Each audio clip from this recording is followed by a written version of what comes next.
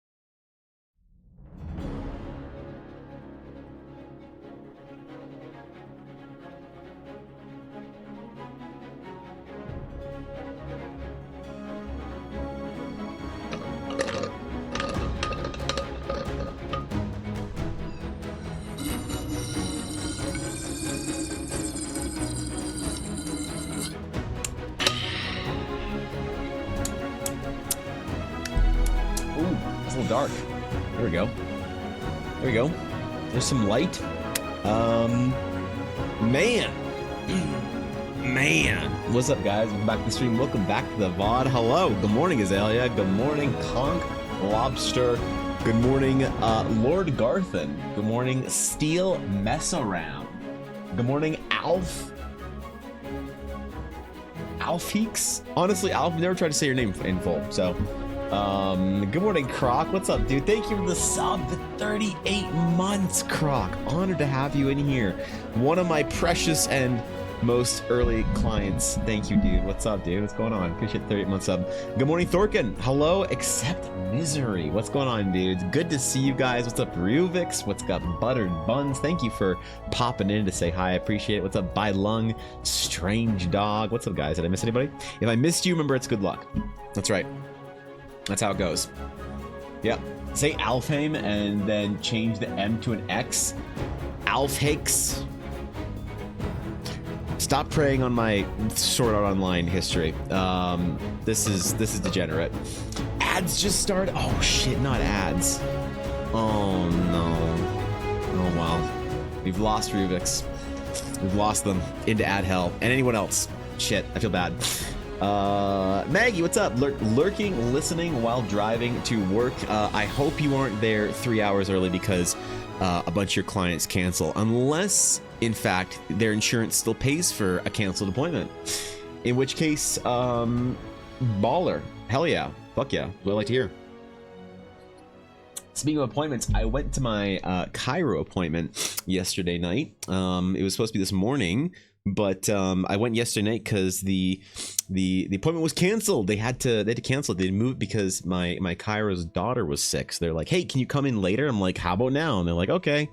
So I went and did all that yesterday. I got the electric needles in my arm, and they did the fucking thing where my arm was shaking, and it feels better. So you know, if you are an artist and you are sore, go talk to a chiro, physio, whatever, somebody with a medical license to do things to you, and get yourself fixed. I feel a lot better. So now we can go back to degen mode, goblin posture, never standing up straight, never looking out the window, never taking care of our bodies, just art, brain empty, Minecraft into art, straight back to Minecraft after stream's done. Isn't that the way we're supposed to do it? But feel good.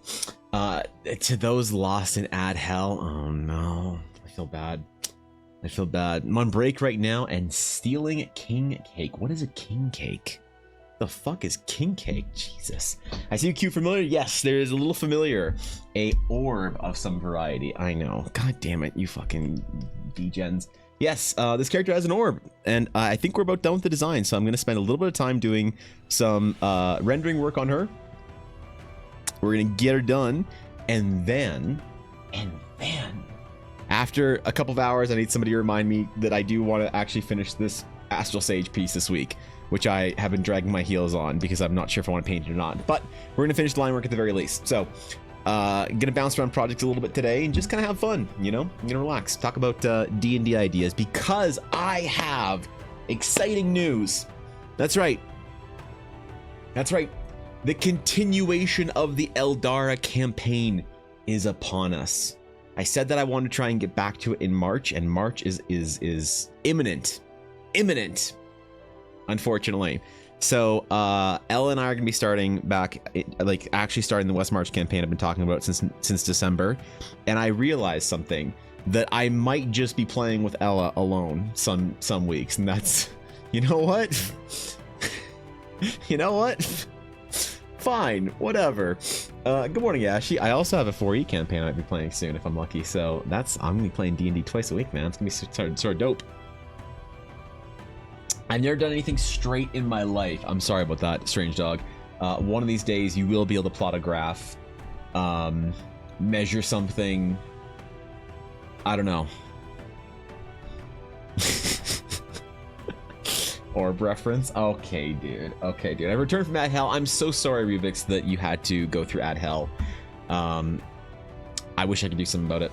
I'm sorry to all those who had to go through Ad Hell. I wish I could do something about it. I really, really do. But unfortunately, Twitch decided that I have to go through ad hell. I might actually be streaming on TikTok as well pretty soon though, because I reached 1,000 followers on TikTok. That's right, I'm finally relevant enough for VTubers to talk to me. Yep. Also, more importantly, on TikTok, I can stream now. So that's pretty cool. I'm gonna be doing some TikTok live streams as well as my normal bullshit. I might be live streaming on both if you prefer watching from the comfort of your fucking phone or whatever and don't want to chat. I don't know. Kinking something that is southern thing for Mardi Gras. It's braided sweet brioche with cinnamon inside, icing on top, can also have cream in the middle. Definitely Google it, they're fun looking. Is it a glorified cinnamon bun? Are we coming up with new words for existing pastries, Seal? Is this a thing? You could have just said a fancy cinnamon bun, and I would have believed you. So, by the way, I'm here to remind you to swap to Sages. You're welcome. The rest is up to you. All right, thanks, Croc. Thanks. I did ask for that after a couple of hours, but you know what? Close enough, right? 13 minutes into stream, close enough. Fucking nailed it. We got there. That's some NASA precision right there. We would have made it to the moon. It's 12 degrees Celsius inside. Thorkin, it is -3 degrees out right now. We went from -30 to -3 literally in one day. So for those of you that get migraine headaches or care about Ella, send her very sweet messages because you know that she's fucking miserable today with her headache. So yeah, we're not having a real temperature swap, aren't we, Thorkin? As I said, if you ever need a guest and are willing to take the risk of a dumb player or volunteer as tribute, Alf, I would, you know what, honestly, Alf, I'd fucking love to play D&D with you. Like, so the whole point, and now Alf, I think before I was talking and monologuing about the campaign that I want to run in December, because I stopped playing my campaign with my normal players. They got very busy. One of them was, one of my players, Alf, was Jackie Felling, and she was the commissioner for LCS, for an all North American League of Legends esports for about half a year, as well as some other esports stuff. And she moved on to work for I think EA. I'm not. Yeah, no, yeah, never mind. I was like, wait, is her project public? Her project isn't public, but the fact she works for EA now is public. So I was like, shit. Sometimes she says things to me that I'm like, wait, can I talk about this on stream? She's like, oh, absolutely not. It's NDA. I'm like, oh fuck. So she got even busier. Could you imagine that she's busier with her new position than she was as the head of all of North American League of Legends esports? I know, that's kind of insane, but that's why we had to stop our campaign, because she got too busy. Her husband also started an entire business, like fucking, that's crazy. And then also my friend Byron also started a new job at a different place in Blizzard, so that kind of collapsed our D&D party. They were like, we'll pick it up in a couple of weeks. And of course, I know that that means we're not playing for a long time. So I decided to start a West March campaign, and to you know, talk about the way I'm going to be running it and where there might be some potential for a lot of people to come in if they want to play some D&D with me, is the way I'm going to be doing this campaign. The way I'm going to be doing this campaign is, it is going to be an overarching campaign, a pretty big story. Like, this is my decade campaign. I'm doing it. I'm starting my decade-long campaign. And rather than having, you know, players that, like, they have stuff going on in their life, and you know how it is when you're, you know, growing up and shit, and you're getting older, getting more responsibilities, getting families, whatever nonsense, you know, more at work, whatever it is. We're not all 15 anymore, so we can't play every day after school. But what I'm going to do is I'm going to start my decade-long campaign. And I'm going to start my decade-long campaign with Ella. And Ella is the consistent. She's the constant. Ella will always make time. She will never be too busy. She will never be too stressed. She'll never be too sick. There is nothing that could stop her from coming to D&D. Which I'm not saying my other players weren't invested, but you know, it's true. You make time if you want. If it's a priority, you make time for it. But not to say that D&D should be a priority for everyone above other things that are important. So, but for Ella, she's steadfast, locked in. She believes in Eldara and wants to be there for every single step of the way. I'm not even allowed to play D&D without her, by the way. So So she's going to be a constant, obviously, as she's a player that will always be there. Then I'm going to do what I like to call, Alf, a Mass Effect style campaign. And Mass Effect style campaigns are something that if you talk about on Reddit, you'd get downvoted to absolute hell. But I have stubbornly run them, and my players, every single player I've run a Mass Effect campaign for, has absolutely loved it. And what makes a Mass Effect campaign as such is it is a campaign that heavily relies on NPC party members. Okay? Like in Mass Effect, where you can recruit party members, you can recruit NPCs from the different worlds and places you visit to come along with you on your adventure, form bonds with, invest in their story, they're invested in your story, and it's actually quite beautiful when you do it right. The reason people would say that they would downvote it to absolute fucking hell is because that you get accused of making DMPCs, and you should never have an NPC that affects the party, and never bring him into combat, never any of the stuff. You should never have an NPC taking the light at all, because I think a lot of people think that a DMPC is the DM just trying to be the hero of their own story, and that's fair enough. But I think the idea of you can't have a DM or a PC, a player like character that you'd be able to interact with on a higher level than a regular NPC shop owner. The problem is people say that any kind of interaction like that's bad, but my players have fallen in love with the NPCs in our games, and it's awesome to see. They care about like, after a 3-year sort of B story arc of one of the player or one of the NPCs, you know, going through their own whatever stuff to return to their family as the victor on Mandalore or whatever, and take the crown of this and that. My players were so invested in that story day that, like, they said the most important and impactful moments from that campaign that we played was the times that they did stuff with the NPCs, because they're like a cast on a show. They're like the mission you get to do with Liara on Mass Effect. They're like the mission you get to take your favorite. Like, it's weird that everyone will talk about how much they love Dragon Age NPCs or Mass Effect or Baldur's Gate. Like, Shadowheart's the greatest character of all time. But then when you try and put a character that's like as interesting as Shadowheart in your D&D game, it's like, whoa there, DM, how about you just keep your DMPC out of my game? And so I think that it's great, because the main function of the NPCs, besides just making the party feel more rounded and being more interesting, the world being more alive, the main function of the party, the PCs, the NPCs in this case, is to provide some sort of connection with players that are bouncing in and out of the campaign. So you can imagine that there's some sort of, let's just say, an organization or a ship, like in Mass Effect. You have an organization and a ship, and you're going off on this grand quest. And now you're all part of a cast. So I invite 15 people to come play D&D with me. And for the first campaign, you know, arc, 5 people can play. Great. And so you tell your story, you go through the thing, and then you're like, hey, IRL, I can't play D&D for a little while, so catch you later. Call me when the next adventure starts. Great. So you're gone for 3 months. But the problem is you've left for 3 months, and you feel like you can't come back to the game, and you're like, oh, everybody's doing their own thing and whatever, and like, what was I doing? Like, geez, how do I get back into the game here? And I think the NPCs are going to be a great way of doing that, because if you want to come back into the adventure at a certain point in time, I can easily say, hey, you and this NPC that you were very fond of, you know, you two were off and you were doing this part of the adventure. So while the party was off, the main story that I'm DMing every week, they went off to go find the tomb, right? You were off with this NPC and you two found the key, and now you're meeting back up with the party. And so as you as a player come in and out of the game, your touchstone, your main sort of connection point with the story is the NPCs, right? In a lot of different ways. It's a way for me to help bring a character back in. It's a way for the party to tell me who they like. And obviously, you know, the party basically can recruit whoever they want. I just create a smattering of characters that are cool characters that you can kind of like, you know, talk to, whatever, as you go about your adventures. And when you want to recruit them to your journey, you can. So the party tells me what kind of characters they like. And it's really fun. So I'm going to be starting that West Marches game in March, hopefully.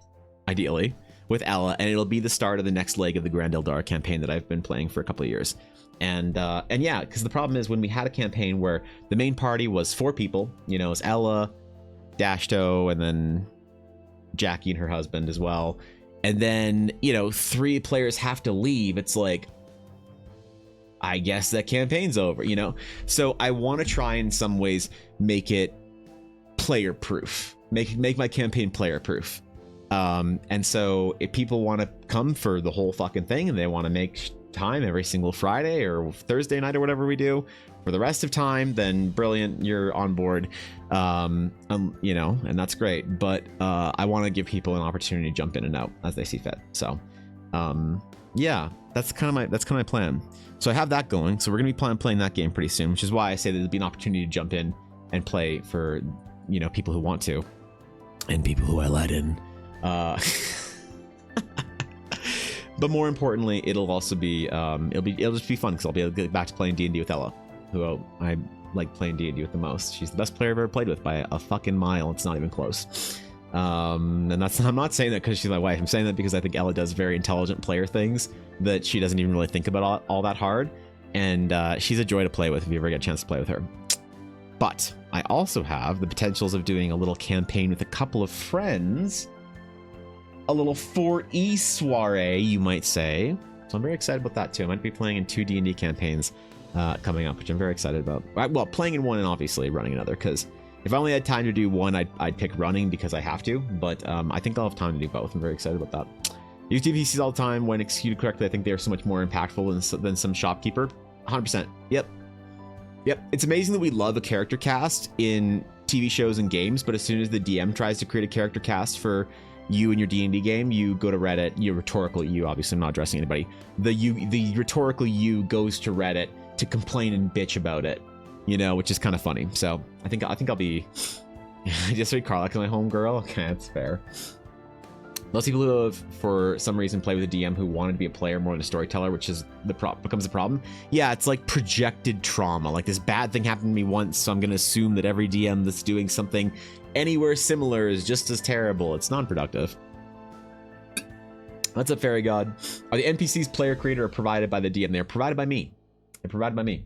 Because if they're player created, I mean, if they want to be if a player really wanted to create one, you know, that'd be kind of cool. Like, obviously, Ella has her minion. You know, she has Eve with her, and that's her squire. But so it's a player created, but she gets me to basically build her out, because Ella has full and unshaking faith in me. 100%. More than anyone else ever. As far as character designs go, as far as anything, Ella will tell me nothing but a vibe, and I will do a character design for her. She will tell me something that she wants very slightly, and she, you know, she'll hint to it, and I can just do it. So if she says to me, like Ella, you guys need to understand, all the characters I've ever designed for Ella, she has had zero input in. Zero. Not because I wouldn't let her, but because she always just, whenever I do ask her questions, like, okay, but like, do you want this? Do you want this vibe? Do you want this vibe? And she's like, I want this. I kind of want this vibe. I'm like, okay, cool, but do you want like this thing or that thing? And she's like, I trust you. Like, your vision is great, Evan. You don't need to worry about it. Like, whatever you think fits that vibe, I trust you. And so she puts absolute unshaken faith in me, that when she says she wants a noble, you know, lady, knight paladin that is, you know, tall and an Aasimar and whatever, and I come back to her with like,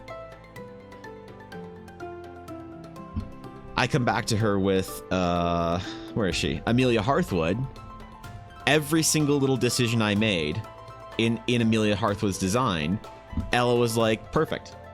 Because Ella this is not, I'm not saying that this is I'm not like calling out a client for doing this or whatever, but Ella, whenever she sort of views a design that I make, her sort of theory is that any design choice I've made is intentional as a gestalt. Right? It is a piece that is greater than the piece contributing to the whole. So Ella has told me that she wouldn't tell me if she didn't love the hairstyle as much as she would prefer, like, ooh, instead of one braid, could I have had 2 braids? Like, she just sort of has this faith, this trust that the reason why I did that was to allude to something that, you know, is part of a bigger picture. And so you can say she created the character, but did she have a lot of set? Like, it's weird, Strange Dog, because yes, she creates the character. She asked for Eve as an NPC, but she asks me to create it through her. I don't know. It's like kind of difficult to, right? But like when she asked for Eve, she asked for a minion. She didn't have like any input in Eve. She just kind of wanted a vibe, and then I just like did it, you know? So Eve's entire personality is all supposed to be a reflection of an opposition of Ella's character, Alicia, It's all like it's all like really thought out by her as far as an NPC she wants to see created, but in the end, the specifics are done by me so that I can kind of deliver on that vision for her. But if one of my players said like, hey, I really want this like NPC with me, I want them to be like a, you know, little, I don't know, chunky mole man from Atlantis that follows me around and does this and that, it's like, okay, cool, you know, it's totally fine. But I think it'd be a little bit weird, especially if they're trying to create NPCs that are going to be large. If someone wants to create an NPC for that game and they want them to be a large, impactful character that goes through the process of the story, they have to sell it to me, because remember, the DM is the only person that you need to absolutely convince of your story, because the DM is running the game, you know. So yeah, like everyone needs to like a player can kind of be 90% in on a story, and that's pretty good. You know, if you're not all in on a story, you're like, yeah, this is kind of a little bit weird, like I don't love this, you're only about half in, yeah, it's bad. But if you're like 80-90% in, you're loving it, right? No one's 100% all in on a story all the time, right? But the DM has to be. If you're creating content that goes in the DM's game, the DM has to then pilot for you for your story. The DM really has to believe in it. So you'd have to if you wanted to create an NPC for that game and say like, hey, I want these specific things for an NPC, you'd have to really explain the vision to me so that I'm fully on board with it and I fully understand. If you just say, yeah, I want a sarcastic mole man, I'd kind of be like, what? You know, okay, weird. But if you're like, yeah, I want this character to kind of do this and I want them to be like this, and he's going to come off sarcastic because this and this, and we can talk about it, then yeah, it's absolutely fine, you know, 100%. Mr. Evan, will you be watching the Four Nations final tonight? I will be watching part of it. Yep, I'll be working the entire time through Steve, but I will be definitely watching part of this, probably the start and the finish of it. But I do have a ton of work that I don't think I could take an entire, you know, hockey game off. So it's gonna be good. It's gonna be a fun tournament. I'm hopeful that you know, nobody gets injured and that everybody can, you know, have a great final to the tournament tonight without getting rooting their regular season plans.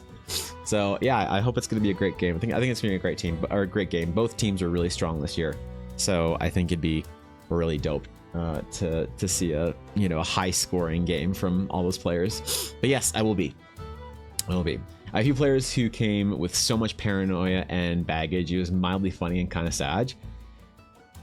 Ashley, how do you feel about that? Because sometimes when I have a player have a lot of paranoia and baggage or whatever, the problem is, this is gonna sound a little like kind of depressing maybe, or dark, or like maybe like actually maybe this is an asshole-ish thing to say. Maybe you tell me if this is an asshole-ish thing to say. But I would, if someone came to me with a lot of baggage from their game, they're like, oh, my last DM did this, so I don't want this in my game. Like someone like has that kind of trauma they are bringing with them to a game, I'd have to really love them to tolerate that. You know, like I'd have to really be a close friend if someone wants to bring all that shit into our game. And maybe I'm the asshole there. I just, part of me is like, hey, don't put your previous bad DMs shit on me. If you aren't willing to like trust in our game and have fun and whatnot, maybe you should go play with somebody else that, you know, whatever. And that's, I don't know, is that weird? Is that an asshole thing to say? Like I'm saying, I'd have to really care about this person to baby them through like the, you know, oh, it's okay, I won't hurt you, like, you know, you can come out of your shell a little bit. I don't know, is that a bad thing to say? Is that an actual thing to say? I don't know. Lurk food stuff, absolutely. Thank you, Thorgan, for the lurk. Okay, sorry, let me catch my chat real quick. Because there's amazing DMs here, I need DM help. I'm running a campaign right now, and one of my players basically put a ton of personal trauma into the characters, which is a smooth way to navigate the character's backstory without making them feel as it's becoming too real and personal.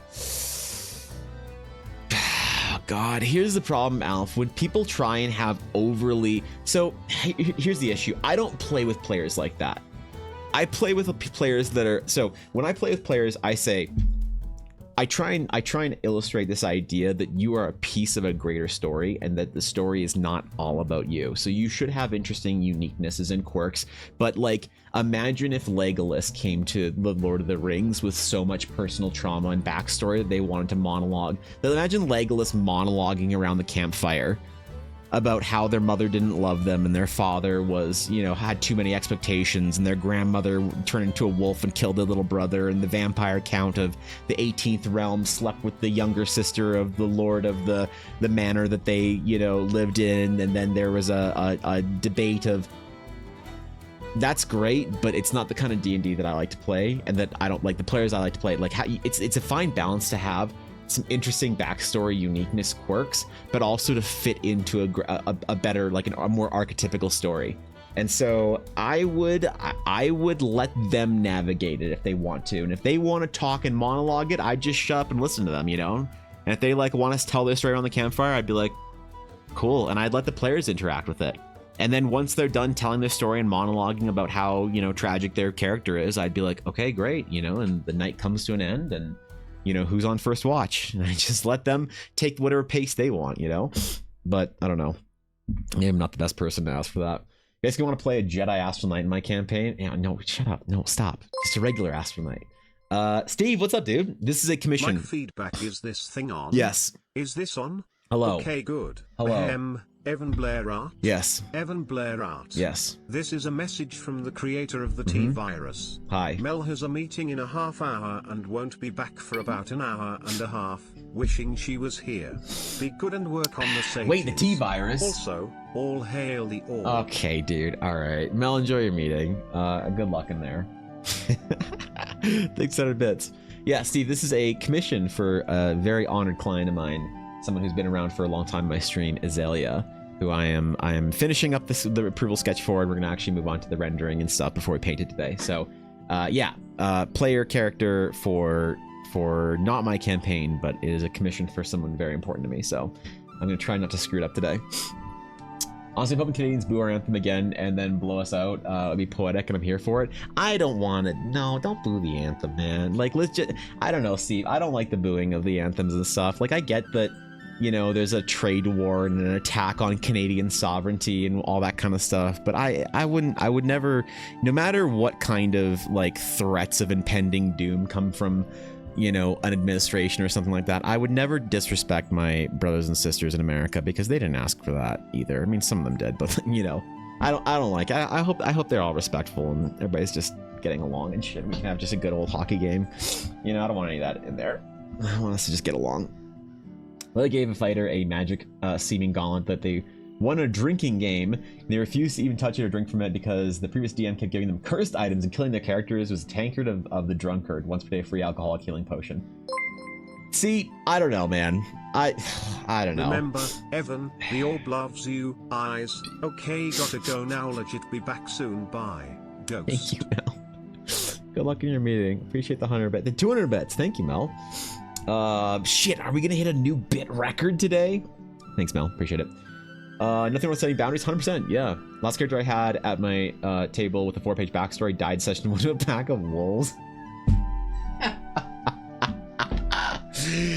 Steve, have you ever had to say to somebody that didn't want to go on your adventure or whatever, like, oh, okay, you don't want to go on the adventure, or like for whatever reason, like a rogue, imagine like you could extrapolate from me, but like a rogue that wouldn't go on the adventure unless they paid a certain amount of money or whatever, you know, and imagine you're like, okay, sure, then I guess you don't go on the adventure. Anyway, hey, Tom, can you make a character that wants to go on the adventure? Like, have you ever done that? I've done that like a couple times with people. Approval sketch? Yeah, this isn't the final sketch work. This is too messy. Unfortunately, I can't one-shot a clean sketch, so. It's painting time. Excited? Yes. Hopefully get to it. Is American a bet if they get booed, it'll start by an American? Nobody hates Americans more than Americans? Nah, man, I don't know. I just hope that everybody has a good hockey game. Believe me, you should boo our anthem. We'll join you. No, dude, I'm not mad at any of my American brothers and sisters. There's a lot of people that don't like Canada. There's a lot of people that think that, you know, there's like a whole issue and whatnot, and are mad at Canada because this or that, whatever reason. And no, I mean, I always defend my American brothers and sisters to, you know, criticisms from, you know, there's like, it's very easy to take the piss out of Americans and to, you know, to shit on them for being dumb or whatever, and like you get that from a lot of Europeans and stuff, and I always, you know, will laugh about it until someone gets a little too, you know, spicy, and then I always like stand up for how much I love my American brothers and sisters, because I don't think that you know, a couple of people can ruin the whole, I guess, and we're not, I obviously never talk politics on stream, so we're not going to get into specifics, but I wouldn't ever blame a couple of people or a certain percentage of a population for, you know, I wouldn't let that ruin the reputations that I think that our American brothers and sisters have been so sterling about for decades with Canada. I'd never hate you guys. So it'd be appropriate for me to comment something I noticed in this drawing that is not necessarily accurate. I mean, you could try, Steve, whether or not, like, Steve, shit, there's two Steves in here. Shit. Steve Perry, yes, you absolutely could, whether I'd agree with it or whether I would smile and be like, oh shit, dude, and then ignore it completely. You'll never know, because when people give me sort of criticism for a drawing while I'm on stream and I'm thinking about 15 other things, it's not always the best time for me to mentally process like something like, oh, this or that thing is wrong. But I'm always open, I guess. I don't want to seem like I'm closed off from critique. So no, if there's something, if you want to, sure. You know, I might not necessarily agree. Like, the problem with a lot of problems that I get with with like TikTok and YouTube unsolicited criticisms and critique is that someone make a critique that's actually wrong. And I'm like, yeah, you said, do you think that thing is wrong? Oh, crazy. I don't know, man. If that's, you know, who knows. But there are things like the perspective on the dagger is actually very wrong. There's a couple things in here. It's just, as I said, this is just an approval sketch, so not everything's going to be up to standard. Her fingers aren't figured out on this hand, and this one, her fingers aren't figured out. Like, there's a, like, I could start. I never point out the flaws in my own sketches because people can like hyperfixate on those little flaws then for the rest of the stream. But there's a ton in this piece that are wrong. So if you want to point something out, be my guest. Hey Fighter, here's a once per day regenerating heal potion. They refused to share it with the others because it was theirs, but also refused it in case it was cursed. God, I'm sorry, Ashy. Also, in terms of art journey, because I was enjoying learning the process I was trying to do, to learn too much at once, I decided to take a step back and restart from the beginning. Also, was the bit talk a challenge? Stop. Alf, I don't think that there are certain records I don't think can be beat in this stream. There are certain memes that have happened. I've been streaming for 5 years. There are certain memes and certain records that I don't think can be beat. And I wouldn't even meme about it because I don't think it's possible. My adventure, I left the party to decide where to go. If someone gets left behind for stupid reasons, I simply ignore them. You don't tell them to make a character that actually wants to go on the adventure? That's kind of metal, actually. That's hardcore. Why aren't you paying attention to me? Why don't I get to play? Because you didn't come here to play with people. You came here to play solo. So go heck off in the corner. Oh my God. That's a strong language. Holy shit. Holy shit. They can heck off in the corner. Isn't Canada a fake country? Totally not thinking of moving there to further my career. I mean, yeah, shit, Alf. Alf, I've been thinking a lot about like some of the feedback and stuff I've been trying to help you with your art journey. I'm glad you're like focusing on certain things. I'm seriously considering doing this mentorship stuff. Like last October, I had a conversation with an art director of mine who she fucked me up in that conversation where and I've talked about this a little bit on stream, but she said to me, like, why aren't you teaching? And I was like, oh, because I'm trash. And she's like, I didn't ask if you were good enough to teach. I said, why aren't you teaching? And I was like, because I don't think I should. She's like, Evan, why aren't you teaching? I was like, I don't have a good reason. Because she was somebody that really imparted the idea, the moral responsibility of artists to like mentor and instruct the next generation, which is why I've been trying to talk more about art and development on stream in the last couple of months since January. But I did talk about doing spring mentorships and starting off with, and also like a boot camp thing.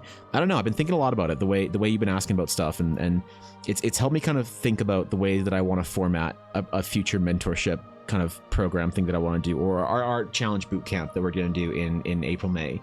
And I'm glad you're focusing, but don't also be ambitious. Like, don't, if you're interested in studying something, definitely go study it. That way a lot of us see it. Bullying the Anthropos and attacking us, our working class Americans attack against the nationalists that are destroying. Well, I mean, sure. I don't know. To me also, Steve, there's just a level of sort of like, I don't know. You know, it's kind of like, Like, I really wish that when people were playing sports that we could have a bitter rivalry, but also like dap it up and give each other a hug and congratulate each other when we win. Because at the end of the day, we still share more in common, and I really just hate to see that division through sports, especially hockey. There's so much like love and you know, togetherness that Canadians and Americans have, and our European brothers and sisters and cousins over there too, with something like hockey, that I just want everybody to have a good time and just, you know, and just relax about it. So I would say jack off, but I didn't want to offend your Canadian sensibilities. Thank you. Appreciate it. Teach me, sensei. No, I mean, I have thought about like, I didn't want to do any sort of instructional content because I just didn't think that I should, Steve. I don't think I'm good enough. But you know, I guess that art director, she thinks I'm being dumb and that I should be teaching regardless if I think I'm ready for it or not. So yeah, plus you're now as a police officer for nearly a decade and as a firearms instructor, so I can help my brain revert to that. Anybody who's expected using guns zone, you never touch the trigger until you're ready to pull it. For oh yeah. So the reason why okay, so here's the thing. I agree with you 100%. If that's what's wrong, is that her finger is resting on the trigger, I can tell you specifically why I did that. I'm aware that you know, safety on, don't like, I don't have any firearms training, but I'm aware of how you're supposed to interact with a firearm, and of course your finger's never supposed to even like touch the side of the trigger until you're ready to fire it. That's a very important thing. However, the problem is that when you draw something like this, if you remove this finger altogether, you're gonna get people being like, "What? Where's her finger? Where's the character's finger? It doesn't look right. Evan, you drew a character with 3 fingers. Where's the 4th finger?" So there's a lot of things that in art, I find you draw certain things correct and precise in a lot of ways. You draw a lot of details correct and precise. The problem is there's a lot of details that aren't necessarily, like, a good example is like wings and stuff. Wings in perspective, if you look at a lot of like Magic the Gathering cards of angels, the wings aren't properly in perspective for a character, and it's not like the artist doesn't understand wings. You know, the reason why the artist chooses to change the perspective of the wing is, I say it's like the Byzantine halo. The Byzantine halo, when you have a like an icon of, I don't know, any sort of like any sort of, I don't know, saint or whoever in Orthodox like Christianity, the halo is a golden sort of like circle that encapsulates the background of the piece. Because if you're simply trying to draw a little ring and it's in proper perspective, it might just look like a little line. You know, so there's certain things in art that are decisions that are made to change what is actually there to help convince and tell a story, as opposed to necessarily being correct. And I absolutely agree, and that's very fair and valid, that like obviously trigger discipline is very important and you wouldn't do that. The problem is, this is one of those times that I made the intentional choice to draw the finger there because of that. Like, for instance, if Azalea didn't like that, and Azalea's like, hey, I don't want a finger on there on the trigger. Get that finger off my trigger, bro. I am it's my piece. Fuck you, Evan. And this is what Azalea wanted. That's totally fine. I do it. Would I post this version of the art? Absolutely not. I'd post this version of the art, because even if that one specific client wanted something that is like, you know, for their piece, they should absolutely get it. 100%. There's not a doubt in my mind that I should do that if that's what Azalea wanted. But the problem is that I know if I post work like this, people will then think I don't know how to draw hands if I'm missing a finger. You know, so that's the reason why. Actually, that's the entire reason why that was a conscious decision. Whether you agree with it or not is totally fair. But you know, I like that's the reason. In fact, you know what I mean. But if more and more Americans becoming disenchanted with sports, it's something that has been taken away from us. The NFL deserves to be clowned on its heinous organization. The rest of sports organizations make it much better. Yeah, and I feel like hockey's just a place where there's still a lot of like hockey, like, you know what I mean, Steve? Hockey's like small enough in some ways that you can kind of like fly under the radar of a lot of the issues of the day. So I don't know. I'm just hoping people have a good game tonight, and you know, win or lose, I'll be very disappointed if Canada loses, but I'll be very happy for my American brothers and sisters who haven't had a World Cup gold medal or victory of any kind in a long time. So even while getting dunked on and mocked and shit talked and told that we're only able to exist because America allows it as Canadians and the hockey was the proof, whatever it is, I'll still be very happy for some of my you know, brothers and sisters down in the South, like Train Penguin, who's an American, and I love him deeply, but he's a hockey fan as well, and I'm sure he's cheering for Team USA. And if Team USA wins, then I'll be happy for Penguin. So at least he's showing muzzle control instead of pointing it a random direction. Yeah, that's fair. Realism versus verisimilitude. Ooh. Look at you mocking the audience. See, you're already qualified to teacher. Okay, dude. Hold on. Okay. Listen, I can explain. Client ever said it's my piece, fuck you, I'd fire them so fast. No, I mean, and like, so you know, like, this is something I do for my commissions. So I don't take any sort of payment or whatever until the approval sketch is done. So you can imagine I've worked for like 8 hours on this piece. Now, if it's somebody that I don't know completely, I'm getting a bit of a yellow flag from, then I might, you know, go ahead of time. But obviously if it's somebody from, you know, my stream and chat and whatever, I prefer to do this. And I know this sounds really stupid, and you know why I do it is because it is so much easier to fire a client if you haven't taken any payment for them. So the way I treat it, and I've actually never had to do this more than one time. I've only had to fire a client one time in the last 2 years, which is great. But the reason why is because if by this point that I'm done with the approval sketch, my client and I don't agree, then it's very easy when I haven't taken any payment to say, they're like, hey, I want all this like stupid shit, it's my piece, fuck you. Then I can, yeah, absolutely fire them and say like, hey, so sorry, but we're not gonna probably, you know, figure this out together. So not gonna work. Obviously Azalea's been a delight to work with. I adore Azalea, but just clients in the past I have to be careful of. So I know this is one of the things that people, you know, thank you Crazy Jess for the follow, I appreciate that. Yeah, it's no, it's just, I know it sounds stupid, but it's the way that I've built this up, I don't know, over the last couple of years, and I'm pleased with it right now. It hasn't bit me in the ass yet. I'm sure I'll regret saying that at some point in time, but no, I mean it's there are certain, like, also there's certain pieces that you guys have never seen certain pieces that I've done, because a client has asked me to do something so stupid that and I've agreed to it, because it's like, you know, sure, do I care about whether or not this person's head needs to be twice as big, like, and they some weird fucked up chibi thing, like, no, sure, I don't care.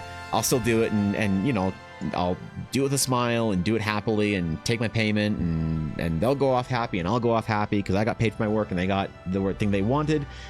But I won't post it.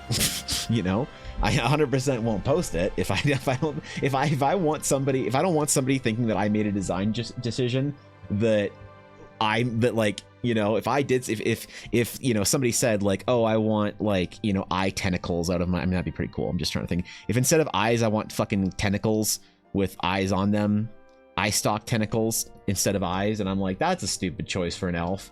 Like, I mean, that's actually kind of metal, not gonna lie. That's, I don't know where that came from. That's actually kind of sick. That's a bad example, but you know, and that's totally fine. But if I think that it would be detrimental to my brand, then I just wouldn't post it. So there's that. That's the way I sort of handle it, I guess.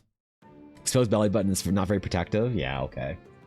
I see what you're saying. That's why I would never critique from an art perspective. That makes sense, total sense. Well, I mean, it's totally valid to ask a question about that and to say like, yo, hey, just, you know, curious why they're doing like this. Like, you know, when I talk about the kind of criticism that I get that's kind of funny on TikTok or whatever, it's like, hey, a character's eyes would have more wrinkles around them when they're smiling. And you're like, stylistically, you'd also have like wrinkles around their nose and wrinkles on their forehead and wrinkles around their fucking wherever. But you don't necessarily draw that on a style that's so far down the derivative track. You know, wherever you land on is great, and trying to hold a piece of art to a higher level on the derivative track when you're clearly going down stylistically to a certain place. That's the kind of critique I get on the internet. That's hilarious to me. So.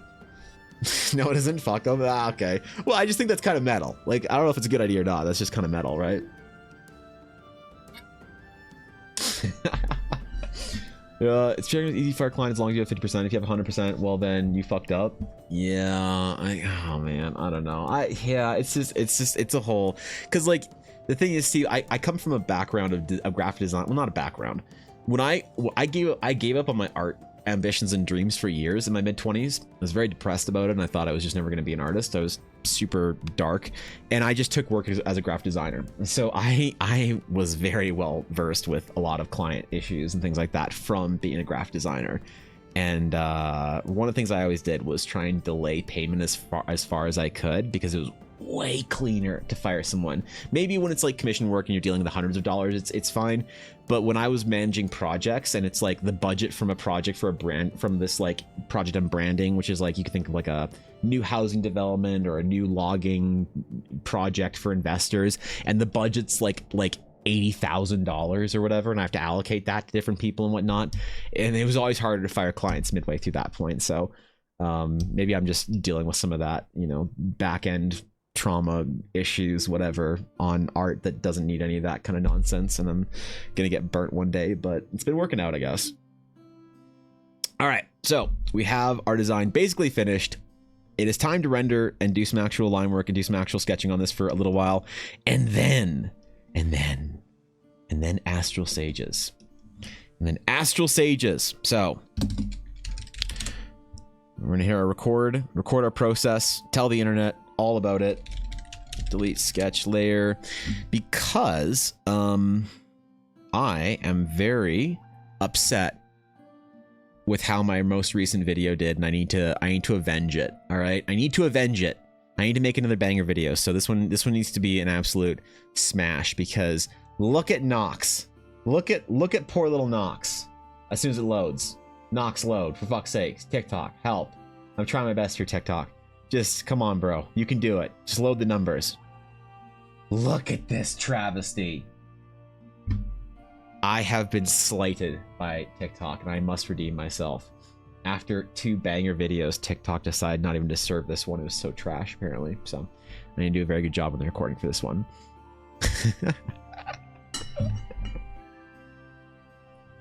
All right. Ezra, I'm good. How you doing, friend? Okay. Oh, yeah. We got door stretches first. I did, when I was talking to my chiro yesterday. Chiro physio, I don't know, he does both. I was talking to my doctor yesterday. He was like, make sure you're stretching like every 15 minutes. Like every 15 minutes, do your forearm stretches. And I was like, okay, sure. He also told me that I was going to have, the reason why when I'm working out more, I have less issues with my forearm pain is because of the way that you grip things or whatever.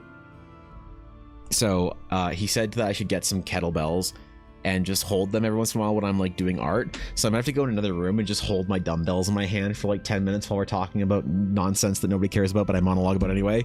So that might be a midstream ritual for the next week or so until I can get back in the gym at least 6 days a week. Because right now I'm only doing about 3, which is pretty shameful. All right, where do we start? Where does the first actual line go? Where is the most important line? The most respectful place we can start on this piece. Okay, got it. All right, I'm glad we're all in agreement. Yep. I'm glad we reached an accord. Oh, wait, I need to record. Okay. All right, I didn't forget. See, Evan ignores a message when it benefits him. Let me pay, dang it. For what? What did I ignore, Alf? What did I ignore? What did I ignore? I didn't see anything. I scrolled up. I didn't see shit. Let me look at your previous messages. 670 messages. Tell him to take my payment already, please. Well, it's because you added somebody. Alf, I never read messages in chat when they're adding somebody else. I just ignore that shit. What do you mean? That's just you guys having a conversation. I don't read those messages. Are you crazy? Thank you for the microtransactions, Lara. Appreciate that. What am I supposed to let you pay me for? Was this about mentorship or about art? I forget. Not so good today. An allergy reaction to something I don't even know, so I have to figure it out. Ooh, that's brutal. Well, please take care of yourself, my friend. After enough aggressive belligerence, my brand eventually became, pay Steve a lot, keep your prompt brief, and then shut up and leave him alone until he's done. and then pay him a lot again. So I can actually tell you why, Steve. You know, obviously you need me to tell you about your brand equity and why I can't do that, and how you've masterfully figured out your brand and why I am still struggling with mine. And I'll show you the actual reason why you can do that and why I hope to be able to do that one day too, when I'm relevant too. So this is the reason. So obviously you guys know Steve is a much better artist than me. Okay? We've known that since the dawn of time. Okay? But this is actually a great example as to why. So it's not just because, obviously Steve is a better artist, but it's not just because Steve's a better artist. It's also actually because of this strange little fact that you guys might not know about artists that makes them easier or harder to commission. And this is... Okay, so if you take Steve and you take me, okay.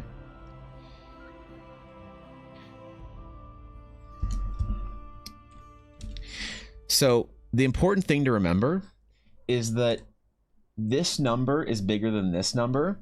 And what do we know about numbers on the internet? Bigger number, better person, okay? So Steve is between 5 to 6 times better of a human being than Evan Blair Art is. Not just being a better artist. We knew he's a better artist, okay? Follow count doesn't have to be a better artist. But when I become... So this is what you call an actual artist. And this is what you call irrelevant. So I can do that one day when I become an actual artist and stop being irrelevant. And then, oh my God, do you know how difficult this is? I'm going to have people apply to get my commissions. Holy shit. It's going to be great. Zayden no Hikareki Van Blorb. I'm kidding, man. I'm kidding. Yeah, well, I like the actual reason is because obviously Steve is a much better artist than me, and so demand is different, and you know, as it should be when you're a master like Steve is. So one day I hope to grow to the point where I can also be belligerent about commissions. So Ghost Bear, thank you for the follow. I appreciate it. Thank you for bringing me one step closer to being a relevant real artist, which happens at the 5th digit, by the way, in case you're wondering when you're a real person. The 5th digit, so 10,000. So thank you very much. I hope somebody's not taking this seriously. I hope there's not some artist that's just like at 200 followers on Twitter. It's just like, oh man. Oh no, I just ruined a little artist in their career. Oh shit. Also, still don't have an invoice for my ribbon commission because I haven't finished it yet. I said I was gonna finish it first and then I was gonna to send you the invoice. Now I also haven't told you how much it'll be, Alf. What do you mean I'm just gonna send you an invoice for some random amount of money because I'm doing something? What is this? That's why I can get away with being an asshole. That's not what I said. Fuck. I'm here for art, not for math. Sorry, Ashley. My bad. My bad. Wait, this is why we're not playing 3.5, isn't it? Because, yeah. That's why I have to be a 4th ed player. Sorry, I forgot, Ashy. As soon as you ask a 4th ed player to add more than 2 single-digit numbers together, they start to have a panic attack, so... Yeah, I forgot about that. We gotta be careful of our 4th ed friends. It's just a tall grass in Pokemon, apparently. What do you mean? Exactly, I'm glad you understand. We haven't even talked about how much it's gonna cost because I don't listen. I don't know what to charge you because it's not a full project. It's like a half a project, but the project has a modifier of being more expensive because it has wings, and so I have to figure out what the modifier of all of this thing is to be able to charge you adequately so that I'm not overcharging you for work I already did for the mini full piece. Okay. Yes, sir. I'm sorry. I'll just send you an invoice. I'll just send you an invoice for like $30. Okay. There you go. I'll do it after stream. Okay. Just overcharge. It won't hurt. No.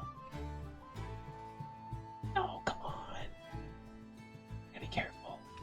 Oh, wait. I don't have the recording window up. I'm such a fucking loser. Why do I forget this every time? There we go. Go with the highest price point. Tack an extra 50%. Charge $30, see what happens. Okay. Sure. All right. Sick. Okay, cool. Yeah, I'll do it for $30. Fuck yeah. Okay, cool. Thanks, Alf. Thanks, dude. Appreciate it. Hey, cheers. Thanks for understanding. Yeah, this is easy. Shit. What does overcharge mean at all? Who determines if it's too much? So the issue is like, I mean, just as an actual artist sort of thing, it's a little complicated, right? Because for the piece, so basically, Alf wants me to finish a thing that I'm doing as fan art for. That's not the one. I mean, that is the one, but the problem is that this piece right here, mini full, was fan art, but this would represent a $145 commission plus color would make it $195 plus the addition of complex wings and all that stuff. I would quote somebody $250 for this if somebody wanted me to do this for them, right? Just because of the amount of time it take. The problem is if I'm doing the same version over here for ribbon, I need to change things, but I'm not starting a commission going start to finish, right? I'm working on and finishing this thing that I have no idea how like what percentage through the piece am I? I won't know until I finish. If this takes me another like 6 hours, then it's like, oh, then that's like half the piece, sure, whatever, almost, or not quite. So I like overcharging in this case would be, I don't know how far I am true, because this is not like a true proper commission. This is an alteration of a piece of fan art that I did for a streamer that Alf and I are both very fond of. So it's like, it's such a complicated thing that I don't really know what to. So yeah, fuck, $30. Okay, cool. Alf's cool. $30. Sick. Okay, neat. Right on. Okay, thanks, Alf. Appreciate it.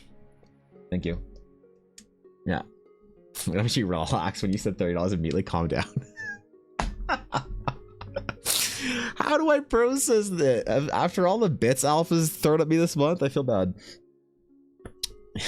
You can see Alf challenging Alf. Okay, dude. I'd like to work on the armor for the Angel Girls. Thank you, Dusky. I appreciate that. Thank you. It was hard because I tried to make it as anime as I could without departing from my style. So, fucking 250, setting client expectations so low. No, Steve. Okay. You know what? Okay, hold on. Hold on. We're here. Alf. The other realms would squander our most precious resource. That won't do. Is this $30?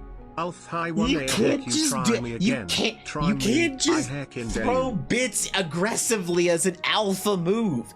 I was gonna ask Steve about something legitimate, and you can't just distract. How do I process the bits? An alpha. Okay, fuck it. You guys think you're fucking so funny. Dude, come on, man. I don't deserve that, Alf. Stop. Jesus Christ. Dude, I don't deserve those. Fuck, man. God, that's a lot of. Okay. Okay. No, I won't be distracted today. Okay. All right.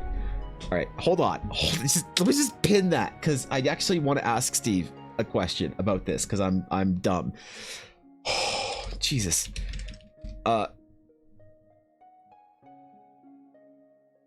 Okay. All right, Steve. Am I the villain? This is the closest thing I have to a commission sheet, because I don't do a commission sheet because I don't think it's a good. I don't like having commission sheet public. But when somebody asks me about something for specific examples, this is what I show them. Am I the bad guy? This is USD, by the way. This isn't CAD. So, double? Are you fucking kidding me?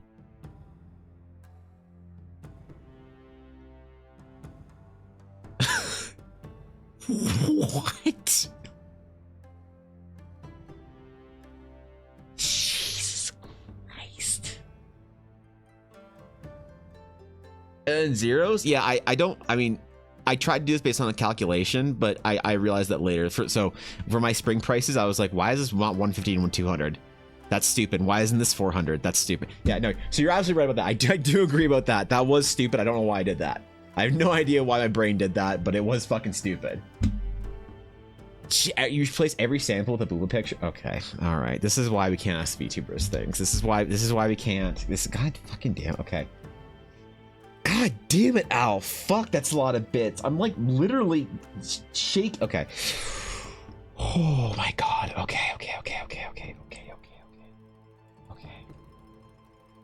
Jesus Christ, that's a lot of bits.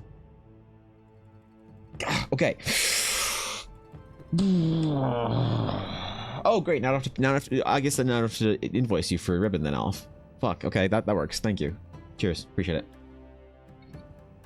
So you place to be double that anyway. No, I mean look, I don't like pricing people out of like, because I'm also making content and shit off of it and chilling and having fuck. I'm just shit. There's like 2 people I would listen to about this on Twitch.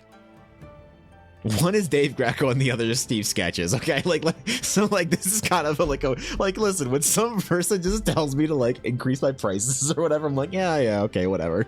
But like when Dave Greco or Steve Sketches or somebody that I have looked up to for years says that, it kind of hits different. So now I'm having a bit of a crisis here. Now I'm having a bit of a moment. I don't know how to process this. Oh fuck, man. Holy shit, I thought those were aggressive, dude. What the fuck? When people get scared, you just say, fuck you, pay me? Oh, okay, got it. That's... I guess... My weak, soft Canadian sensibilities are not... Oh, God. Okay. Okay. Last thing you want is people looking at your art and saying, oh, wow, it's such a nice deal. You want them to say, that's definitely worth it. I wish I could buy that. The problem is, I feel like I get that a lot already. When I get people that ask me about my prices, like from I probably only actually get offered from the people who inquire, I probably only get about a 10 to 25%. Yeah. Fuck, I thought that was already kind of aggressive. Now I have to rethink things. Shit, dude.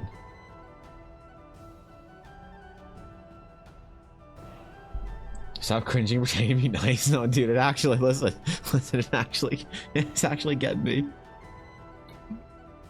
Less clients with value work double, they value that. Didn't see that one coming, did you? Damn it! Do you really think that piece would only be worth $100? I swear I'm gonna hurt you and Minnie for these stupidly cheap prices. Okay, fine.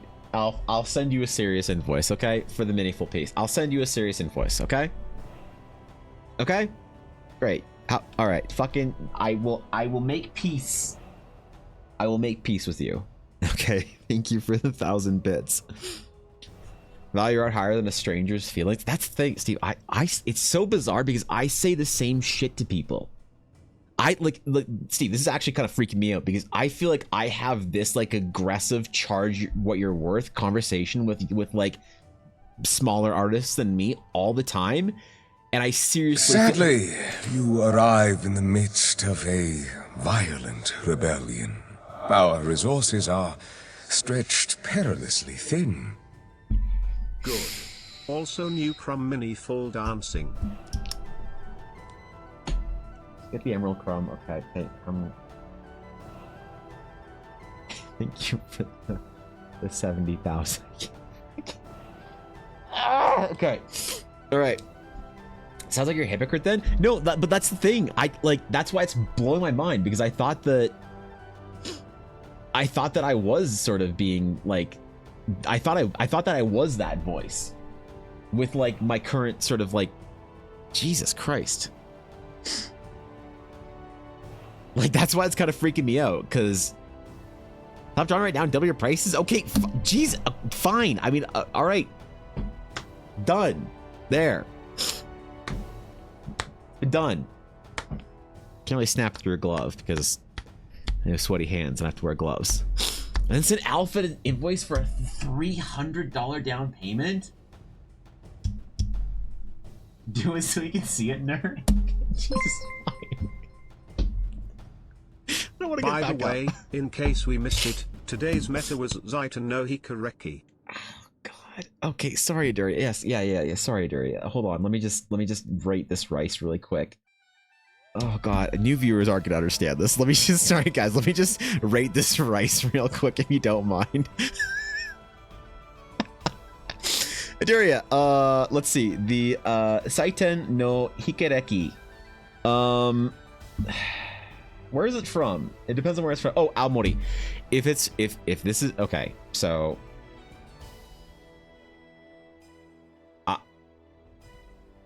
Daria, if today's meta was Aomori, you just won the meta.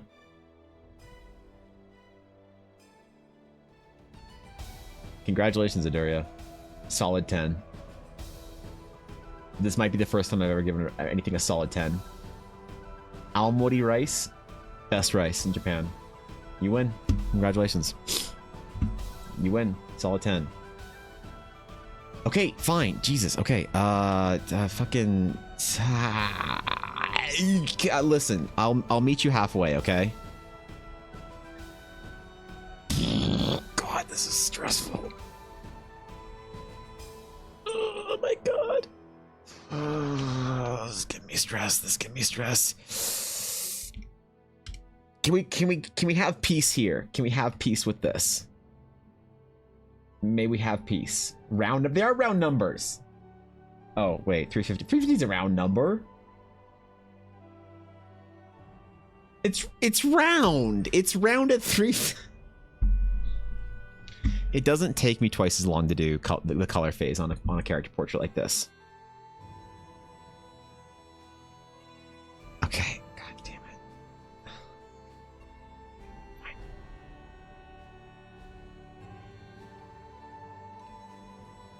I'm not gonna get any clients out of it. If I don't get any single fucking clients out of this. There. Okay. It's done. It's done. Jesus. Jesus, that's terrifying. Ugh, okay. I'm stressed. This is really freaking me out because I thought I was like... I thought I was being pretty hard about that. Also, I can't... 270,000 bits. Okay. 2, 4, 6, 8. That's actually... That is kind of fair. Easy to divide by 2. Yeah, wait. Alright. There. Fuck, man. No, if somebody's gonna charge, let's pay that much. I just said go hire Stevie's better. Okay, all right. Focus mode re-engaged. I will not be distracted by hype trains. Which is 50% before you make one single mark on paper.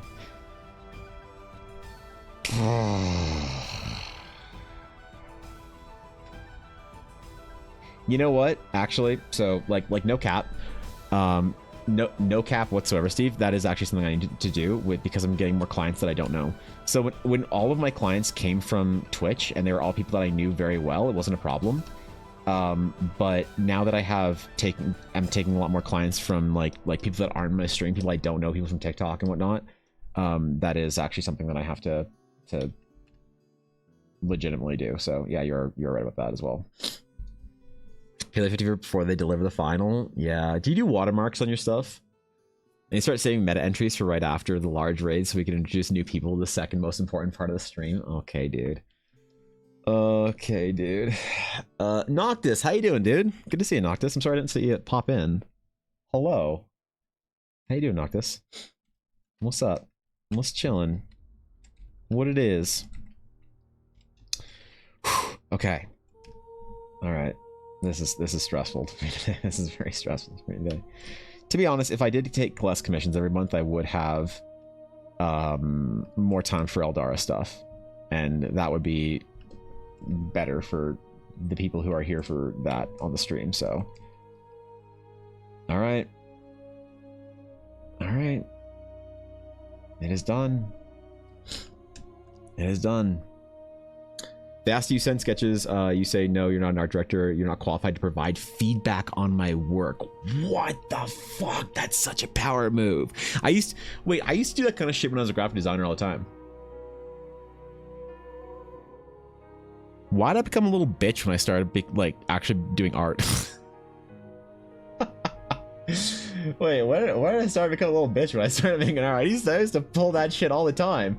When someone would say, hey, can you change this thing? I'd be like, no, it's actually not, like, because design's so objective. There's like, I mean, art's subjective too. You know, that's like one of my big things. That's a big pet peeve. There is objectively good and bad art, correct art and incorrect art, things like that. But with design, it's so much more objective. That there's just like proper rules, proper things. So somebody be like, can we change it to a lemon yellow? You're like, no, this yellow is important. That's why I'm using it. If I change the fucking yellow, then we have to change literally everything else. And do you want to pay for all those revisions? And they're like, oh no, okay, sorry. I'm like, good. I used to do that all the time as a graphic designer.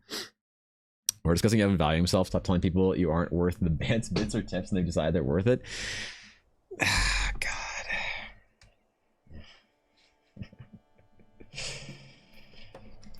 I don't listen. Okay. Guess you're insecure about character design because it's way more something you are base your personal worth on. Backseat psychology, baby. Yeah, you think so? I mean, there are just like subjective changes that people want to make for their art that I think are fine. You know, if someone would prefer something that's slightly different, that's like totally okay. I don't know. Stressed. Stressed. Fucking stressed. Oh well. Okay. All right. I'll be a big boy artist one of these days. Promise. All right. Promise. You can't make all the encompassing statements and then follow it with, oh, but I'm the exception. I'm better than everyone else. That's so cringe. Yeah, you think so? What was the encompassing statement, Blaze? Agree with you, Evan? Alright, thank you, Dusky. You'd be more grateful and fear to lose this chance. You think so? Yeah, maybe. Maybe. I won't bore you guys with my psychological journey and trauma as an artist. I'll do that for... That's a 4.5 hour into stream kind of topic. That's when everybody who's here to see Booba has already left, and just the real ones want to talk about fucking, like, art development psychology. That's when I talk about that kind of shit. But at 11:15 in the morning, no, you guys aren't here for that shit, so I won't bother anybody. We'll talk about Booba and hot anime cat girls, which, by the way, I actually got a request for a fucking cat girl. How do I word this? I got a request for a cat girl. Let's just say out of style for me. Out of my style. They wanted something a little more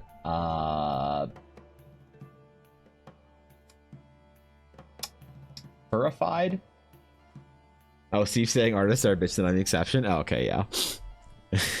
Except me, I mean what he said. The client wants the character's hair to be purple. It's purple. I'm not gonna change that. Yeah, that's fair. Maybe sees me as their own artist. Yeah. No, they asked me. So okay. So I got this request for. They want something a little more out of style. Let's just say for this request. And I said, hey, sorry, like I have a modifier for that, but I'm probably not going to take commissions like that right now. So sorry. And they're like, oh, but in your last video, you showed a cat girl. Because like I did. I made a joke in my dwarf video that I did. It starts off with me saying something about like, you know, dwarves are the best party members, and because of that, I'm tired of drawing pretty cat girls in armor for your D&D games. So what I'm wondering is am I the bad guy? Am I wrong here for having posted this art and wondering why someone would think that I do furry art? Or if I do furry art? Like, does this, if you are a client and you get a lot of furry art done, do you see this and you think, oh, this guy's a furry artist? Which, listen, I got nothing, I'm not, no shade, no hate, no nothing. But I'm just, it's so a departure of style that I was a little bit kind of like caught off guard. Because when I say, or you say, or Ashy or anybody says like cat girls, I think anime. You know what I mean? I don't think like, you know, furry art. Is that like a thing on the internet that's changed? A meta that has swept at some point in time? You know? No one part of the furry culture?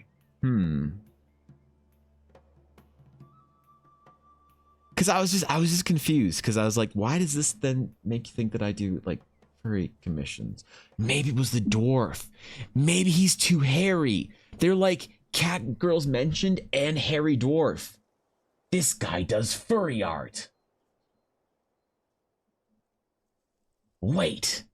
Curse the wardens and their mirrors. God damn it. I like 77 more than 75 Ivan Blpeepo and Ivan Blorb. Also know you literally say in this vid that you said I'm tired of drawing cat girls too, and anime cat girls and furry art are two very different things. Emo Ivan Gold Blood Orb. He's gonna TTS that for 100 bits. Thank you for the 20,000, the 2,000 bits. I appreciate that. Okay, yes, all right. Okay, I was curious if I was misunderstanding something about the art industry as of late, that maybe a memo I wasn't privy to. A memo I was not aware of, let's just say. Something that I was perhaps away from the desk when it delivered, let's just say that. About the furry artist, because listen, I haven't been on DeviantArt in a long time, so 100 bits doesn't give me a 77k. Why are you trying to break the records? What is it about a record, a challenge? I don't get it, Alf. I don't understand. I mean, I know better than challenge you, but congratulations, you have earned your Emerald Crumb. God damn it. Fuck. If anything, I find anthropomorph characters quite interesting, as long as they're not too, sexy. That's fair. Yeah, that's reasonable. Alf likes a good challenge. But it's just... Alf's casual challenge is like life-changing for me. Like, that's just why I can't process it. It's like, oh, by the way, hey, all those anxieties you had like this month, like, hey, don't worry about it. Just because teehee, I felt like I had a challenge. Fuck, man. Fuck, dude. That's why it's hard to process. Yeah. Anything on the top 5 list is considered open to artistic interpretation. That's how I get away with not asking clients for feedback and with changing things I want. Do you mean like what? So we like top 5 list? Do you say like give me your top 5 like features you want, or how does that work? Because the way I always go about it is I like to talk to people about their character and like listen to the story, and then I develop a design based on the vibe they're looking for, And if a client does get too specific or micromanage me, I like refuse to work with them. But yeah, I'm not quite sure how that's supposed to work. I tell I'm not a copy machine. I'm gonna make my own design changes. That's reasonable, honestly. Yeah, man. The way I sort of word that, or I try to, Steve, is I try to tell people that part of my service is character design. So when somebody says like, here's art, do that, and I'm like, yeah, sorry, I'm good. Like, no thanks, I'm good on that one. And they're like, why not? You artist, you art. And I'm like, because you already have a design, you don't need me, And I don't really want to draw some other artist's shitty design, but I don't want to say that. I never want to say that, right? That I don't want to draw some shit design that some other artist came up for you for $25. But now I'm expected to try and work around the stupid choices they made. That's my villain arc start, Steve. But by the by, Evan, you wanted me to do an NPC, so I did once in practice part of the Discord. Ooh, all right, we'll take a look at that. What NPC was it? Entities. What this is for the new game, right? You're not debating me on lore. On loreless NPCs, are you? Because I'll be mad. I won't be like Alf mad, but I'll be like mildly irritated. Anxious artists don't make good maps. They need to make sure you're not anxious. Okay, thanks. Thanks, Alf. Well, I appreciate it. You have no idea, man. I appreciate it. Seriously. I have no proper way of expressing my gratitude other than trying to do my best work for you, so thanks, bro. The more micromanage you clients, the more you try and butter clients up. You need to set boundaries. They can choose 5 inedible things about the design. The rest is up to you to design as you wish. That's interesting, actually. I kind of like the way that, because like it's so. I mean, like you probably remember this, Steve. Maybe I don't know. Maybe you just appeared from the womb, like, you know, and the doctor was like, you know, your mom's like, oh, is it a boy or a girl? And the doctor's like, it's a man, and then just handed you with like pencil and paper and whatever in hand, where you just start taking commissions. Maybe you were good at this when you first started. I don't know. But assuming you weren't always good at this, do you remember like having to like word things to try and figure out better wording for clients as you were going through the process? Because that's something that I like. When you figured a way to word something, it's so much better when you figure out how to word something to communicate your like intent or boundary or whatever it is in a way that like is efficient. And like when you're trying to communicate something that you know you're doing like inefficiently or whatever, you're like, fuck, there's got to be a better way to say this. Like I used to do sketch requests on stream modes on Fridays. We do magic items. So people would say like, oh, I have a magic item for my game. It's like a flaming sword that like, I don't know, calls you a bitch whenever it hits you or whatever. And then I would draw a cool design for it. It was like a fun thing we did on Fridays for our D&D streams. And the problem is it took me so long to figure out how to word it, where I basically said, tell me what it is. Tell me what it does. So tell me it's a sword or an axe or a mace, and tell me what the magical effect is, and don't give me any visual descriptions.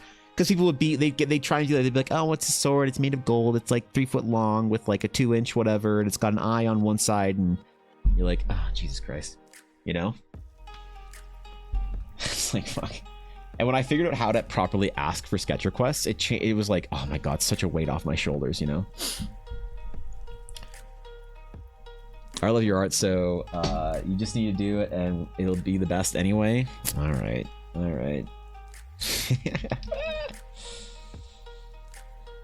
Oh, God. Okay. I'm excited, man. We're gonna make some dope-ass maps together. It's gonna be fucking sick. It's gonna be absolutely sick. Okay, all right. We gotta get motored on this. So I'm gonna be doing a little bit less hatching on this piece, just a smidge, just because, I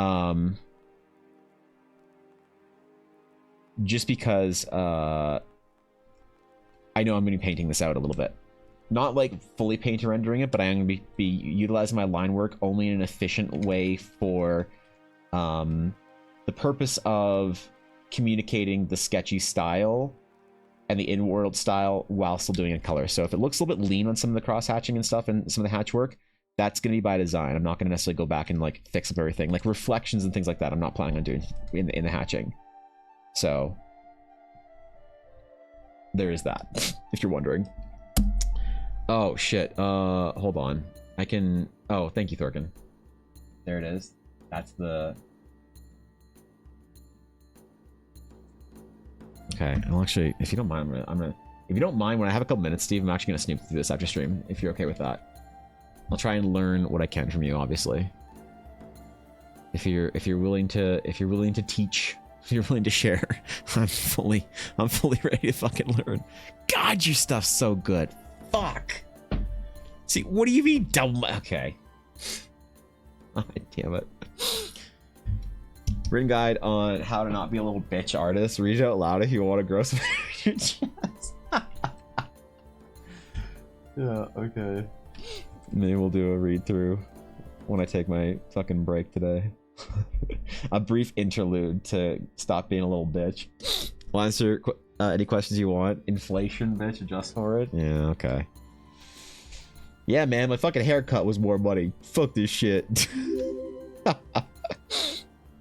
Viddy. Hello.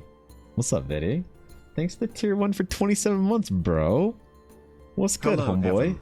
I've noticed Yes. that the art is taking a different direction due to it all aiming for the ultimate goal. Oh, God. Broody fantasy darmy mummies. I thought you were gonna see something about an orb. Okay, thank God, Viddy. Jesus. I couldn't handle it if you were also on the fucking orb cult. No, not at all, Viddy. I'm a artist of integrity and morality. I am valued for my modesty, and I'm really reaching here, Viddy. I hope you understand how far I'm reaching right now. So, thanks for sub, bro. I appreciate it. Yeah, thank you. Viddy, I don't know if you've caught any of my recent videos, but I hope some of my audio even though it's still terrible, has improved a little bit to the point where you don't cringe at it and hate watching them. But I don't know if you've seen them or whatever, but I've thought about you. I thought about trying to make you proud, at least with the small changes that I can make. The idiot dumb 10% changes you can make to get, like, you know, 40% of the effort or whatever. I'm not sure if you caught any of them, but I've thought of you when trying to improve. So I feel free to read out loud for people in back. Okay. Fair enough. Reasonable. Alright. I'll probably take a break at some point in time. We'll study it today.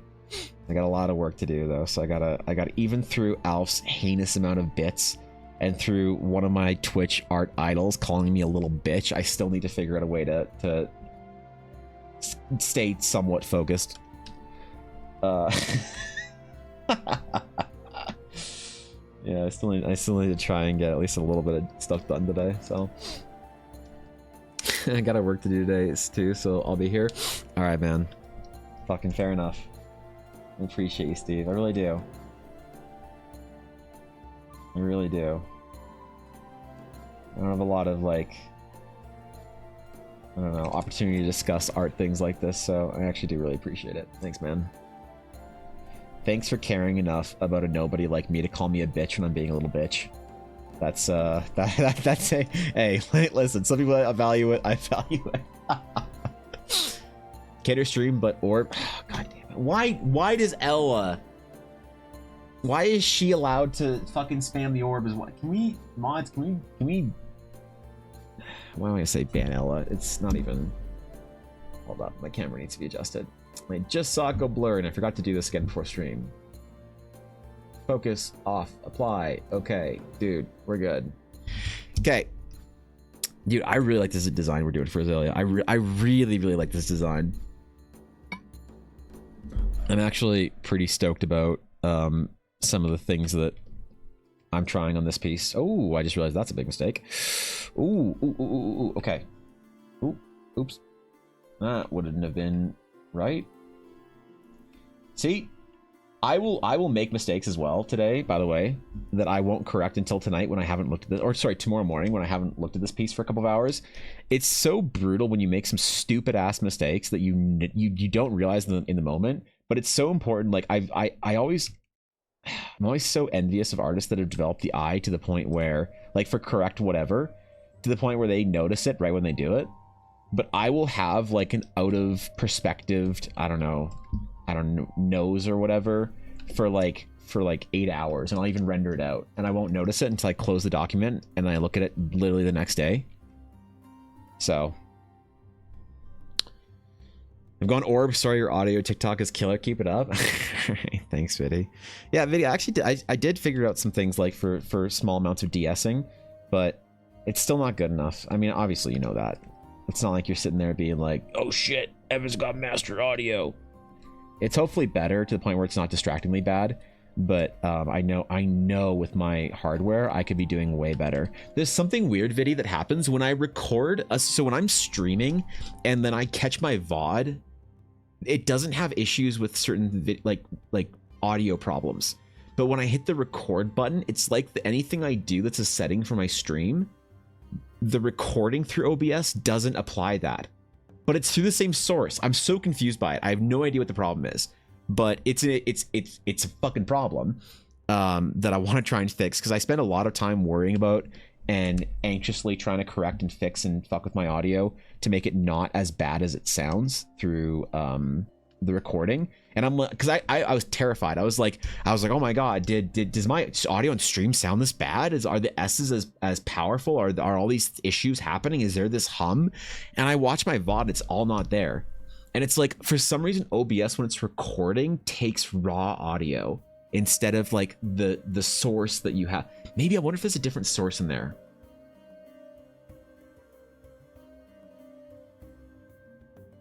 Maybe that's it. I don't know, whatever, I'm not thinking about it right now. What I say, brain empty, only booba? That's the fucking play of the day.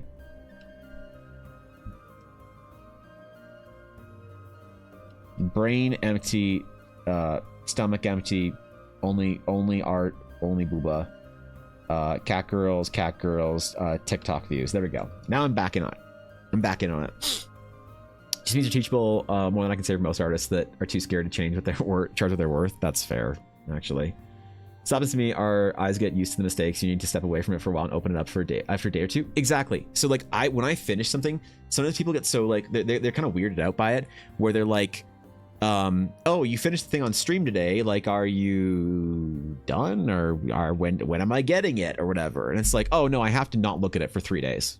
Like, no, I have to not look at this fucking piece of art for 3 days. I have to go on a Minecraft adventure. I have to fondle my Hatsune Miku figure. I have to open up 3 packs of Pokemon cards. I have to stare out my window contemplating ending it all in a frozen northern wasteland because it's February in Canada. I have to play World of Warcraft for precisely 23 minutes, no more, no less, and then I have to look back at your piece. And that takes on average 3 days. And they're like, oh shit. Okay. Like, damn, I didn't realize it was so well thought out. Man's got a process, I guess. No, I absolutely need to step away from my stuff, and because you come back and you look at your mistakes and you're like, I can't believe I thought that was okay. But like, you know, you got to extend yourself some grace, because obviously you're focusing on other details and things like that and whatever. You can't beat yourself up too much about it, but I don't know. Great point about fresh nose, eyes, ears. You're gonna hear a lot of S's, a lot of plosives, a lot of flubs and breathing. You've always had 9% of the way to fantastic audio, and I'm certain it'll get to 100% easy. Yeah, thanks, man. I appreciate that. I really do think, like, the biggest reason why I do need to set up still, like, voice meter and figure out all that shit and optimizing it all is because I need my stream's audio quality to also be my Discord audio quality. Because currently Ella and I can't stream in the same room, because if we're on Discord, the, like, what is it? Compression, noise gate, something, whatever it is that on Discord or that I set up for stream, so that, like, you know, it reduces or removes like a lot of keyboard noises or like a lot of exterior noises and kind of like isolates my voice as much as I can. Whatever I have on for the settings for my stream video, we obviously isn't on Discord. So if I even like chuckle lightly on Discord, Ella's microphone and Discord will pick it up. And then if we're streaming together, then it'll double the audio up, which is why if you're wondering why Ella hasn't streamed if you guys are wondering, those of you who have been fucking maintaining your subs in Ella Blackwood's chat, does she have the faithful, those who have earned croissants in her chat, don't tell Alf, the faithful, do I have my sub up? Oh no, I already used it this month. I was going to redeem it in chat and be all dramatic, but I forgot I did that like a week ago. Anyway, the reason why she hasn't streamed is literally my fault, and only my fault, because Ella prefers streaming with me and playing games with me, and yeah, and we haven't. I have not fixed her Discord. This is my responsibility, not hers, to figure out fucking stream audio and shit. So those of you who've been upset, I mean, not upset, but like disappointed Ella hasn't streamed in months, it's literally just my fault, because I haven't figured out the sound so that we can be on Discord at the same time. And I downloaded Voice Meter so that we can both have it through, you know, whatever, and then route Discord through all that shit properly. I know in theory how to do it, but it's just I've been too dumb. That's all it is. Yep. No, there's no good reason. Story of my life. You know, is that how you wait for your work too, Dusky? What a quote to join to. I have fondled my Hatsune Miku figure. What do you do with your Hatsune Miku figure? Yeah, don't pretend you're better than me, UK. What are you talking about? What's up, dude? Good to see you. That's a Discord issue. XLR users struggled super hard through it, but I'm down for troubleshoot whenever. I always got time tomorrow evening. Tomorrow evening, what is today? Thursday? Friday? Well, video, the problem is, yeah, I think tomorrow evening I do, but the problem is I would need to also like you know that I don't have time to art for you. That's the only reason I haven't asked you. It's not because not wanting to help, but gotta set Discord up to use OBS filters. Gotta download a virtual cable and use that as the audio source for Discord. Yes, and that's what I want to do. Is the one that I want to use is called Voice Meter. I think it's the best one. Is to use Voice Meter. Banana, I think, is the free one, and apparently that lets you do all of that stuff through your like you can set up all your audio through that, and then just route, like you said, OBS through voice meter, but then you can also route Discord through voice meter and whatever, and all these other things, and you don't have to worry about having bad audio on, you know, because like I'll go on Ashy's stream, and you know, Ashy sounds like a fucking princess and shit, and then I'm over here with like Discord audio, like this is like fucking.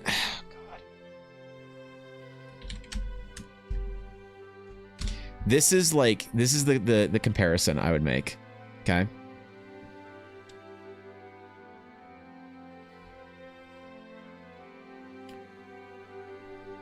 This is my stream audio, by the way. Right here. Okay.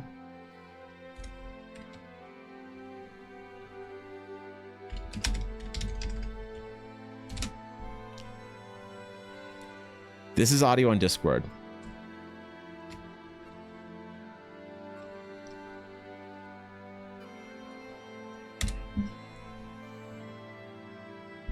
So, oh god, this is another recording. Wait, shit, I'm recording this, bro. Fuck, I'm gonna have to cut that out. Damn it. Fuck. Ah, shit. Okay. Hopefully that was fast enough though, and I speed it up 10,000%. For the process video doesn't show up. Shit. Damn it. I need to free when I broke the bank and spent $15. Is it a one-time $15? Because fuck, if it's that cheap, I'll buy the upgraded one. I'll start a GoFundMe after my bit goal to do a swimsuit calendar up there, which is under my old commission prices. Get bent, fucking wrecked nerds. That's right. The next one will be a $15 or a 1500 bit. There you go. For voice meter. Take a rain check. I have a couple things in mind we can talk about during the process. All right, fair enough. Fair enough. Get distracted again. No, you're right. Shit. Art today. It says so much over my audio. I know you do, but your audio is great. That's why you're a real streamer, and then why I'm a scuffed lunatic. So that's why Ashy Miwa Bell knows your name, because you're a real streamer. And why Miwa Bell has no idea who I am. My go-to for VTubers that might know who I am, that don't know who I am, as far as the lore goes, was Arendelle. But Arendelle, like, Dell kind of fucked that up when she followed me. So that kind of ruins my meme. So now I have to find another VTuber that has no idea who I am. So I'm going to go with Miwa Bell from now on, Ashy, just in case you're wondering why I'm going to be memeing on Miwa over the coming weeks and months. That's exactly why. Sorry, I think I missed much chat. Did I do something in the background? What do you mean, don't tell Alf? What did I miss? Nothing, Alf. I was just memeing about how Ella has croissants. Like, I have crumbs, Ella has croissants in her chat. You see, she has the silver, the gold, and the diamond croissant. And no one has ever earned the diamond croissant. That's why it's on the top level one. And it's the same trajectory or path as the Evan Blair art emotes. But also, I made these little wings, and I'll be honest, the Ella Blackwood wings work so well.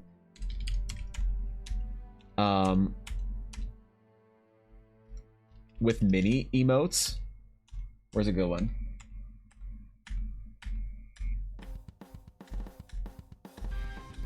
Where's a non-animated mini? Oh, sure. Like, check this shit out. Look at how well they work. It's fucking sick. Alright, I'm done. I'm done memeing on Mini. You should raid Miwa today? Pepe laugh? No. Then I can't meme. I need to do fan art for Miwa. Unasked for, unappreciated, unwanted fan art of her as a D&D character. What class would Miwa be, Ashy? You're challenging us? No, stop. Post that to the blooper reel? Please no. Please no. Please no one have clipped that. I need, listen, I'm trying to earn TikTok respect here. Okay, I'm trying to be relevant on that platform so that somebody thinks that I'm a real artist over there. No distractions. Full steam ahead. Only deep dives into the realms of Eldara. Don't fuck with me.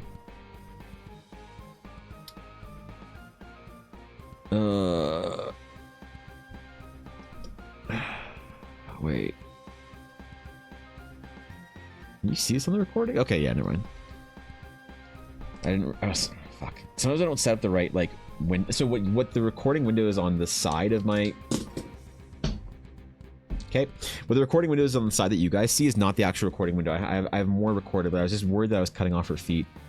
But I think it's good on the actual video. I think.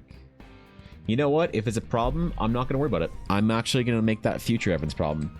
If it's an issue, I will 100% default and defer that to future Evan. He can fucking deal with it. I've edited videos with worse, like more scuffed recording, like frames or whatever, so I'm not going to be terribly scared of it today if I don't get anything perfect. I think I'm doing a pretty good job with this piece as far as recording the process properly. I haven't like missed too much of stuff that I've done off stream, so I think it should be good. And I think Azalea is really excited to see the whole process done when it was like finished too, so I really want to get the recording video done shortly after the commission's finished for Azalea, because I like working for people who are excited about the art, you know, and Azalea's excited about it. It does my soul good to hear the enthusiasm. So. I've asked before, but what's your opinion on padlocks? Wait, what? What? I'm assuming padlocks is some name for a product or service or brand that is not an actual padlock, right? I assume you're not asking my opinion on like a literal padlock. So I'm gonna have to get you to clarify what is a padlocks. I don't think you've ever asked me that. If you have, I've missed it in chat though. I'm sorry, UK. Trying to be respected on TikTok, doesn't notice the only clowns get popular. I mean, to be fair, my audio is pretty memey. That's reasonable. Yeah, that's reasonable. True. Making sure we're recording the feet right. Oh, that's not what I meant, Vinny. God. Okay. I'm good. You know what? I'm just gonna let that one slide. I'm just gonna fucking let that one slide. Right? Oh god. Okay. That one you can keep that one. All right. You can keep that one, dog. Paladin / Warlock. Oh, Paladin Warlocks. Honestly, I'm gonna have a hot take about this. I'm gonna have a hot take about it. People aren't gonna like it. I'm gonna lose faith in the D&D players in this chat. If I give you my true unfiltered opinion on Paladin Warlocks, I will lose followers, and you know what? I'm willing to do it. I'm gonna hit you with a hot take. Why would you root a perfectly good Paladin with a fucking Warlock? I said it. Never say I wasn't brave enough to say it. You can call me an asshole. You can call me a terrible person. You can call me all sorts of nasty things, but I don't hear anyone calling me wrong. Why would you run a perfectly good Paladin by adding a Warlock class to it? Ugh. No, I mean I like class fantasy as it is. There's certain classes that I like multi-classing. A lot of the martial classes I actually like multi-classing. When it comes to certain classes like Paladin, like Paladin's my favorite class in D&D that I haven't made. My favorite class in D&D now is the Astral Knight, but that's because I made it and I'm allowed to make it my favorite class. But before that, of like classic D&D classes, no, my favorite class is the Paladin. I've always played Paladins in games where I've been able to play games. And no, I mean I like them. I wouldn't want to multi-class anything. I don't want to so there's no flavor reason for me to want to multi-class out of there. And I'm not a power gamer to the point where I enjoy multi-classing to power game anything. You know, if you can like do some crazy Eldritch Blast, Divine Smite, like Romance Your Mom kind of shit or whatever with that I'm sure it's very powerful and it's very cool. But it doesn't interest me if it's not a lore and flavor reason. If there's like a cool reason to take a dip into a certain level of Warlock or whatever, that's fine, sure, like hell yeah. But to be really honest with it, I don't have any problem with Paladins as they are. I just think they're pretty dope. You know, I'm doing that entire Paladin campaign coming up at some point in time here, with a very specific and intentional vibe in it that, you know, I'm very much a fan of the class and the fantasy. Super love classes, which is why I got rid of classes in my RPG. Wait, dance game. X power for my god is Celestial Warlock, and yeah, you know, smiting bitches with charisma instead of strength. That's actually pretty cool. Yeah, I don't know. I'm not a big fan of multi-classing out of certain classes. You know, it's why for the Astral Knight, for that class, I even say in it that you're not intended to multi-class in Astral Knight. It's not built for multi-class. I sense that Steve and I have a similar discontent with a lot of WotC decisions on things. If you know, out of just little conversations here and there, you know, I don't know where I'd come to that conclusion. But no, I think that like not having strong class identity and trying to homogenize everything was a mistake that they made in 5th edition. For it, in homogenization, you increase player expression and you remove the soul. And so it's kind of like an open world game where there's absolutely no direction, no hook, no nothing. Just it's a GTA map with, you know, a creative freedom sandbox. Nothing plot wise. Yeah, you give players the ultimate freedom, but at what cost? It's a balance, and I think that 5th edition veered too close to the sun on the removing of the soul. So that's why the Astral Knight is a very strong identity. And like I have to defend this all the time. I mean, I don't have to anymore because I think I've defended it enough that you guys have stopped trying. But maybe I'm just irrelevant now, so nobody's trying anymore. But I get people when we're building the Astral Knight class coming in all the time, and you guys remember this if you're here for that, complaining or whining that I don't let you do this or that as the Astral Knight. Like, for instance, people would say, well, why can't I use a spear? Why can't I use an axe? And I'm like, because Astral Knights use swords. I'm like, well, why? Okay, that's a fair question, because they've developed for thousands of years a martial practice of using a sword. If you were an Astral Knight, you would not want to use anything but your longsword. It is like your rifle as for a Marine. It's your fucking buddy. Like yeah, that's your sword, man. You don't mess with the sword. And it's part of the class fantasy is that you're so ingrained in this like order that it's a part of who you are. And if you don't want that, and you don't want to be, and you want to be the deviation, the unique, the whatever, the unicorn, go off and do that. But the class is written and developed for a very narrow fantasy that is the Astral Knight role in the Realms of Eldara. My friends started as a warlock, multi into paladin, because story, my warlock patron declared her, or my paladin, her knight, her sword, and her shield, and I said bet. That's pretty cool. I like that. All right. Yeah, that's neat. I still prefer the paladin sort of class purity as it is, but you know what? That's pretty cool. I mean my 4E love, but I think the wider, shorter classes rather than the broader. Here's 8 classes that are 20 subclasses and 5E has.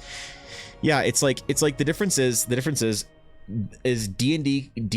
5th ed classes are 100 feet wide.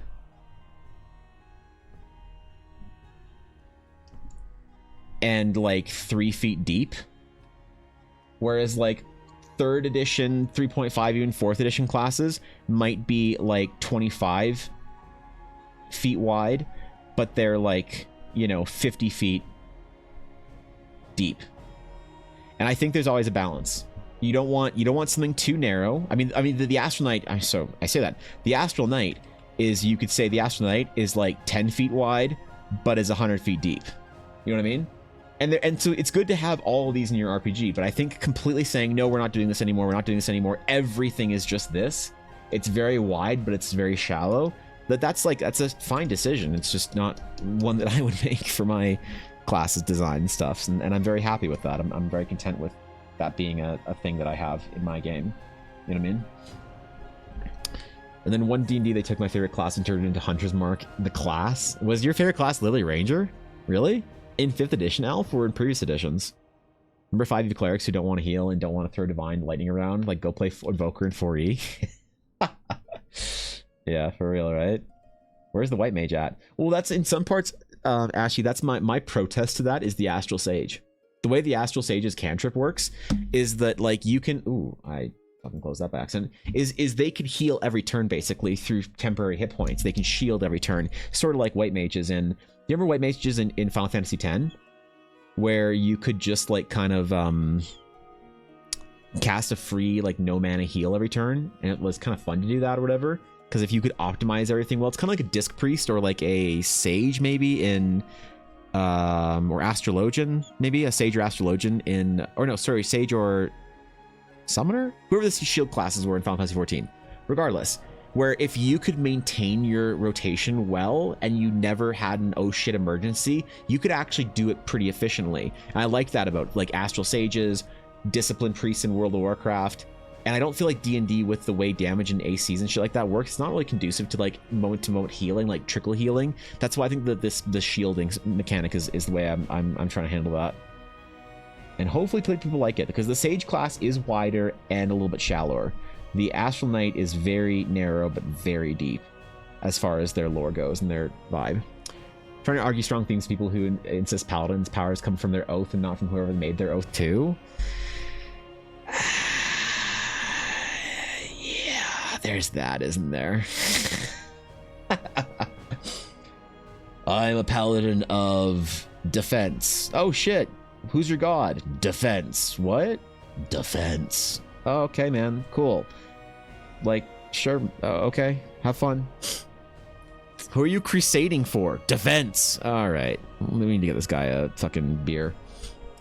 Would you multi-class with a paladin then, magic-wise, such as a wizard, warlock, etc.? I wouldn't. Yeah, I wouldn't multi-class paladin. I think they're great. Lore-wise and you know, just like gameplay-wise, I wouldn't multi-class a paladin. I think they're fantastic on their own. I guess, like, I don't know. I feel like there are certain themes like I'd multi-class paladin with a cleric, let's just say, but keep it within the sort of the same theme or whatever. You know, I don't have this like desperate need to try and archetypically change the nature of the paladin itself to make it like, I don't know, more unique or interesting. I think that you can play an archetype very interestingly without having to like deviate it for the sake of deviation. That's like kind of like when you look at like modern art or contemporary art, it's a lot of it is deviation for the sake of deviation. It's not actually deviation for a reasonable reason. When you look at like the Impressionist like movement, the deviation was for a reason. When you look at modern art that people usually don't like because it's just like a piece of vomit on the floor or whatever, it's like it's deviation for the sake of it. When you look at like Bauhaus graphic design, it was deviation for a reason. Brutalist design, deviation with an intent. But you have to be very careful when you're doing deviation for the sake of trying to be original, because you're ending up like discarding useful things in the name of that deviation that are ultimately good. And that's what happens with I think over theatrical D&D that removes some of the archetypical storytelling of D&D. When you only focus on the theatrics and the drama and you don't focus on the archetypical stories, then suddenly you get stories that are very like fun popcorn flicks to be a part of, but you don't really remember those campaigns the way you do remember that kind of Lord of the Rings feeling campaign that you had, you know, when you were 17 or whatever. So I don't know. That's like my opinion on it. I like playing into those like class archetypes. I'm fine. I think that I think the challenge for playing a lawful good character is not how do you change, what do you add on to Superman to make Superman interesting? Oh, we're gonna make Dark Superman or whatever. Like we're gonna make Super Batman. Like to make, because they're like Superman is an irredeemable, because when you say that, you're saying Superman is an irredeemable concept of boredom. But to me, I think that no, a well-written Superman is extremely compelling, and it's just like a learn to tell a better story kind of problem. So I like playing within that sandbox of the archetypical stories and playing an archetypical paladin in fantasy, the archetypical sort of like good, noble, lawful, good warrior, and having a great story that they can sort of present the challenges of what it is like to be a good person in a dark world. I think that's a much more interesting story to me than trying to make the character more interesting by multi-classing them into sorcerer and spellcaster and half vampire and give them one fucking dragon wing and one of those weird tentacle eyes that I drew earlier and shit like that to suddenly make this character interesting. I think I'd rather just try and like, you know, focus on trying to tell a more interesting story. But that's like, here's the thing, that's what I'm basing my ideas of how I'm going to try and tell stories in Eldara off of. And I know a lot of people disagree with me on that. The amount of times I've been told that I'm wrong on that, you would not be the first person telling me I'm crazy, wrong, or dumb, or short-sighted, or boring, or whatever, and that's totally fine. I'm totally accepting of that because I do think I'm right, and I think that when I have enough people telling me I'm wrong, and those people are okay. Wait, I don't want to word this incorrectly. I am ultimately dissatisfied with modern fantasy, and when I have people telling me that I should be more adherent to the norms of modern fantasy, and they find what I'm doing to be a deviation from modern fantasy, I'm like, okay, good, fuck yeah. So I'm okay with that. I'm fine telling archetypical stories. I don't need to multi-class a character or whatever, make them like some dramatic thing if I think the class fantasy is very strong, you know, and that's the way I like to play. And it's not saying that if you play D&D a different way that it's wrong. Like, that's totally, you know, you can fucking have whatever kind of crazy stories you want and have the best time with your friends and go on adventures. That's what I love about D&D. But for me, I happen to be more of a classic way of thinking about it, or an old school way of thinking about it. I don't know. I could be accused of being boring with my storytelling, and that's totally fine, because I think that if I figure out how to do it right, then that boredom will turn to actually meaningful stories. But I don't know. The rulebook is issue. It's the crappy design and poor organization and writing. The whole rulebook? Yeah, which one? Which one of the PHBs? The thing I'm offended most by in 5th ed is how inoffensive they're trying to be. It started with disconnecting paladins from their gods. Yeah, it's like kind of neutering it, right? It is the idea of what do you remove when you start pruning the edges. You sort of remove a certain part of the soul of the piece. The issue with the oath thing becomes who is checking if you're upholding the oath. Yeah, well, who's the guy from Baldur's Gate that just shows up? What's that fucking paladin, you know, guy or whatever that just like rolls in and just says, "You have not obtained your oath," and you're like, "I rolled a whatever and killed the squirrel. Ah, fuck, now I have to pay money for my oath again? Shit." Wait, is that guy canonical D&D? Because like, I don't know much about D&D canon lore, because I haven't played a canonical D&D story within like the D&D campaign lore since I was 15. That's when I first started homebrewing. So it's been like almost 20 years. So when people say like, "Oh, how about this god," or whatever, I'm like, who the fuck is that? You know? Don't you play D&D, Evan? Yeah, sure I do. So how do you not know Minerva, goddess of bosoms or whatever? I'm like, because I don't fucking play in D&D. So is that fucking loser that shows up at your camp and tells you haven't upheld your oath, and then you owe him $25 in a, you know, one of those? Is that canon? Is that a thing in D&D if you don't uphold your oath? When a paladin that's oath to death defeat the purpose of a paladin? Maybe. I don't know. It makes sense. Access to some means to siphon power from those divine courts. For the warlock? About oath, someone has to give a shit about it. Same with the pact. Right. Pretty sure that's only for the game's sake. Okay, so that's just a Baldur's Gate 3 kind of thing. Damn it. I gotta unbind my... I fucking hate that the L and the R key are right beside each other. I hate that, I mean, even more that I'm too dumb to stop hitting the R key. Or sorry, the T key. I just did it again. I meant the T and the R key. And I keep trying to rotate my canvas, and I keep dragging a fucking text box, which you can't control Z a text box. You have to actually delete it. I'll get good one day. I promise. I'll rank up. I'll treat it like Overwatch. My eye-hand coordination is just the problem. Someone I know who runs a Death Knight build, Oath Broken Paladin Warlock. That's interesting. Your power comes from the conviction of your oath. If you broke your oath, you would lose power with the guilt or self-doubt. Interesting. Interesting.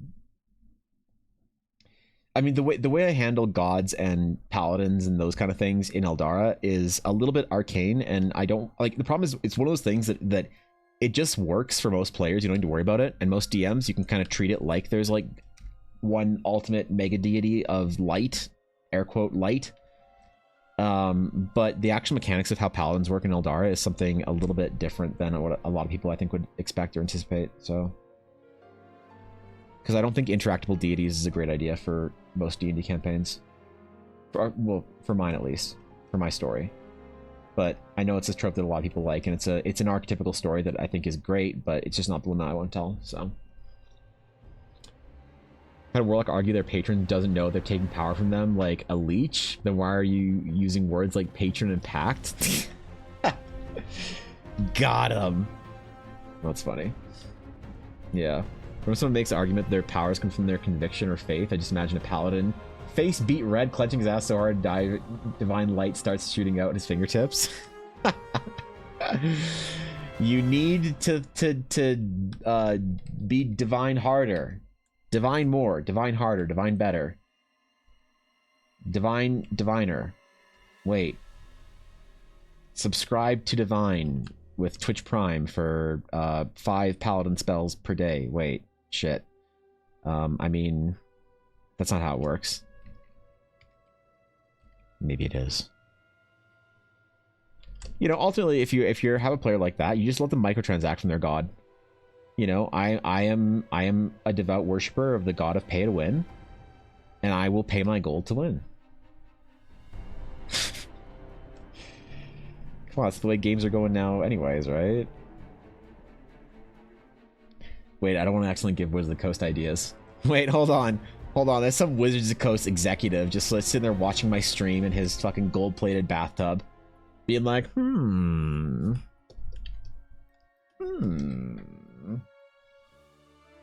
What was the quote from Cynthia Williams that there was like that they could basically monetize players better or whatever? What was that fucking quote? You know what I'm talking about, from that investors call or whatever, where she was talking about how there's like an untapped sort of like whatever monetization possibility with D&D players, that, which is like, you can kind of get that if it's like, okay, so I get it, the DM buys the books and the players just use it, like that's like, maybe I don't agree, but like I can understand where you come to that conclusion. But then she had the part where it's like, just like video games, and we're like, okay, now we have a problem. Yeah. Most to do with a deity is move some cloud suspiciously or such. My universe has a non-interference treaty. If a god got caught interfering, it'd be all out war in the prime material. And that's bad? Damn. Is that like if Iron Mouse raids an irrelevant streamer? Is that... Are you just basing shit off VTuber? Is that fucking... God damn it, Ashy. God fucking damn it. I knew it'd come back to the meme at some point. Fuck. Every time. I swear. Shit. That's why Pirate Software hasn't rated me. That's why Miwa Bell doesn't know who I am. Hate the Paladin in 1 D&D. That shit is so ass. Is 1 D&D still a thing? I thought it was just called the 2024 rules. I've heard 2 people use the term 1 D&D today, and I thought that it was abandoned. I thought that poor Alpha and his Horizon Walker. D&D slaughtered it. Yeah, I thought they decided to just go with 2024 rules. That's no Divine Magic, because Divine Magic would be interference. Ah. I guess, yeah. I mean, unless it's like just a little secret Divine Magic no one noticed. Kind of like dropping crumbs to pigeons.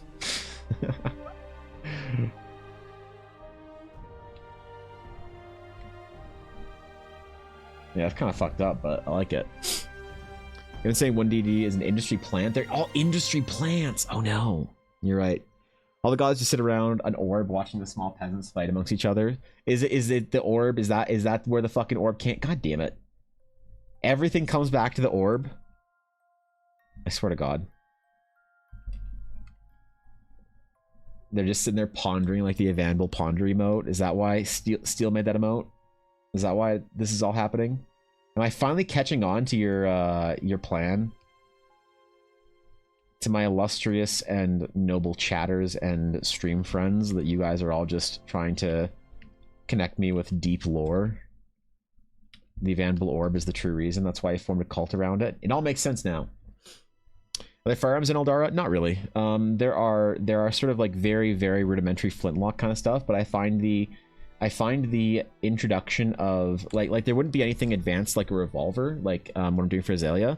And I love this design because it's kind of I'm trying to combine like the sort of the hard fantasy aesthetic that I normally do with a revolver, and it looks pretty cool. I think Azalea and I worked through the design a little bit, which is kind of dope. Now it's gonna be like all demony.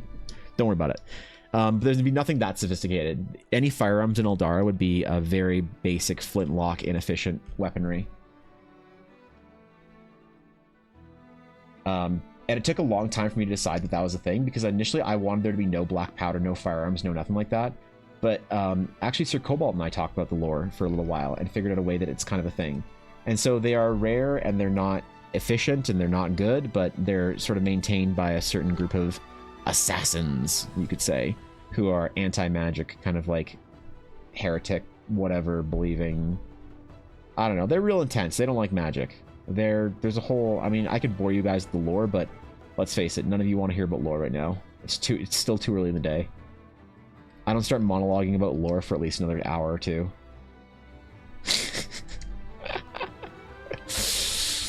we all get kind of tired. I just start reciting lore for 2 hours, you know.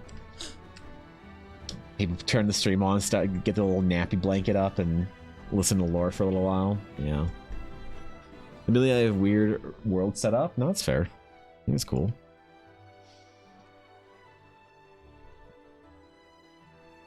Yeah, that's dope. I need some ice. I'm sorry. I've been trying to drink this warm ass fucking room temperature ass water for the last hour, and it's kind of killing me. Give me a sec.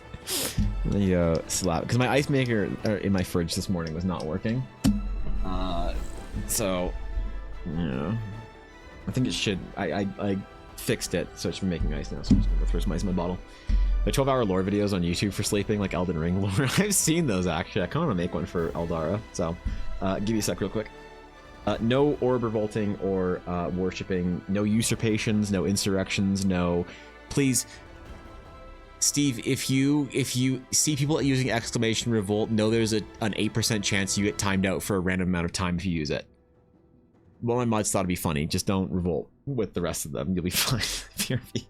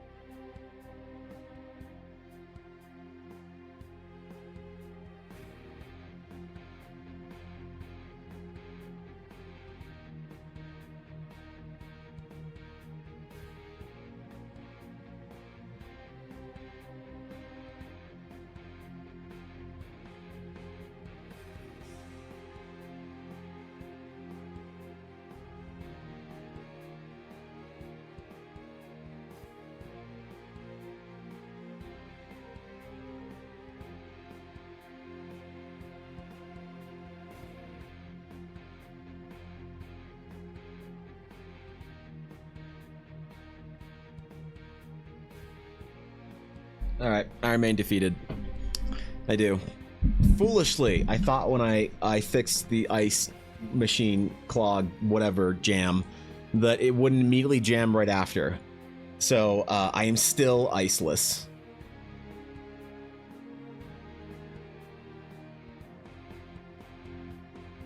I live in Canada. It's like there's snow outside. Why am I complaining? Anyway.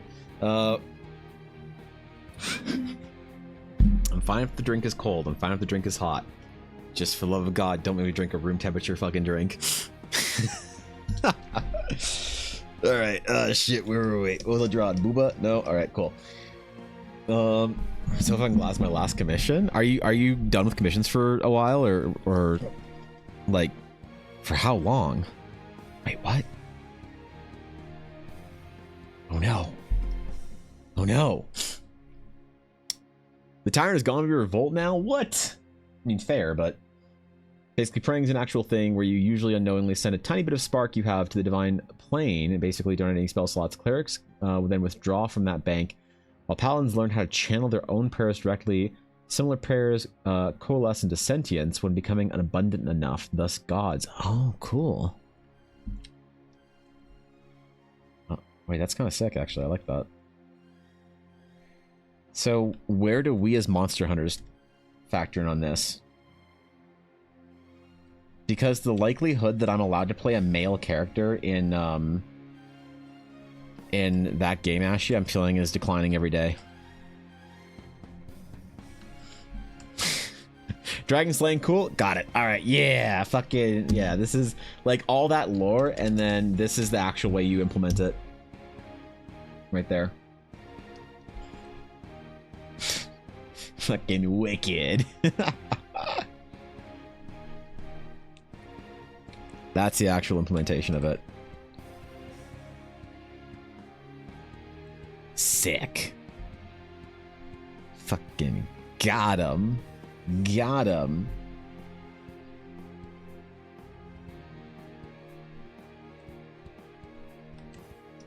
Alright, we must clear the sketch as we go. I'm so concerned we don't have enough crap on her belt. Like, I know Azalea said she loved it. But I'm so worried there's just not enough crap on this character's belt. People will start thinking that I don't put crap on their belts anymore.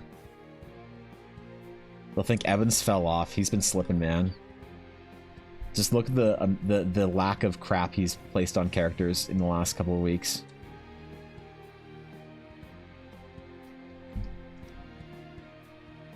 Making food, did I miss a revolution? Unfortunately, Alf, you did miss a revolution. Sorry, bro. What'd you make? What are we eating today? I want to vicariously live through people who can actually eat real food. As for dinner, I'm going to have ground beef and salt with raw carrots. Because that's what you gotta do. That's what you gotta do, man. He's put so much shit on my characters. Yeah, like Wayne Reynolds kind of amount of shit. Let's see if I start doing it again. Now that I'm a trad. Oh, shit. Oh, shit. That's right. Steve literally sketches now. I get so offended when people ask, like, somebody asks you, traditional artist, when was my OG inspiration? Right? Yeah, for real, actually. That's why I started putting more crap on my characters, because of him. Thorkin and I love the Wayne Reynolds fighter that has like 30 weapons on him. We always reference that.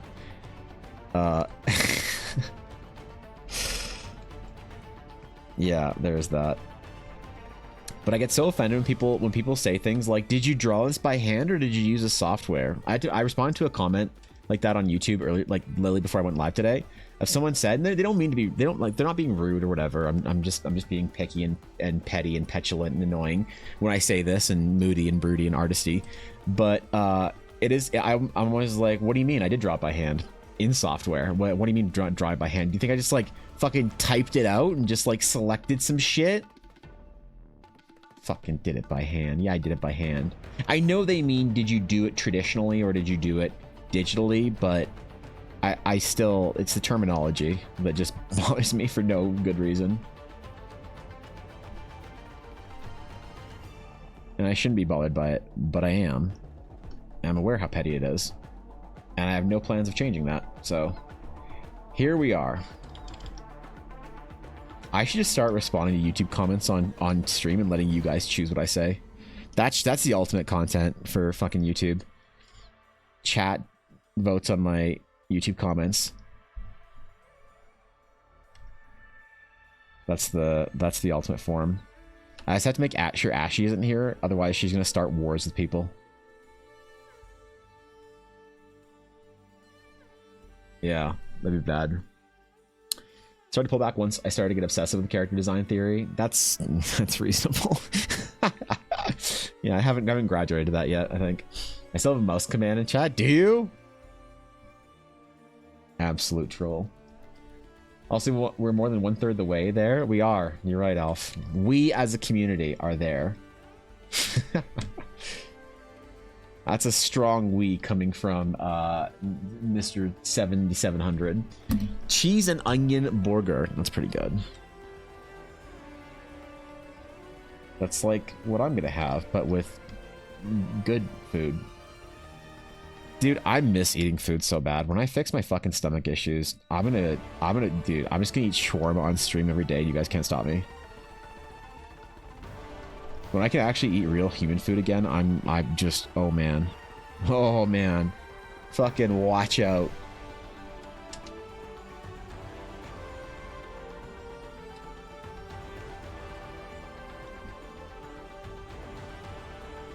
Fucking watch out. There's this place in Calgary that's like all Palestinian food, and they do some insane shit, but obviously everything has garlic and onions in it that I can't eat, and I'm just waiting as a human being for my soul to return to me when I can eat that food again. Just ignorance and not your responsibility to learn them. I let chat reply to my YouTube comments, right? That's such a video, right? That's such a vibe.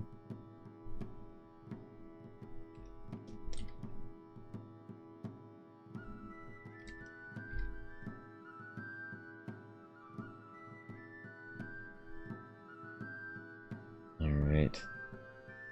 So I am being a little lighter with my hatching right now than I normally am because we're doing this in color, so I gotta be careful here. Not too much ab either. Relax. Not too much ab. Calm down. Calm down. People ask me if I use a mouse, I tell them I use a trackball mouse, one for each big toe. Holy shit. You're like fucking Morpheus with his gun clip phone that you hit the button and it like clip and like it shoots down like it's a clip and you snap it back up like you're loading a gun, but it's actually a phone and it's 1999. You're that cool.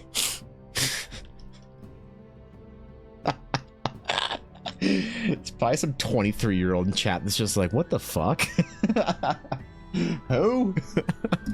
What do you mean a movable phone part? Fuck you. Chat ranks, you do comments? Wait, I didn't realize I was watching Doug. Oh, is that a thing? Do I have any good? Hold on, let's see. Do I have any good if I go to my studio? YouTube studio. Do I have any good new ones video? Let's see. Let's see if I can get you to rank some videos. Let's go to community. Oh, almost at 900 subs. No, see the one time I'm looking for someone to be a troll, I just get one person saying he looks cool.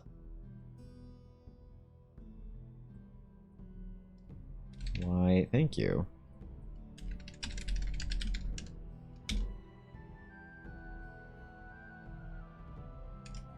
Smiley face. Reply. Not a person, definitely bot. Shh. Shh. Let me think that people think my art is cool. All right? Let me enjoy the bots. Okay? Let me make my chat think that actual people are liking my videos. Please. Comments taking so long, it's all your fault, Evan. I'm sorry, bro. I'm sorry. Deep focus mode. Deep focus mode. See if I believe in you. I believe. Let the horn of Helm Steve Sketch's hand sound in the commission one last time.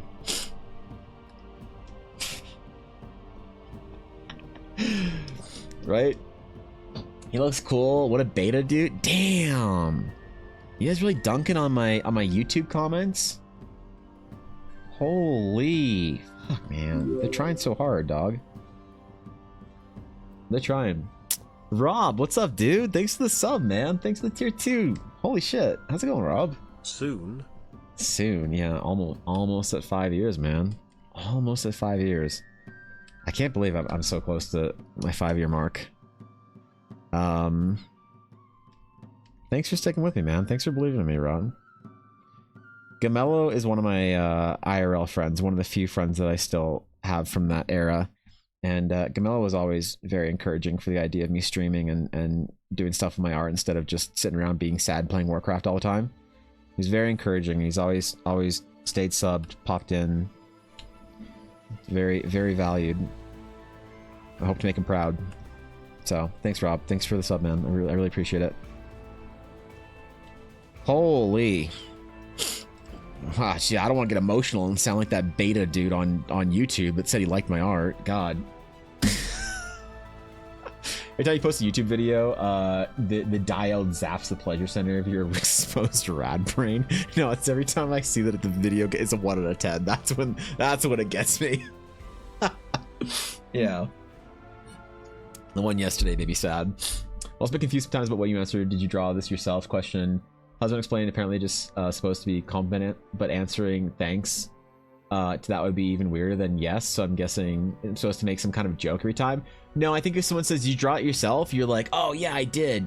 Yeah, thanks so much. Yeah, for sure. No, I mean it's like one of those weird things. Sometimes when someone says thank you, the proper response is also thank you. It's like weird. There's like a lot of weird fucking little things. Damn it, Ella. What do you want, Ella? What do you want? What do you want? Hold on. I have Wi-Fi girl. What's up?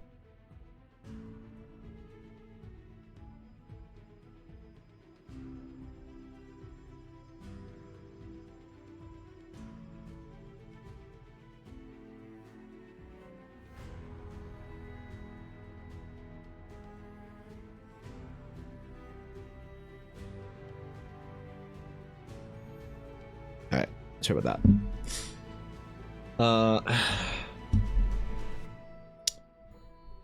Or do you know, like, mixing aesthetic styles together? Wait, for what? Would you ever do cyberpunk and medieval fantasy mixed sketch? I mean, I would. You know, there's nothing.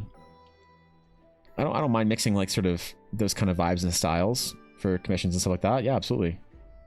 It's what I like about certain things like requests and sketches and commissions and stuff. Is I get to expand it a little bit from what I normally do for Eldara. So, yeah, for sure. I really want to do a sci-fi commission at some point in time because I'm not gonna have time to do it in my own work. But like, I miss doing like, dude. Sometimes I think that I actually like sci-fi more than fantasy. If I had to pick one, I had to either exist in the science fiction or the fantasy realm for the rest of my life. I might pick sci-fi. I really love cyberpunk, not like necessarily the new cyberpunk. Well, new cyberpunk's great, but like Blade Runner, like old school cyberpunk, that was one of my first sci-fi exposures. I like sort of low sci-fi, like Stargate. I love sort of like dark sci-fi, 40K stuff like that. Dune. I love sci-fi. I also think the sci-fi genre is not in as much risk of mediocrity as the fantasy genre is right now. I think the fantasy genre is definitely at a higher risk of mediocrity. And that's like one of my problems with fantasy is that it's so self-referential and incestuous that like when we talk about like I never talk about my ambitious plans to take over the world as a artist and creative and to actually do something that matters, because I think it's cringy to like be a nobody and talk about your like dreams to like be whatever, like to matter, until you're actually proving that you're proficient enough to maybe like make that shit happen. I don't know. Some people think it's ambitious. Some people think it's cringe. Shut up, Evan. That's fine. So I just don't talk about it on stream all the time. But I do think that fantasy has a big problem, and I want to try and do things to help fix that problem. And a lot of it is going to start with trying to help fantasy not be so self-referential, not so boring, not so predictable, not so incestuous, and keep the important traditional archetypical mythological origins without having elves look like elves for the rest of time, and replace elf with whatever you want. Keldor, yeah, for sure. You draw yourself, and that is actually this alter ego that takes over and draws it for me. It's pretty convenient actually, but it does take a massive toll on my sanity. Oh shit. Viddy, you're not supposed to talk about how you actually managed to queue into League of Legends with Fishy like 3 nights a week. Fuck. Jesus. It's supposed to be a secret. Holy. We're to live in a cyberpunk dystopia. Why would I want to live in an even more cyberpunk dystopia? Because more shit glows in that one. More shit glows in that one. You think it's cringe? I'm the cringiest cringe ever. I really need to stop talking about my dreams and goals in stream. No, I'm just no. I personally think it's cool. I personally love to hear about that kind of stuff because I think that ambition is impressive, and I think that people who are actually ambitious are the most interesting to follow. But I know that a lot of people it turns them off, and so I try not to be like too polarizing Was about it on fighting stream. off the masses the answer to your question? Yes. I am proud, buddy. When I said you'll figure it out, you did. Through hard work. Thanks, and you man. seem happy. Stressed but happy. Yeah, you're right about that. I definitely am happier than I was when I was, dude. I mean, there are a few people that know about the darkness that I was in, like Rob. So, yeah, no, I am a lot happier than I'm doing my own thing. I'm not slowly dying while doing, you know, fucking whatever graphic design jobs for whatever oil company or this or that, you know. Yeah, it sucked.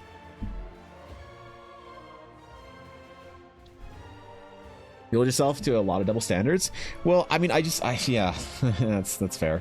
The thing that I like, I think that there's an efficient sort of like frontier of, you know, a mixture between being yourself and not rustling feathers that I don't have a great maybe sort of like guide for, but you know, it's more the thing that like, Steve, I'll like talk about something and then hear people, then get a response from it, and I'll try and think, is this a valid response? Is this an efficient response, you know, for me to sort of like consider? And I think that a lot of people, when you start talking about your ambitious goals and stuff to do things, it makes them feel kind of like, well, who is this asshole? You know, and you need to kind of like earn a little bit of favor first.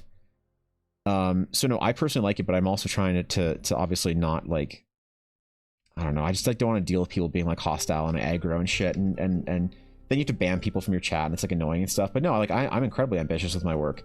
Like when I like, people don't understand how if I really like talked at length of the ambition of my projects, I think it would be like weird. I don't know.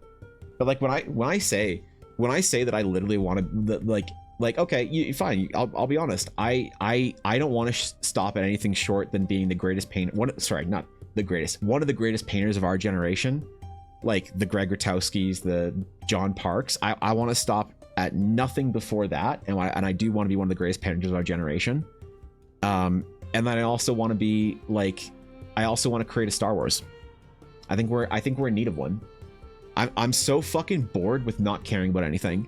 When I was young, I cared about so many things. I was so excited to go to the game store. I was so excited to read comic books. I was so excited to play video games. I was so excited to, you know, engage with BlizzCons and Blizzard products and all that kind of stuff. Now I'm just fucking bored by everything, and I want to do that. I want to build my own Star Wars. More mic feedback ahem. What's up, Mel? Evan Blair Art. Yes. Evan Blair Hello. Art. The scientist has returned from her meeting and catch up from a colleague. And she wait. Okay, I'll tell him. She says she's ready to open a can of woo pass if anyone is being mean to you or anyone in chat. Never. Oh. Never. No. Thank you for the 100 bits. I appreciate it. No, I mean, like realistically, I do. So you know. Okay, I'll be real for a moment here. Y'all want to hear some real shit? You know why I was so depressed when I was? Because I talked about this a little bit. You know, I'm not a master artist. I'm on redemption arc. That's fine because I'm trying my best. But do you know what got me down so bad? What got me down so incredibly sad for so many years is I thought that I wasn't able to achieve that kind of stuff. That I'd never actually be good enough to achieve the kind of things that I thought were worthwhile.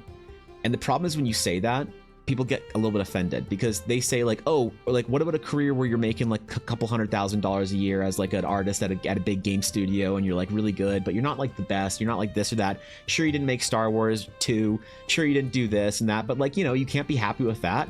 And the problem is, no, no, fuck that. Nope. I'm not gonna be satisfied with anything short of that. I'm not, personally. Unless I can do something that seriously helps reinvent the fantasy genre and we can stop being so fucking bored. We can stop being so over monetized, over microtransacted, when companies actually value your money and use it as a fuel to make cooler shit instead of buying bigger yachts. When creativity is no longer publicly traded, but is actually publicly loved. That's what I want to do. That's my ambition. That's my dream. And that's what I want to do with Eldara. I want to make Eldara an IP that you guys are fucking excited about. I want you guys to be so excited about the Eldara adventures that you can't believe how excited you are for Eldara Con and for the Eldara comic book series that we get some master comic book writer. I can't wait for Larian to do the Eldara CRPG, and that's what I want. And the problem is the reason why I sort of keep a lot of this back is because when you say a lot of those things, people think that you're judging them for not having the same goals or ambitions. And it's absolutely not the case, because when you say that's why I stopped talking about it, is because people would say shit like, oh, you're just like arrogant or whatever. It's like, okay, fair enough. To be clear, I want to make a publishing company and creative business and hire That's all awesome. of you through nepotism, because fuck corporate smile. Yeah. I mean, realistically, these are my goals. These are my dreams, my ambitions for Eldara. But like, if I didn't think that the work that I could do could potentially become this, and obviously, will I be dissatisfied and unhappy through my life if I never make my own Star Wars and I never do anything revolutionary in our genre? No, but I think that a life in pursuit of that ambitious goal is a life well lived as an artist. The idea of just doing commissions to survive and doing, small pieces of art for here and there studios so that you can be part of this project, that project, like, kill me now. Just fucking let me walk into the frozen tundra right this second. But the reason why I don't talk about it a lot, I don't talk about and air those ambitions out, is because I do find that a lot of people, they hear that kind of stuff and they're like, oh, so you're judging me. It's like when I jokingly say that I'm not a real artist. And people are like, what do you mean? If you're not a real artist, what does that make me? And I'm like, I don't fucking care about your own, like, do you think you're a real artist? Great, go for it. But when I look up and I see this painting by Kekai Kotaki, that's the goal. And people are like, oh, but that's unattainable. He's a prodigy, a phenom. And I'm like, why can't I have that kind of same, So yeah, that's why I don't talk about it. That's why I don't, because people say that it's cringe and whatever, and I don't, but yeah, seriously, that's my aim. It's nothing short of changing our industry, changing the way that we consume media to actually love it again, to be excited to go to the movies, to be excited to buy a video game, to be excited to buy comic books, to be excited by, whatever it is, instead of groaning at the fact that this game company is going to charge us another $90 for a buggy mess, or that this comic book is another fucking, trash whatever story that rehashes the same bullshit or whatever. Yeah, like that's, that's why I'm building like the Eldara trading cards that I'm doing. I'm not doing it so that I can make money. It's going to cost me a lot of money, but when I release it next month.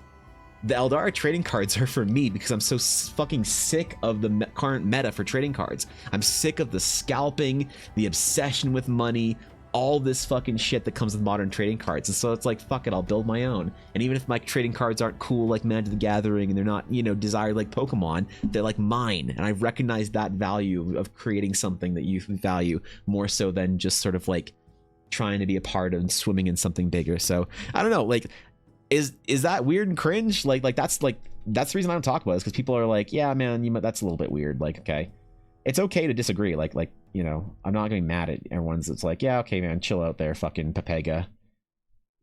But that's the reason why I don't talk about this shit, is because people have said that in the past. Even those that do never care about them either, because if you don't do or you don't want experiment change, you won't. You'll want to cater to them and keep them around, but you gotta let people go, man. Yeah, I mean, it's probably right. Like, that was a lot scarier when you have 3 viewers than it is when you're, I don't want to know how my view count is right now, but it's not 3 viewers, I can tell.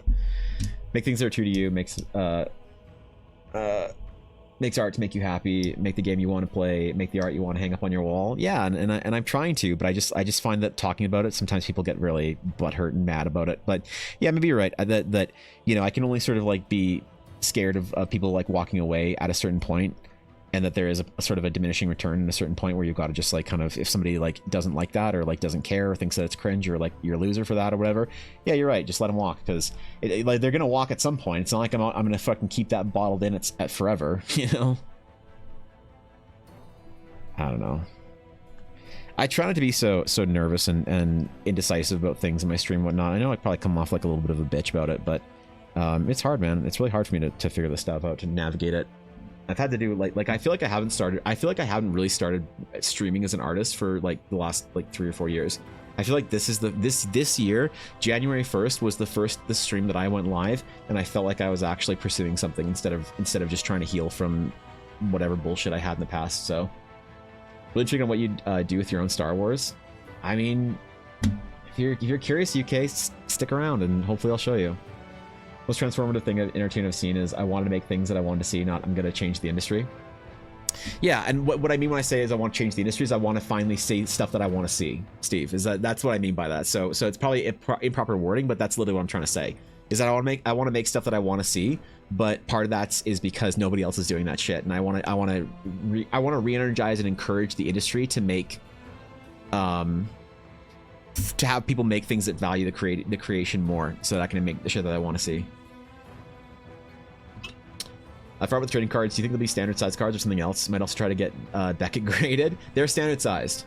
I don't have any of the first test prints here, but they are standard sized. I haven't. My test prints aren't cut out. They're on print sheets downstairs, but I do have them. So yeah, they're standard size, just like the sketch cards that I do for Patreon and stuff. They're all that standard size.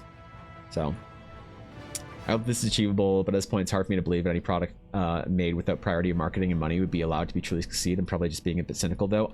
You know what, Dusky, I absolutely look, I love you, Dusky. I absolutely full-heartedly completely disagree with you. I think that is a cynical take, and I think that is a take that is informed by an industry that has done nothing but like prove you right. But I do think that you know, I think Yoda was right. I think that the dark side isn't stronger. I think it's easier, more seductive, and quicker.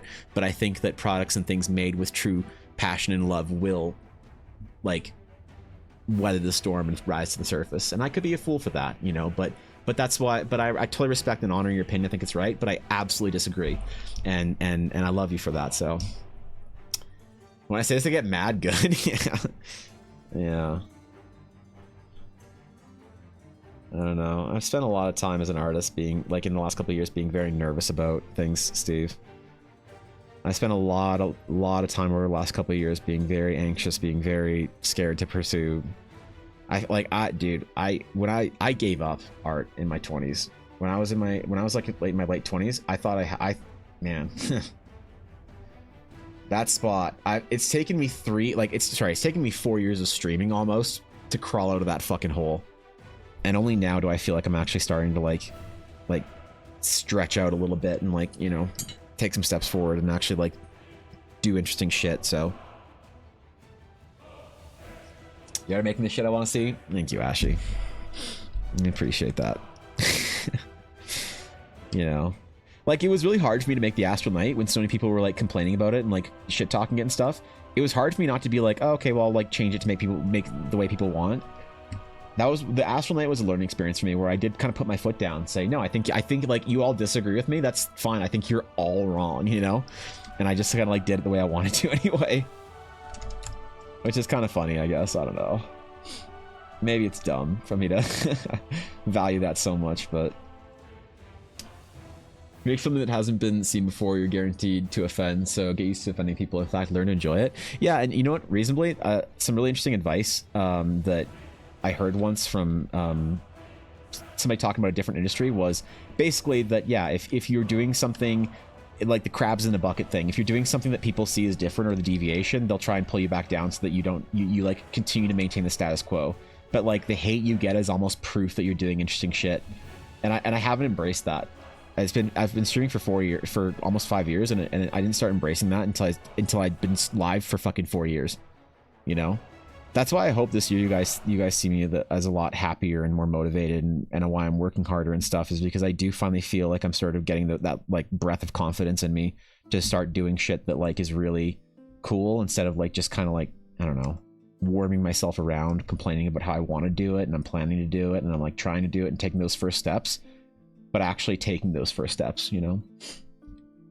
We're gonna swap stages. Just got back. Yeah, thank you. I'll probably do that in a little bit. We'll do a little more on this character piece, and then I'll swap to the stages to get some of that done today, because I really do want to finish this piece of class art this weekend. So thank you for the reminder. Appreciate it. I definitely had forgotten. So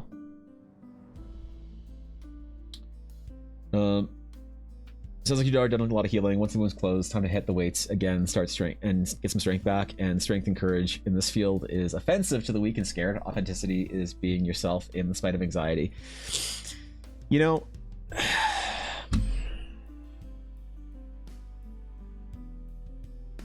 yeah, that's one of the cool that's yeah,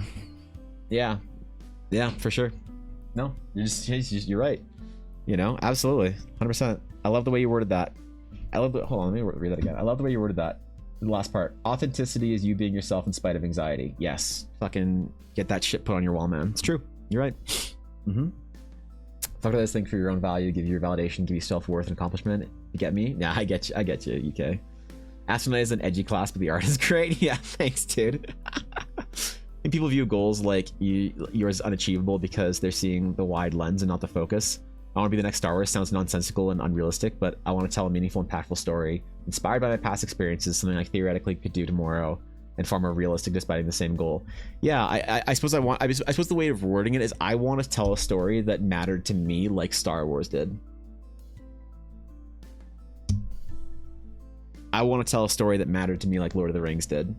That's what I want to say. Conversation more beneficial for me than you. I need to hear this more. I'm scared shitless flying to shows and bring art to sell in person. Yeah, it sucks, dude. I did my first show this last year. What the heck? My alert's frozen? Weird. That didn't pop up on my... Hey, don't be mad. Thank you for the follow. I appreciate that. I'm curious as to why it didn't show up on my alerts. Weird. Hopefully it'll fix itself. Much safer just draw numbers and follow instructions to demand people pay me for my own authentic vision. Yeah, dude, the shows are tough, man. The shows are tough. I did my first show because my wife sells dice, so I go to shows around Western Canada with her, and I decided, like, if we're going to the show anyway, and I'm already spending money on the hotel, and we're already spending money on all this stuff, why don't I just do it myself? And so I did this last for the Edmonton Expo. I did my first it's super last minute and not really good because of that, but where is it? Yeah, I had my first like table, and I had all my art, my original art, and you know what's so great? So many, I didn't do very well. I broke even. If I had to pay for like the hotel and the travel and all that stuff, would have been in the fucking tank.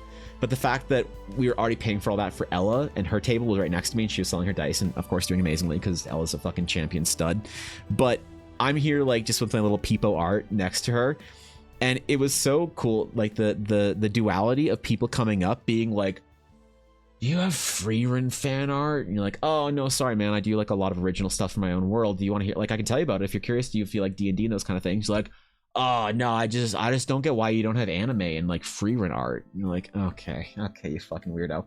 But when people would stop by and they'd look at it and their eyes would widen, they'd be like, "Holy shit, this is incredible." I did not sell many prints, but every print of this dragon or the Eldara stuff that I did or any of the characters, dude, it's such a, man, holy fuck, that feeling. Like, God, when somebody really appreciates something that's authentically you, that's so much better than, in my opinion, than just like the kind of monetization of fan art. But again, I'm not judging anyone for being a fan artist that goes to conventions and monetize their fan art. There's nothing wrong with that. But for me, for what I do, it was so fucking good and so fucking cool to have people like the work that I do. And that's like, especially people that want to hear about the lore and the story and the world and stuff. For me, it was like, oh my God, dude. Yes, I'm happy to talk about it. So I'm gonna go to my next event is going to GameCon Canada in Edmonton again. So I have to travel again in June, and that's when I'm gonna have my adventure out. So I'm gonna be there with an actual product for people to buy an adventure. So that's gonna be the nerve-wracking thing. But nah, man. I mean, also, honestly, I know convention is a great place to get commissions. It's a great place to get commissions. Yeah, you do pretty good there. Especially if you do original art, then people who are looking for original sort of designs and stuff are like so excited, like, "Oh my God, everything's fan art here. I can't believe I found an artist doing original stuff." And you're like, fuck yeah. Focus that. Don't worry about it, Vinny. Yeah, what are you worried about? I don't know what you're worried about. Don't worry about it. Yeah. Finally gonna sign up to do an art market in my final semester at school. Been constantly thinking about it and talking myself out of it, selling prints, but I'm finally gonna do it. Listen, I'll be honest, if you sell prints, there are certain things you can do that are more like authentic and close to your soul, and certain things you can do that are easier to market, and you kind of have to pick out your value for that, what you want to do. Cool story, bro. Totally not covering myself from my shit internet not working and making me miss all of your serious talk. Ah, damn it. Oh, you almost got there. This. Yes. A lot of people get upset when you say your dreams because they did not dare to follow theirs. Yeah, maybe. Take it as the highest compliment that you being your authentic self shines that bright Evanbul heart. Yeah, like I said, it's scary when you have 2 viewers and one of them says fuck you and leaves. But yeah. Nah, man, you guys give me a lot of courage to do Eldara stuff, and I want to like really fulfill that expectation. Thanks so much, Betsmel. I appreciate that. What's up, Avail? What's going on? Like, okay, like for instance, if you do a print store and you do fan art prints, you will make more money than if you do your own original artwork. Unless you become so good, you're inevitable. There is a level of artist skill cap where you can be just so good, it doesn't matter what you do, your success is inevitable. That's like your Greg Witowskis of the world. You know what I mean? But if you have a print store, like what's my fucking print store? There it is. And you have your own original art and your own original prints, you will do less, especially if you maintain it yourself. I find it a point of pride for me that I maintain my own print store and I do it myself. I could have another company do it. The prints would be cheaper, shipping would be easier. It would all be more accessible to people, and I'd sell more prints. And if I did characters and things that were popular, I did more Shadow Hearts, which I do the fucking Shadow Heart print up there, stuff like that, I would do better financially. But the print store is an exercise in passion for me and not an exercise in financial stability. So I love making my own prints. And so Croc, you can do it yourself. You can do your own print store. You can sell your own prints at the convention. Know that you won't do as well as if you had, you know, fan art and shit like that. But the people who get what you do and want your stuff and understand the value of it. You and the amazing peeps here made me finally start to lay out a foundation for my first novel. Hell yeah. You are all going to the dedication page. I'll have you know Ivan Blart, Ivan Blumkso. That's what I like to hear. Thanks, Mel. Appreciate it. Thank you. Yeah, and it also depends on, like, I've made decisions for quality that are ultimately bad financial decisions. So if you go to a convention, you find a lot of people, they have prints that are like 50-cent prints they sell for $20.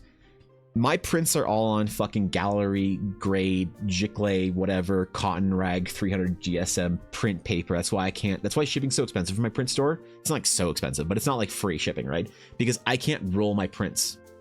When you have a thick, hot, like 300 GSM print, unless it's really large, you can't actually roll it. So I have to charge more, you know, and I have to charge more because the paper itself is like $8 or whatever just to print the fucking paper, you know. So just for one sheet of paper and then everything else. So, and it's decisions that I've made that these are decisions I've been sort of a little bit more courageous about because I've valued having my own thing the way I want it rather than just doing it for money. So if you do go to an art show or sale at that, Croc, know that there are decisions you can make that are decisions for you and decisions that you can make that are decisions financial, and definitely figure out, make sure you make the right one for whatever you want, and then fucking kill it, dog. You'll do amazing. If you don't do amazing, you'll learn a lot, which is amazing too. So at show skill is only a small factor. The real rest of presentation, confidence, and power. You gotta dress and carry yourself as if rent doesn't depend on sales. Yeah, actually, that's actually true. If you want any free run art as opposed to your Eldar art, yeah, man. I got asked a lot for, like, oh god, like, dude, you do such good art. Why don't you do like art? I had one person say, Ashley, they said, wow, you do such amazing art, and I'm like, yeah, thank you so much, I appreciate it. Like, why don't you do art that people care about?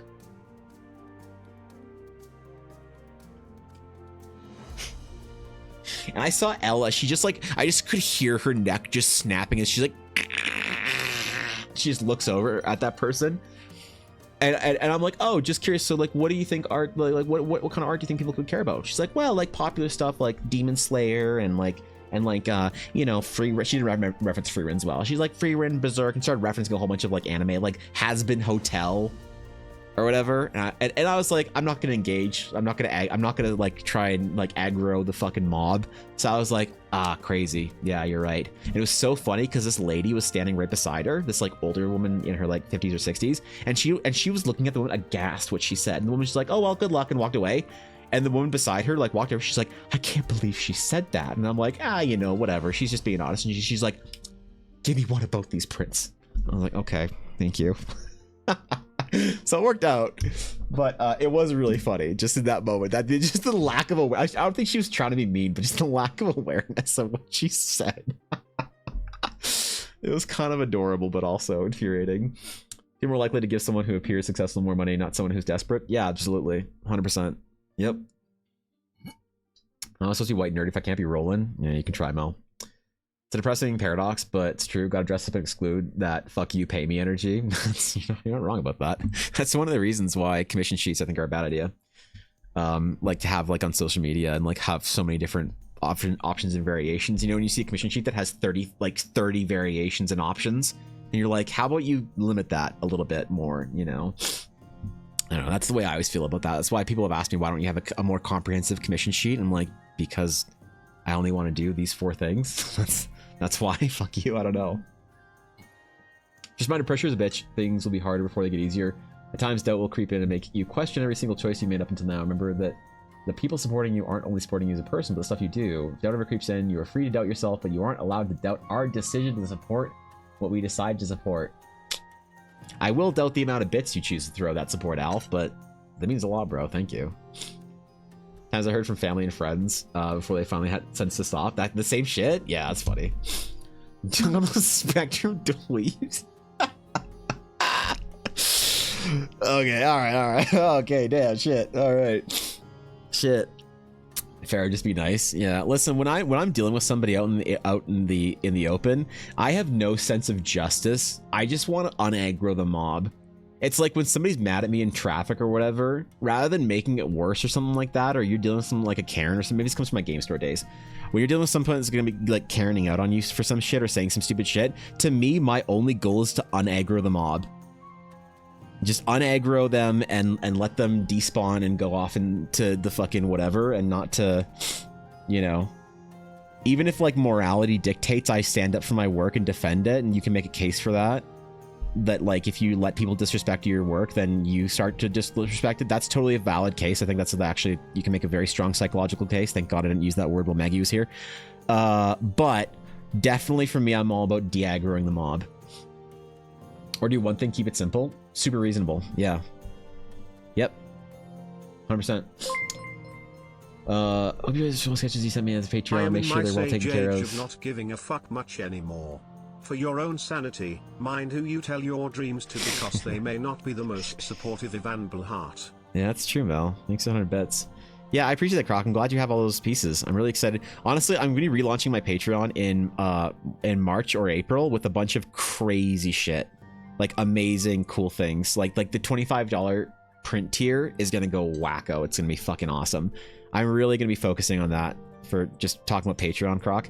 The $25 print tier that I was doing for a long time before my Patreon had to get paused is gonna go fucking bananas. I'm so excited to do a bunch of cool ass like Eldara fan art and stuff for that. Can you do fan art for your own setting? Shut up, nerd. Don't ask questions, Evan. But yeah, that's the. Yeah, I'm glad you like those pieces, man. I really do. The art that I would send out for Patreon every single month was the most important projects to me. If I can grow that and just focus on that more and more and more, that'll be fucking awesome. So. Ali, a Patreon, you say? Yes. Smile. Mm-hmm. There, I wouldn't go there just. I mean, if you wanted to go sign up for, I think this month also had a thing, but it's this month's charged just for people who want to maintain. But the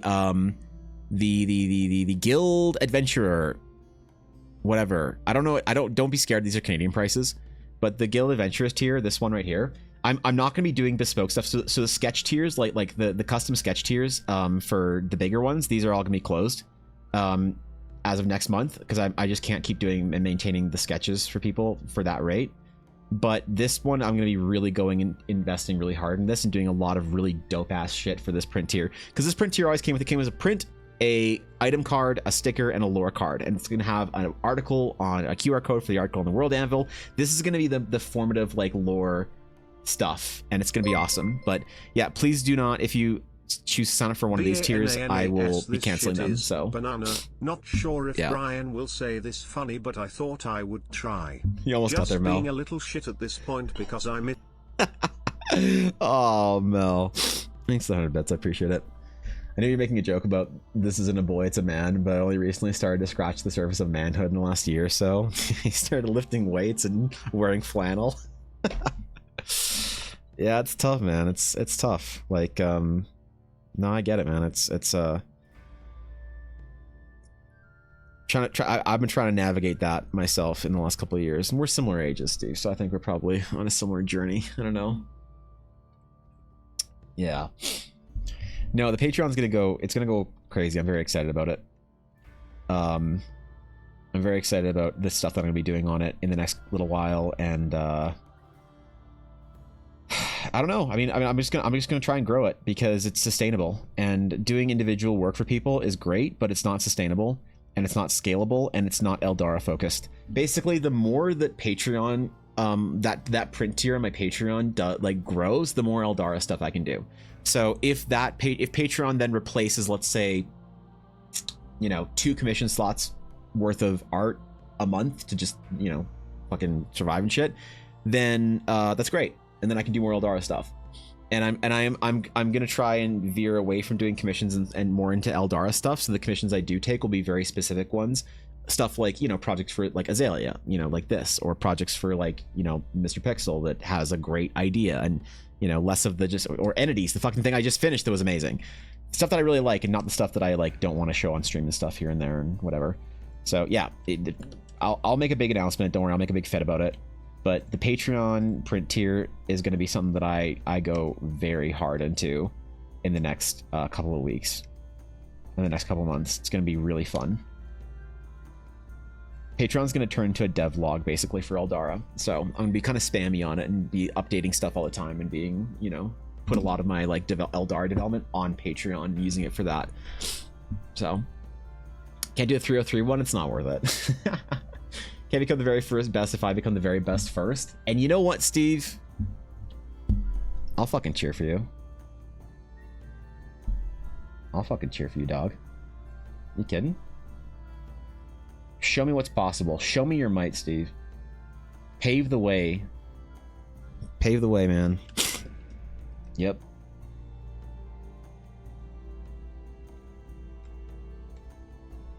So that I might be worthy of the challenge. Need to buy the highest digital tier for Eldara when it comes out. Can't come out fast enough.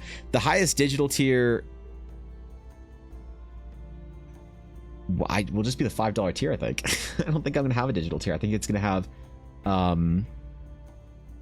yeah, it's gonna like legitimately have the prints and stuff, which for shipping to Europe and Asia and things like that, Alf, I'll have a disclaimer on there that I'll be shipping to Europe every 3rd month and to Asia every 3rd month as well, just for people that want prints and stuff to Europe and Asia. The thing is though that like I can actually oh, the Kickstarter. I thought you were talking about the Patreon. Oh fuck, the Kickstarter.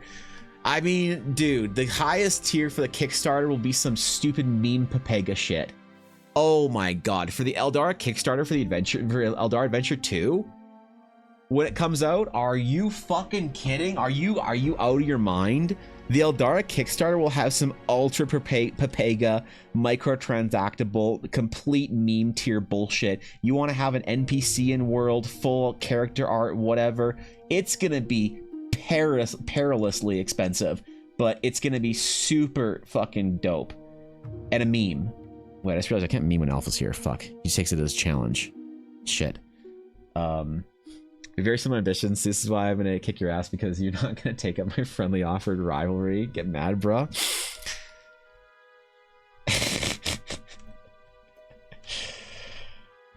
I don't know, man.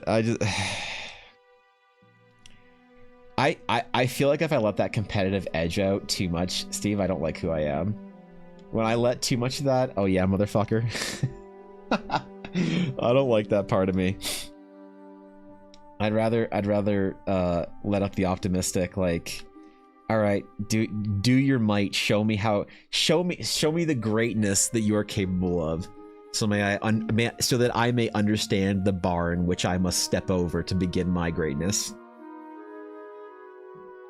How's that, Steve?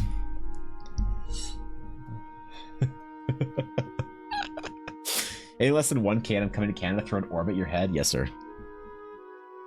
Yes, sir. Alf, you could probably just single-handedly fucking fund, like, Kickstarter be damned. You could probably single-handedly fund the fucking Eldar Adventure episode 2, and everyone would just be like, oh, thanks, Alf. If I do that tier, if I do a tier more than $1,000, it would just be like the Eldara fucking Adventure number 2 would be the $1,000 tier, whatever. And everyone's like, "Ah, sick, man. Thanks for finding the adventure in one day." Let's not worry about that shit. That'll be the tier I go for. I need a canon Fox Girl Azalea in your world. Well, she'd be a Rokari if you wanted to be a Rokari Azalea. She'd be a Rokari. Because we already have the Foxkin. Have you ever seen Art of the Rokari Azalea? I must have shown you the Art of the Rokari. This is an old piece of art, so excuse me for how terrible it is. But this is Aoife. Jesus, my phone is shitting the bed today for the live stream. Oh no! I'll sadly have to leave as my phone is jacked up. But just wanted to say I love you all. Oh, no. Evan, Thanks I for can't chilling. I wait to see appreciate you. all of the marvelous artwork I can't wait to Yes. showcase on my wall in Fuck my yeah. future home. Yeah. Don't lose sight of those ambitions, buddy. I'm expecting VIP red carpet shit soon. Thank you, Mel. I appreciate it. I'll try and do you proud. Fox folk. P.S. Hail the orb. God damn it, Eyes, the fucking Ivan orb. Fuck the orb. Yeah, we'll call it the orb tier, alright? Just for you fucking nerds. Thanks, Mel. I appreciate you. Yeah. Well, this is the Fox folk. This is an old piece of art, but there you go, Azalea. This is what the Rokari would look like. Yeah. The Kickstarter for Eldar, like unironically, the Kickstarter for the Adventure 2 after Horizon will probably be this summer. So if you guys are actually excited about the adventures, if you like Horizon when it comes out and you want to see what like I can do with my chained shackles off, the Kickstarter will be the let me show you the might of your artist moment for me. So it'll be this summer, I think. No, either spring or summer. PSS. Yes. The orb loves you. Damn it. Evan. Okay, now gotta go bye. Fuck. Thanks, Mel. Have a great rest of your day, Mel. You're at first the highest tier supporter. I'll be our book number 2. Time to buy one of those for all the friendos and cult. I mean, Gilman. You almost said cult. Everyone in chat becoming increasingly more ambitious, including Alf. Good. Good. No, I mean, I thought about the roadmap. So the thing is, I am not going to kickstart Horizon. This is why Horizon's taking so long, by the way. If you guys wonder why Horizon's taking as long as it is because I'm doing it with no financial backing. I'm trying to do my own free time, obviously, but it has taken me way longer than I thought it would. I thought Horizon would be out by December. Out by December. I went to beta for the adventure in December. I still have a ton of art for Horizon to do, but I don't feel like I could kickstart Horizon because I've never proved to you guys I can write an adventure. And so Horizon is a pretty short adventure that hopefully I can prove that like, oh shit, Evan can write an adventure. This is actually pretty dope. Or if I can't write an adventure, then you guys get to tell me why I'm bad at it and I can actually do it well. So that when I do a kickstarted project for a proper Eldar adventure, like a proper big boy adventure, that it's like actually like oh shit, proof of concept, and then let me show you what I can do with actual backing. So yeah, I'm excited about that. So the first Kickstarter has been the like short-term, mid-term, whatever goal for me for Eldara since the day I started streaming. Actually, no, that's not true, because the day I started streaming, I didn't think I would actually do anything with my project. The origin of my streaming journey was for me to try and get good enough that I could get a job in the industry again, that I could get good enough to work at a company that I wanted to work for. It wasn't until my second year streaming when somebody from a game company that I wanted to work for actually said to me, bro, you should apply, you get in. Like, you're actually good enough now. And I was like, really? And they're like, yeah, it's time. You can give up on that little stream shit you've been doing and actually come work for a big company. And that's when I had to make the decision where I was like, oh, wait, I don't want to do that. Wait, shit, this is my goal, and now I don't realize I don't want to do that. And so from that point, when I realized that Eldara was my main kind of idea and concept I wanted to shoot for, that's when I was like, oh, okay. Gotcha. That's what I'm doing. Kickstarter, soon TM.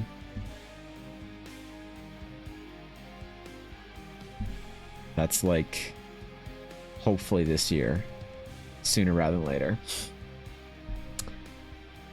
Give up my dreams long ago. I like to support those that haven't, but I'm too aware of what my dream was and how impossible it was. Alf, I'd love to hear about it one day, man. One day, I'd love to hear about that shit so I can talk you into pursuing it in whatever way you can. Yep. I believe. Same have passed up Riot, WotC, and more to keep streaming. Really? Dude, WotC would be crazy. I'd love to have a piece in WotC.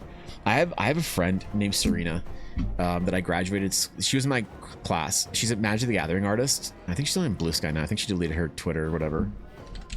But she started working for Magic the Gathering for fucking Wizards of the Coast. And I was like,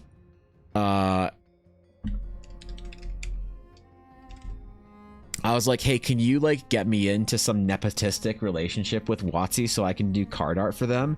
And she basically told me to get good, nerd. So look at that. A small merfolk painting on Aristic Study artist proof.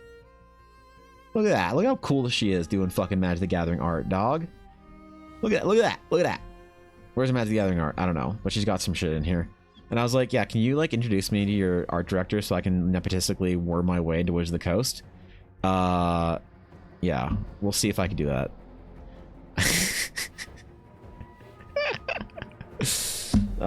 Yeah, fuck, man.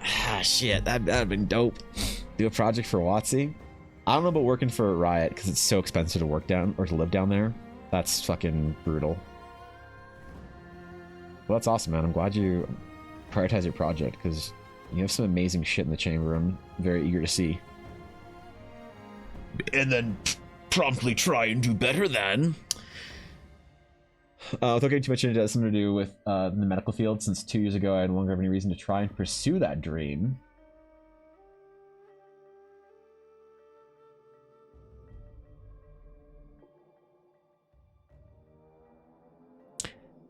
Alf, are you trying to create cyborgs?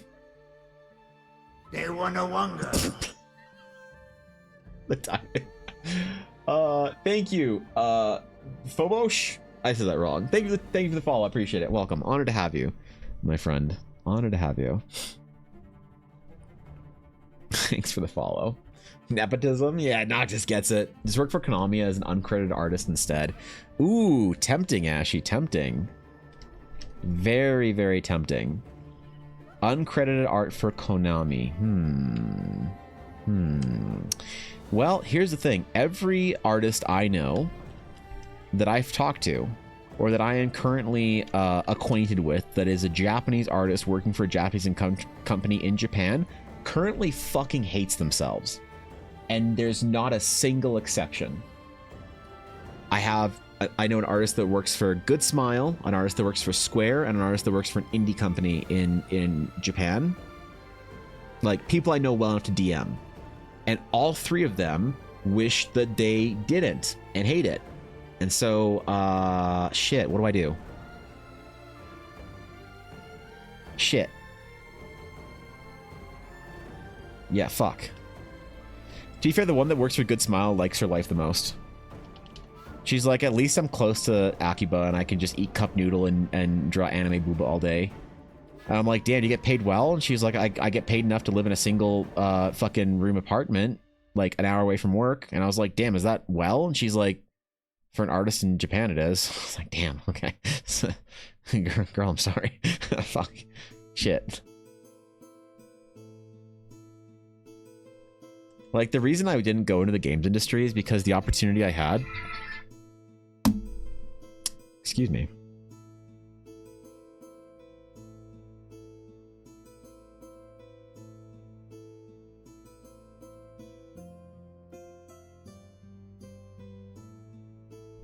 Okay. Just got a warning from Ella. No, it's all good. Yeah, the reason I didn't go work in the games industry, when I tell that story, is because I had to go move out to Vancouver to do an internship to enter the company into this sphere that I wanted to. And at the time, the reason I didn't is because for one, I didn't really want to go to do an internship there. I wanted to like get into a real job. And at the time, Ella, you know, my parents had just split up and Ella's dad had just died, and I'm like, I'm not moving away right now. But then the internship opportunity was lost and over and stuff like that. And I always felt like I maybe made the wrong choice by not taking it. But yeah, I can't imagine a lot of the entry level positions in the games industry, not just in Japan, are fucking brutal. You know, there's like a dorm. One of the friends that was working for the indie company, she was working at some point for like a real big company first, and she's like, oh yeah, living in the dorm kind of sucked. I was like, what? She's like, well, you don't really get paid.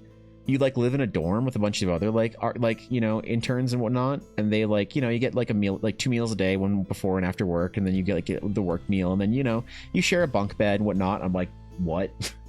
She's like, yeah, it's great. You just have to do that for a couple of years, and then you can move up to your own place. Like, I'm not working in Japan. No, shut up.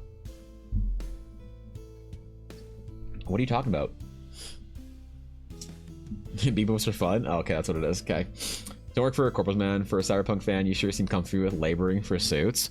Well, I just wanted the glory. I just wanted the glory of saying I was Magic the Gathering artist, and then I can go back to doing what I was doing. Yeah, that or Steve. I said I like cyberpunk, but maybe I was a corporal player. No, man, it's I had that moment, that like fucking come to Jesus moment or whatever, where I realized that I actually want to do Eldara instead of working for that big company. It was, dude, I would have moved to fucking, not Irvine, but SoCal. Worked at a big old game studio, making some big old games, maybe, I don't know, until the layoffs hit and I would have gotten fucking abandoned in the middle of the Arizona desert with a US green card and a get well soon basket from the company. Whoops. Which actually the company that I did want to go, or would have applied to, did have massive layoffs. At some point in time I would have been dead a couple of years later, which is funny. So your magic card is an unethical small paycheck in your pocket and fortune in theirs. Yeah, actually, I mean the fucking, that's one of those like you learn how the sausage is made type things, Steve. There is I'm not sure if you know who Rob Alexander was. Is as a magic artist, but he is sort of local to where I live, and he came to a game store. Like we invited him to the game store I worked at for pre-releases, and he taught me a lot about the Magic the Gathering sort of, behind the scenes type stuff. And yeah, if you're a nude artist, ooh, Tory Balls, thank you for the follow. Welcome in, my friend. Honored to have you. They don't even give you a basket anymore, no severance or anything, just a surprise email. Surprise you're fired, and in time we don't ethically pay you your bonuses. Oh wait, and Christmas is next week. Yeah.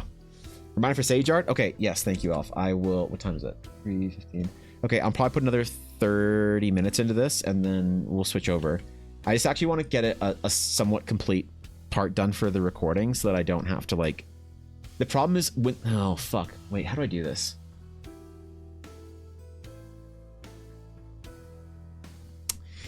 Because normally I have a frame.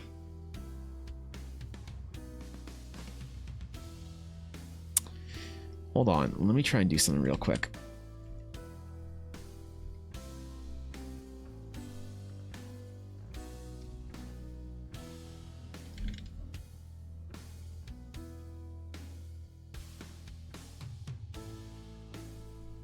I know it's gonna seem stupid, but I'm trying to like frame the piece, figure out exactly how to like, so the inefficiency with the way I record my process is that I have to sort of like, if I don't have a frame on the canvas, I don't always have a great idea of where the recording window is. And so I'm going to make some little marks rather than drawing a full-on frame, so I can actually read, because the problem is if you record the process in too many bits or bytes or whatever, too many sessions, then the issue is the piece bounces around too much, and it's kind of annoying when you're watching the recording if the perspective on the recording is constantly changing. That's why I have it recording from the entire Photoshop window and not the actual work I'm doing on my Cintiq. So that's a frame of where the recording window is. It kind of looks like that ish a little bit. So that's okay. So now I can, okay, now I can go back into it, and when I try and like bring it up again for the next session that I'm recording, it's not going to be like bouncing around a lot. Like I'll show you what it looks like when it's done improperly or poorly. If you go to an old TikTok of mine, like new ones I think are actually pretty good. They don't move around too much at all. They'll like, for the most part, it'll like vibrate just a little bit. But if you look at an old one, like where's the long one?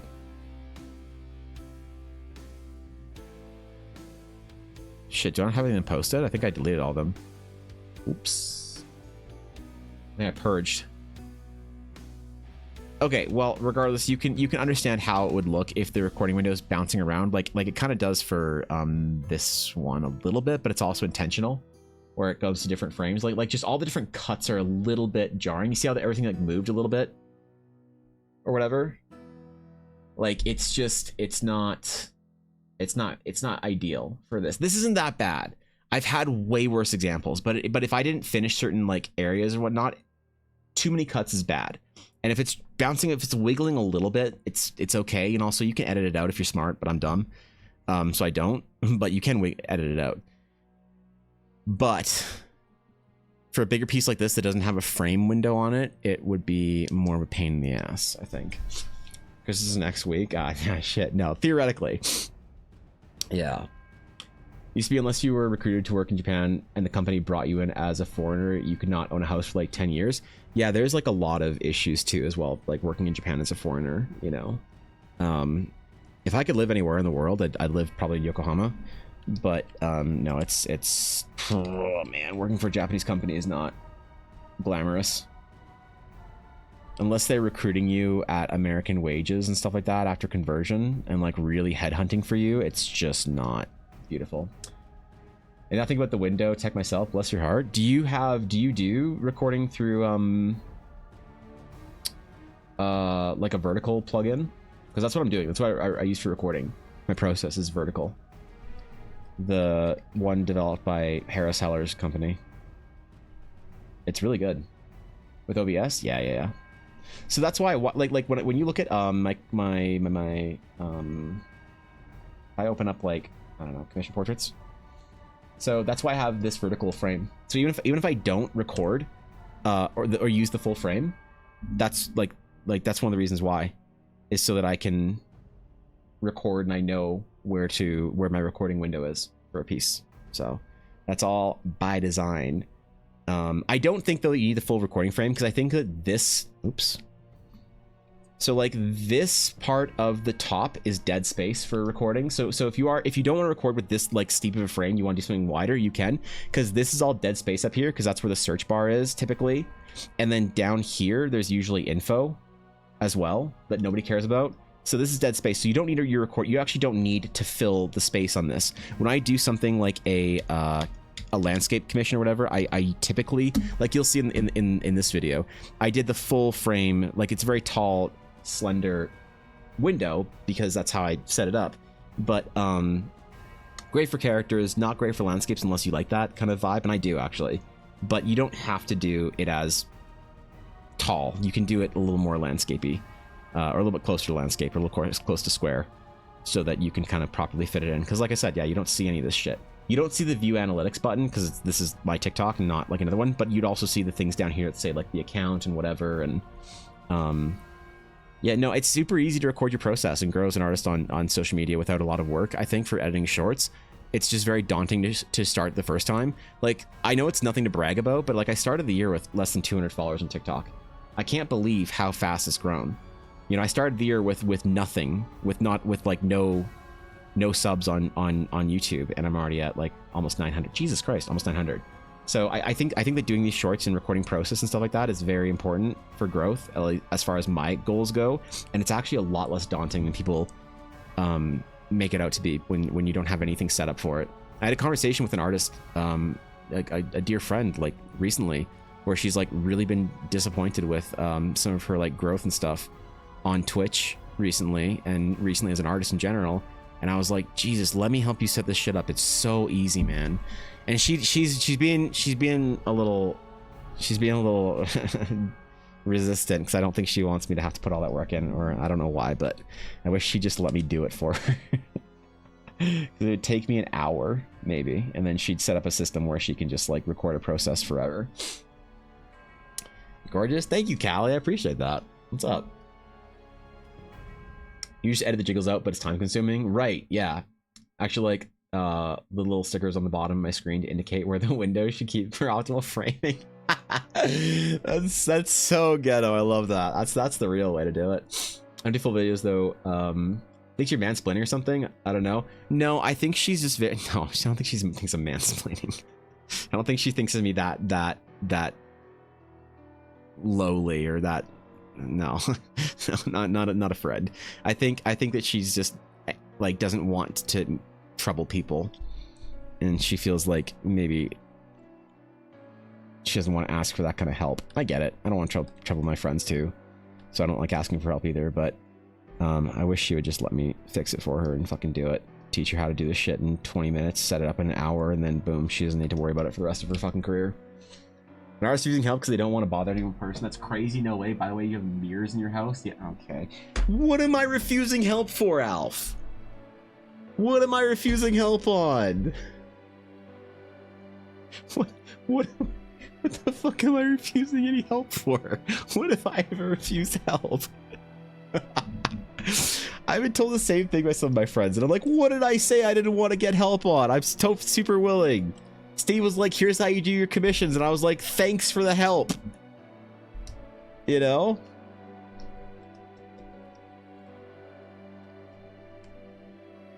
I'm not intentionally refusing help on anything, just...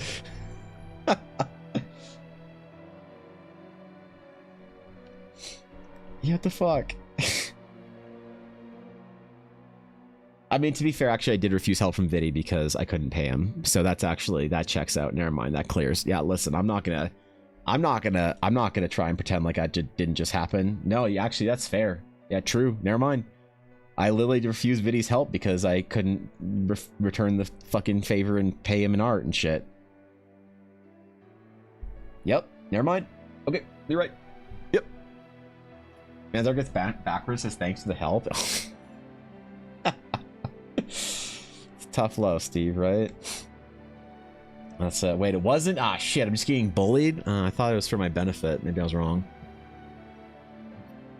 I think 2 or 3 days ago I said, you want help with your audio splitting. Your words were, I'd take too long, I don't want to bother you.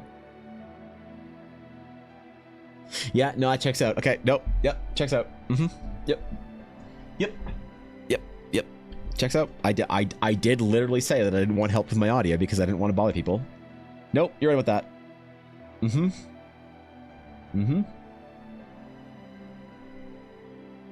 Yep.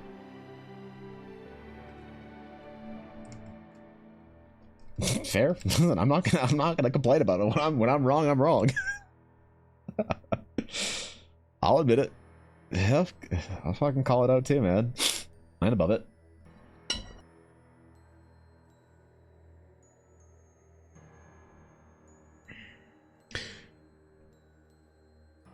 Dude, why do I still have a cough? I haven't tested positive for COVID in nearly 2 fucking months. Fuck. I'm so sick of this. All right. Oh, I gotta do my stretches. Fuck, I haven't done my stretches in like an hour. For your benefit, it would be more efficient if you didn't fight every step of the way. The level has to be tough because you're insulating yourself against it. All right, listen, reasonable. Yep. So we got the long COVID. Is that what I have? I have long COVID. Any tips on mic setup? It depends on what kind of mic you have, Dusky. I think you can actually get a very good microphone for very little. There's like this meme about like, ugh, Yeti streamers. I think the Blue Yeti is a fantastic microphone. You can optimize it really well. How exhaustingly predictable. But then I suppose failure comes naturally to your kind. Holy shit, hey, look at the Evan, 500 art is looking good as always. Your fellow crustacean is here to party. Dude, fellow. Hey, you doing, Crab? Thanks for 550 bits, dude. I appreciate that.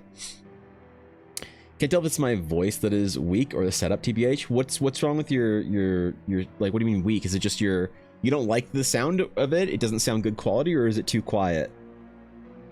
Yeah, there's things you can do to set up your microphone real easy. Like a lot of I could send you a fucking video on how to set up your audio in 10 minutes to be like passable.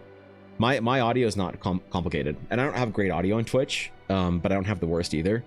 And my audio was basically a set it and forget it, thoughtless piece of shit experiment to, you know, do I utilize this microphone? No, but you know, does it do some of the heavy lifting for me? 100%. God, I hate these stretches, but I gotta do them. These are the artist stretches, man.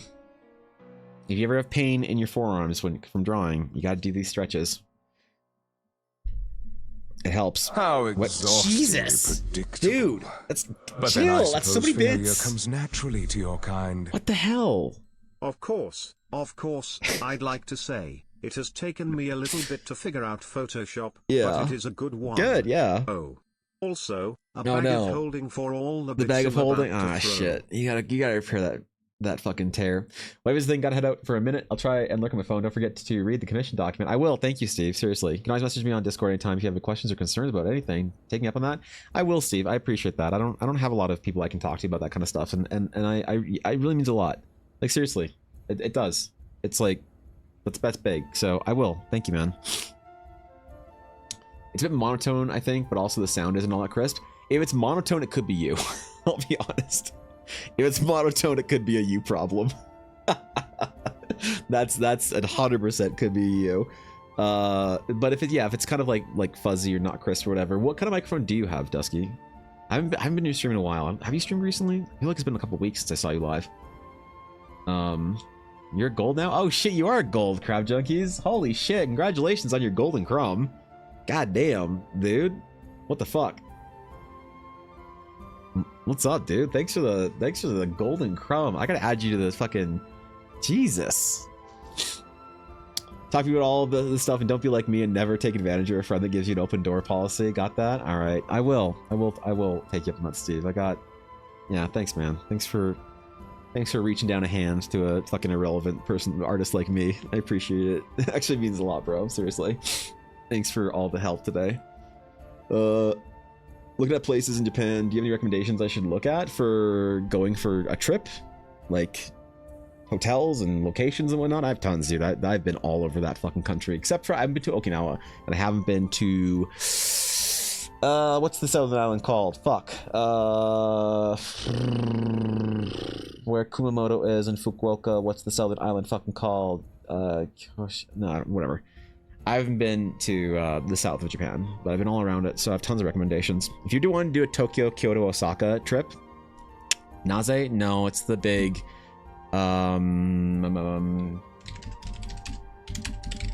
Kagoshima? No. Kyushu. Jesus Christ, Kyushu. Yeah. I haven't been to Kyushu so far. That's like the main southern point, the non-Okinawan tropical part of the big islands in Japan. But I've been everywhere else, and I have tons of recommendations. Locations, places. All right. You want to go? If it's your first time, you probably want to go to Tokyo and go south. And by that, well, south-ish. If it's your first time in Japan, you want to do Tokyo, Kyoto, Nagoya, and Osaka. Great fucking places. Do you need to go further south? No. Do you need to go further north to Saitama, Aomori, that kind of stuff? Hokkaido? No. Even if you just do Tokyo, Kyoto, Osaka, great fucking trip. Great fucking trip. Even honestly, here's the thing about going to Japan.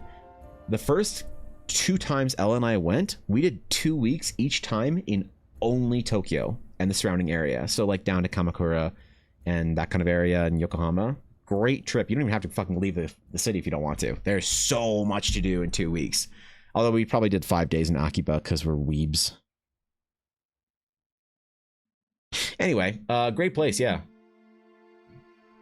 If you realize there's bit badges, that's fun. There are bit badges, Alf. They're all pretty. I'm pretty proud of them actually. I'll show you the bit badges actually. Where is it? Stream Twitch badges. I'll give my arm a little bit of a break before I finish this last little bit here. Chat badge designs, is it? Oh shit! I only have Where are the other ones? Whoops. I apparently didn't save my work. But yeah, like I mean this is the next one. Whatever. This is the Alexandrite badge. So this is the badge this is the biggest badge anyone's ever earned in 1 month in my chat. Is the Sunstone badge. Somebody one-shot a Sunstone badge like 3 years ago, and that is this one.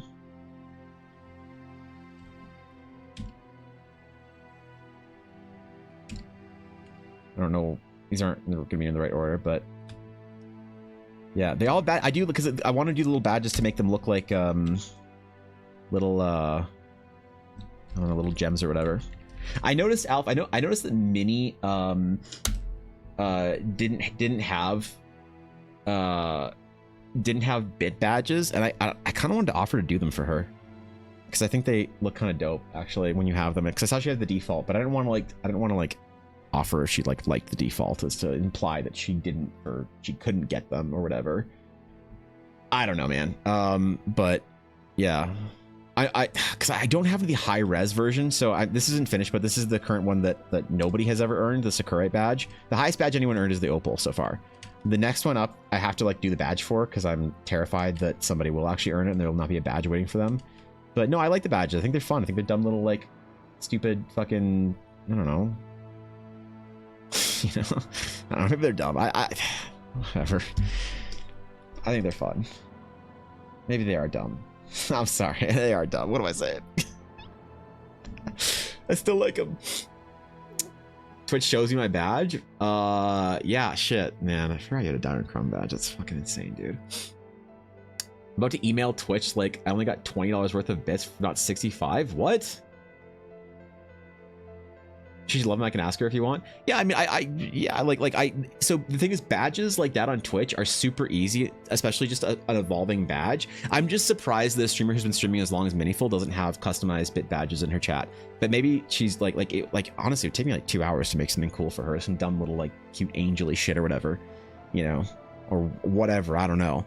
But I noticed she had defaults, and I was like, fuck, why doesn't she have, you know? But obviously, you're not going to ask another streamer that. You're like, wait, why don't you have this thing ready for your channel? Like, imagine someone asked me, like, hey, man, why don't you have all your emote slots full?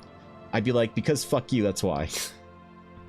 Because I don't have time, you weirdo. Shut up. Leave me alone. So, yeah. That's why I don't have my emote slots, all right?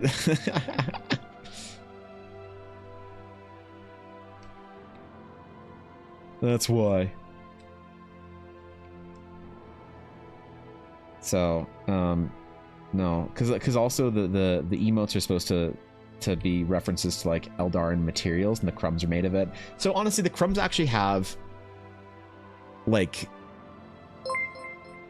they actually have like Evan, lore to them. Why aren't your emote slots full toe? God damn it! Shut the fuck up. Shit. Thank you for the 100 bits, Mr. Pixel, and pointing out my inadequacy. I appreciate all that wrapped up in one little TTS. Thanks for that. That's very nice of you. That's dope. Yeah. Okay, hold on. So wait, Dusky, what kind of mic do you have? I think I missed that. It says, fine, let me look up more details. $23 on Amazon. Found, I suppose, just an off-brand $20 desktop mic, but fine, I can tell you specific stats that matters. No, I think like Dusky, would a Blue Yeti be too unreasonable for you to try and get? Would that be a microphone that you could get? Like they're $140 Canadian, and like my microphone is a Shure MV7, or here, the Blue Yeti, the Blue Yeti Nano is the microphone I started off with. And it was perfect. It was just fine. The full Blue Yeti, I don't think is any better. Only if you're doing podcasts and stuff. So $120 Canadian. This microphone will get you 80% of the way to microphones that are $500. Right? Like yeah, is this microphone, which is $400, better than the Blue Yeti? Yeah, it is, definitely. But is it 4 times as good? No, the Blue Yeti is like 80% as good as this microphone is. So I think that this as an investment for your stream and for your videos and stuff, I think that this is a great one. It's a little bit of a stretch for some people, I get it, but it's one of those things that it's not like I'm asking you to get like a Shure SM7B for $800, you know, which I'd love to get at some point in time, but you know, there's things to do. I'm trying my best here. She's literally taking money. Did you see her con prices? It makes me wanna. No, I haven't seen her con prices actually. Yeah, maybe I should just ask her, and if she doesn't want to, I'll I don't know. Should I just make a bunch of badges for her, Alpha, and then just say, here you go, without even asking her? Thoughts on Beacon mic? Seems like one of the best mics I've seen on the Beacon mic. I have no thoughts, Thorkin. Empty brain, smooth brain, head empty, no thoughts. I have no clue. I haven't looked into. I spent a long time looking into microphones when I was first like trying to find this one about 2 years into my streaming journey, and I looked at this and the Razer, the Kingston, and the Rode microphones, and I decided on this one because I thought it was the best for the price point and everything I wanted in it. But since then, I haven't thought about microphones whatsoever, sound, audio tech, none of it. The only thing I've thought about for audio tech is headphones, and like I have pretty expensive headphones on right now, but you know, these are worth it. These were definitely an upgrade that I made last year for my stream that were worth it. But besides that, I haven't thought about audio for stream whatsoever. So no, I wish I did. I'm sorry, man. Lena today, thank you for the recommendation. For sure, yeah, absolutely, Dusky. I know it's tough to like recommend stuff or to get, you're like, how do I fix this thing? Someone's like, just spend money at it. So but I do think that's like maybe the most reasonable recommendation I can give. Any recommendations on places in Tokyo or Kyoto, restaurants, parks, all entertainment and social places? If you're going to Kyoto, man, like Kyoto is all about the history, obviously, and temples. There's a couple of places you can go that are actually less busy that are kind of like really dope places in Kyoto. Like there's a place right north of Kyoto that I think is if you're going in the summer, which I definitely think you should for Japan, even though it's hot as fuck. There's a place, where is it?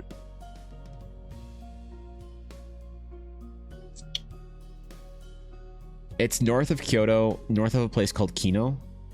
So this is Kyoto. And like all the historical places in Kyoto are all, damn it. Okay, hold on. I'm dumb. Hold on.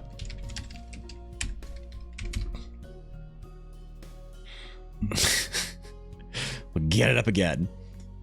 Yeah. So north of Kyoto. Hello? All the big temples and stuff, yeah, you can go to them, and sure, like they're all gonna be busy. Go to them, you know. If it's a big monument or temple in Kyoto or a shrine, go to it. But I think the secret place is Kifune Shrine above Kino. So all this area around here, north of Kyoto, it's all, you can go take a train up here. This is some of the best like shrine whatever like places in Japan, in my opinion. If you're in Kyoto, obviously. Oh, man. Nagoya, I think you can skip Nagoya. It's a fun city. It's on the way, and you can like do an hour or two in Nagoya. Why not? If you're already paying the money to take the bullet train from Tokyo to Osaka or Kyoto, I think Nagoya is fine, but you can skip it. You know, there are places like obviously. So if you're in Kyoto, definitely go to where's Kamakura? Kamakura is. Am I crazy? Kanagawa, Yokohama. Where's Kamakura? Am I dumb? Hello?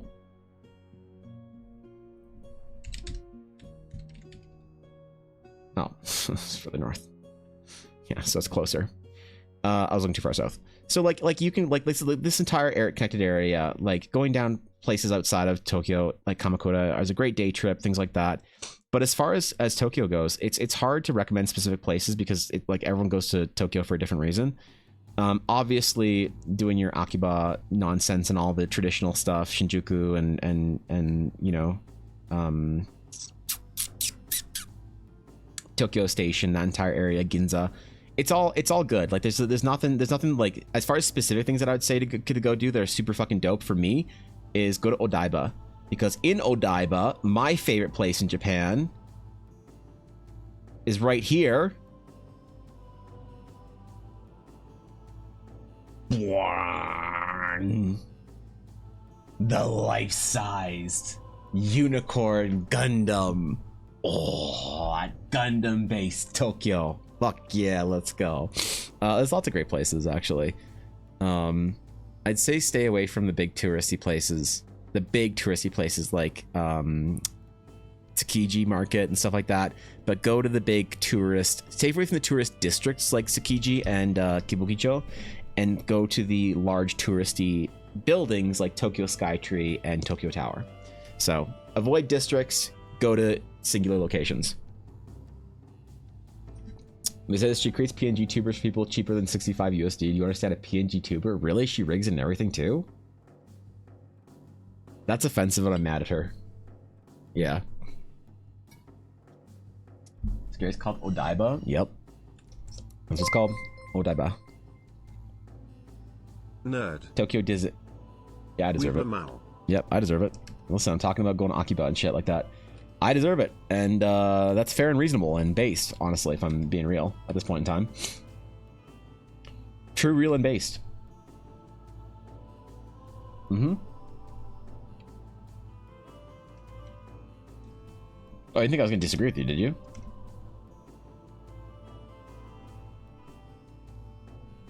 Yeah, no, of course not.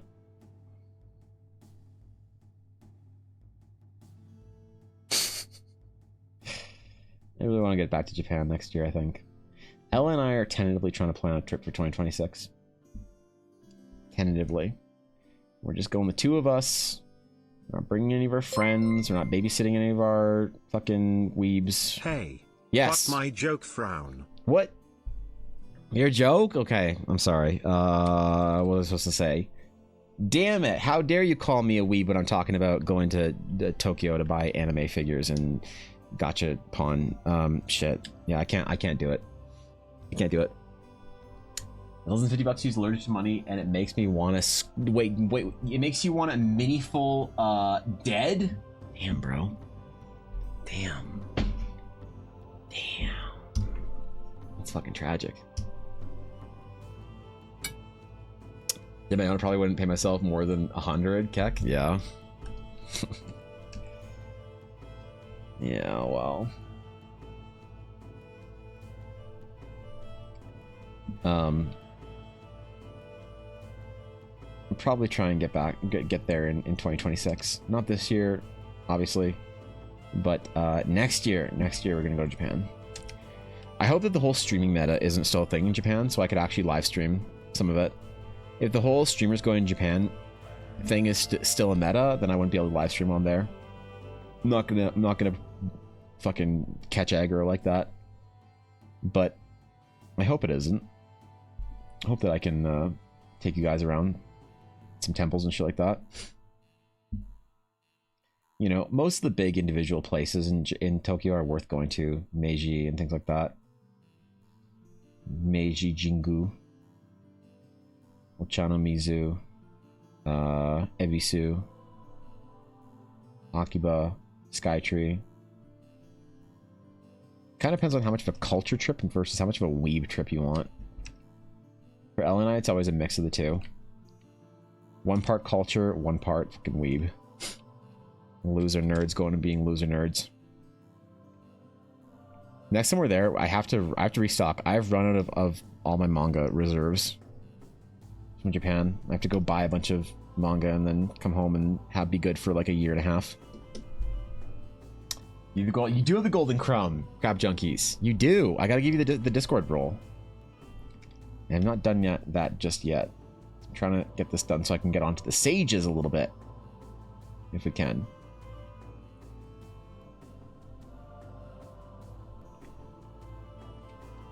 But yes, congratulations. I don't know if you wanted the golden crumb, crab junkies, but you have the golden crumb. 30 minutes are up. Sage time. Okay, let me just finish my booba shading and then booba hatching. And that's a good place to go jump to the sages after I run downstairs and see what Ella dropped off. I think her and her mom were going out for groceries today or some shit. She dropped some shit off at home.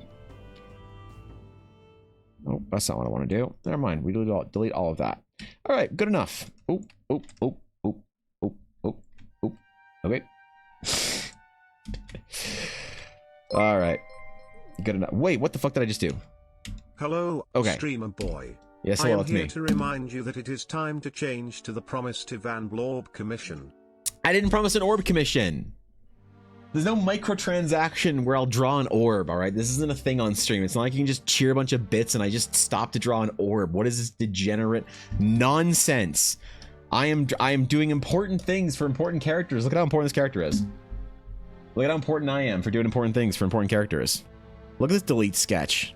This is an approval sketch. You know how mad that made Steve and other people that think that I do too much for my approval sketches, validly so. I mean, how much? How much, Evan?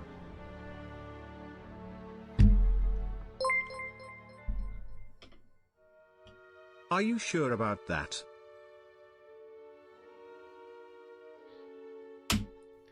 There's no amount of bits that I could come back to that would make me draw an orb. Everyone has a price. There's not. Just fucking relax.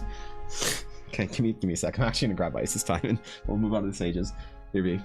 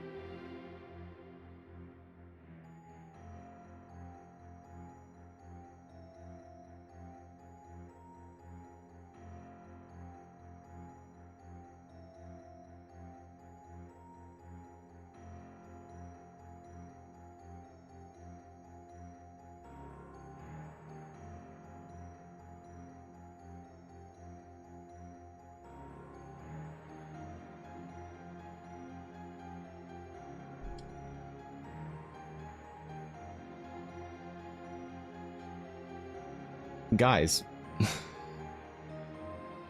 what the fuck? Jesus, chill out, man. What is this orb shit, man? God, I'm getting concerned for all of you. How do I make this a fucking TikTok? Evan's afraid of hype trains. Please don't start them or he'll cower under his chair. Okay, chill, Ad. Listen, I only chew on my chair for there's a certain threshold, Ashy, where I will start chewing on my chair and hiding under it. So, all right, Control S. We save. Besides, today I am indistractable. I am undistractabilitied. I am non-distractibilitated. So, look how far we came. Look at that, man. She got a whole little armor plate on there. Look at that, man. I'm proud of myself. All right, Control S. We save. I will help convince chat to stop demanding the orb painting if you goblin with the stool.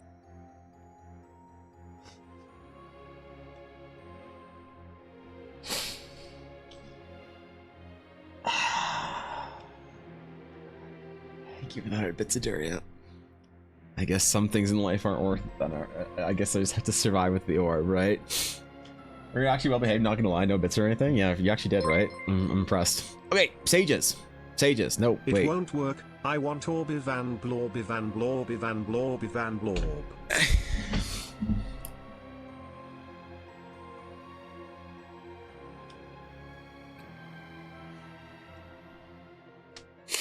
You want me to draw an orb? Alright, I will sketch you guys an orb, alright? I'm not willing to paint one, I'm willing to sketch an orb. Alright, will that appease you? How God exhaustingly damn it. predictable. But then I suppose failure comes naturally to your kind.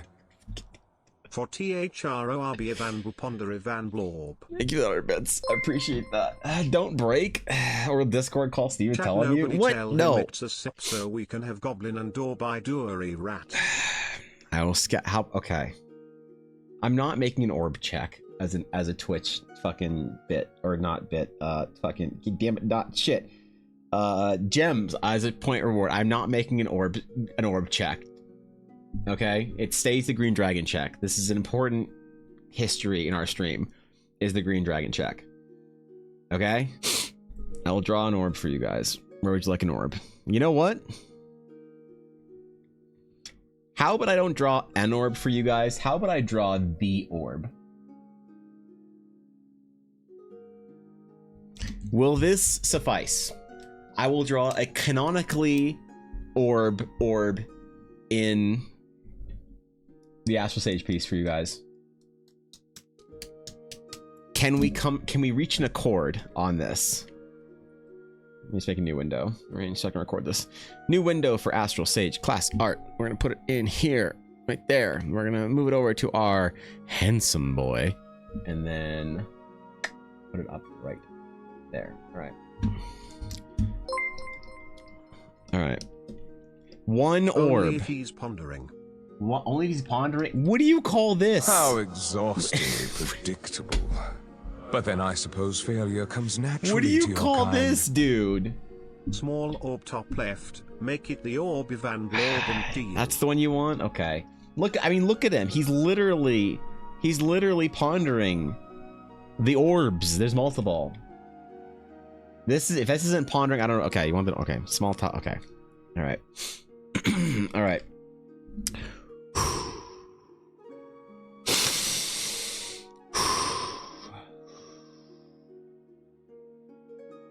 All right.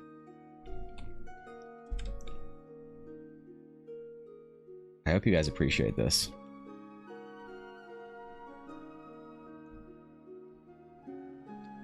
Damn it, I broke. I succumbed to the pressure.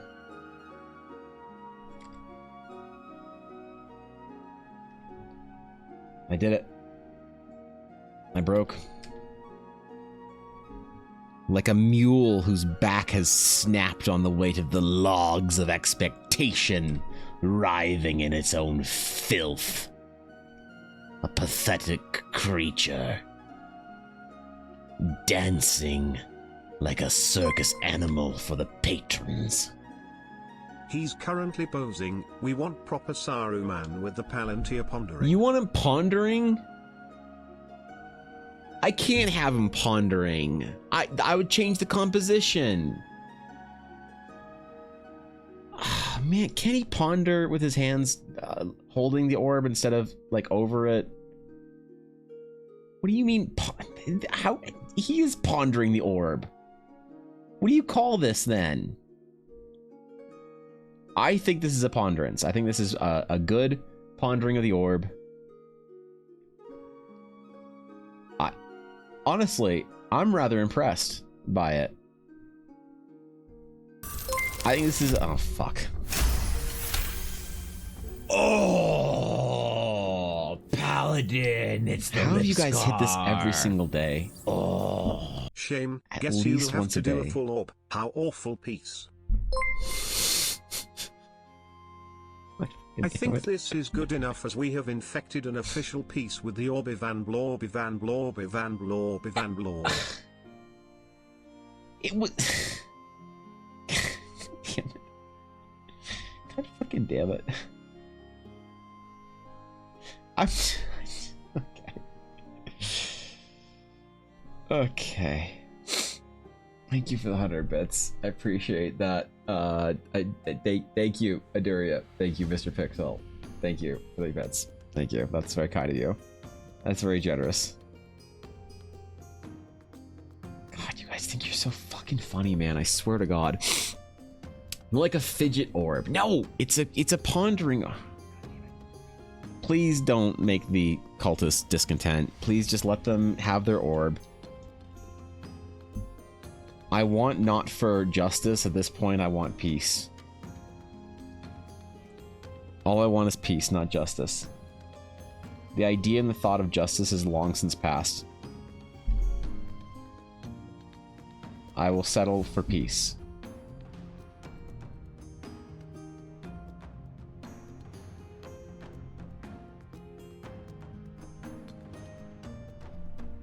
Yep. Alright, I'll even give it some design, okay?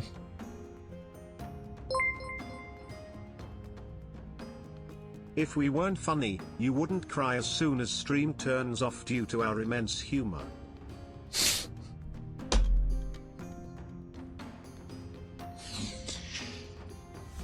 I will not break. I am focused today. See the NPC I did in Discord like you told me to? It's horrible. I hope you're happy. I still have no clue what I'm doing. No, I didn't. I got fucking debated and harassed into drawing an orb entities. Instead of having a nice break where I could actually enjoy myself and relax, you know, I don't want to do filigree on these ones. I'm gonna actually give them the fucking magic rune lines instead on all of them. I decided that it was gonna be different orbs, but no, there's all gonna be magic rune line orbs.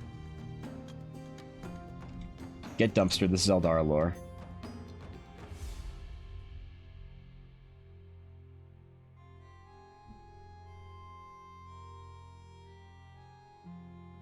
Do I want to give it little orbits?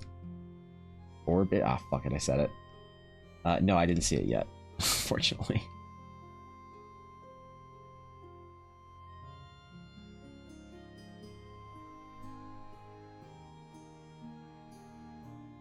Yeah, no, I'm the villain here. All right, we're almost done. And then can we please be satisfied? I just don't like how much you guys want to see the orb. It's like I'm losing the battle or something.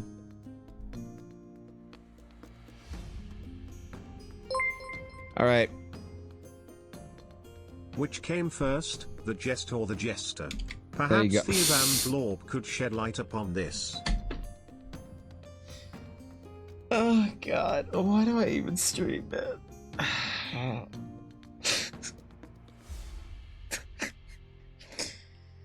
You guys just want to see the orb. I could just put my stream live with just a picture of the orb for 5 hours and it'd probably get more follows and subs than my fucking stream.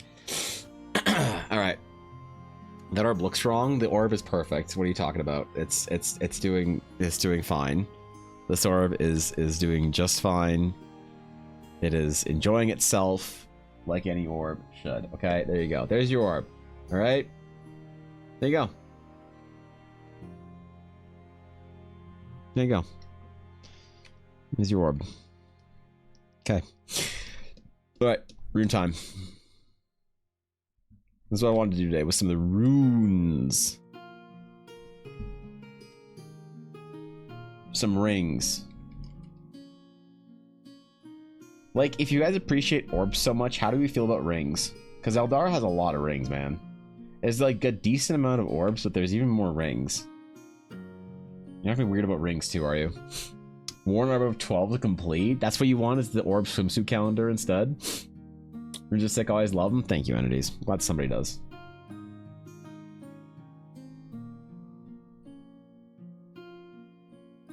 Glad somebody fucking does.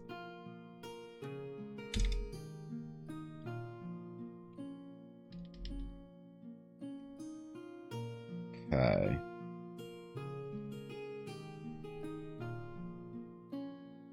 I know it'll look a little bit weird the line work, but it'll make sense later on. Don't worry about it. Solid regular ring? Nah. Only broken? Okay. Rings are interesting because they're shaved down and hollowed out orbs.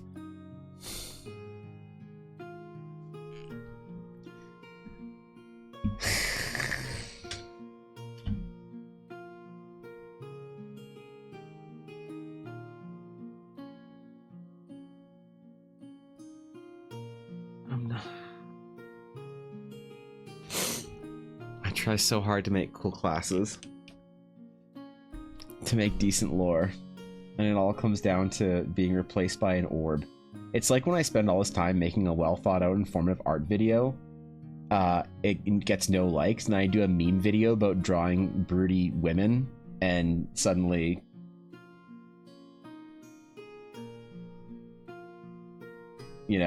suddenly it's on. Fucking TikTok's like, that's what I want to see. God damn it.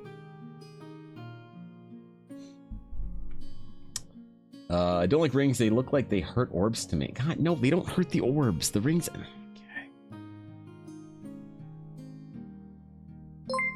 Alright. This is why I don't know why I try. Yeah. My favorite kind of ring in Eldra is the coffee ring of destiny. It's not a We're not listen, the newcomers to the guild are far too enthusiastic about the memes, Aduria. We're keeping that one secret. We're keeping the coffee stain and croissant island secret from them, okay?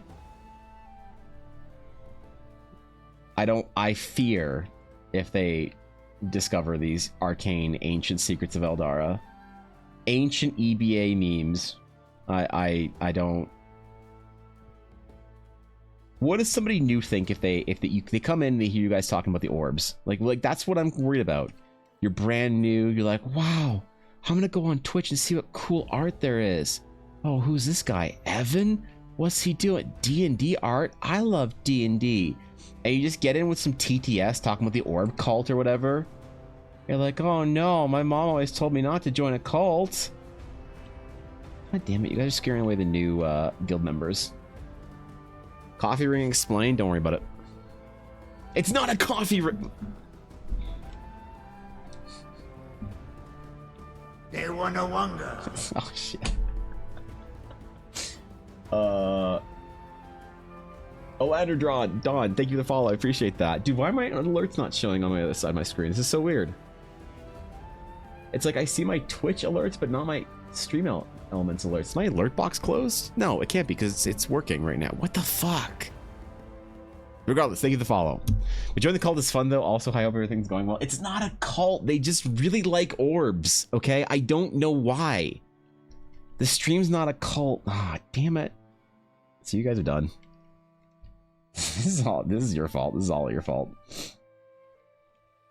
It's not a cult. I don't understand it. They are just weak if they don't accept the orb. Also Plaza explain coffee ring. We are a cult Ivan Bl Ponder Ivan Blorb Ivan Blorb Ivan Blorb Ivan Blorb. Okay. So I did a map.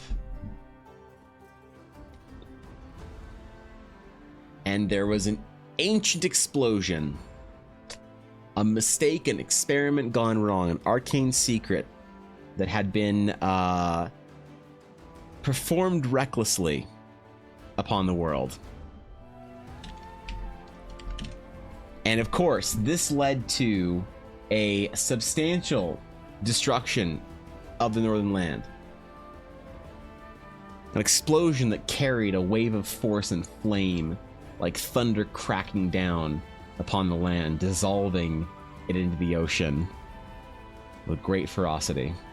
It left a scar on the Northmark landscape known as the Scar of Artheus, the mad mage who conjured this reckless spell at a sage temple, or so the legends say.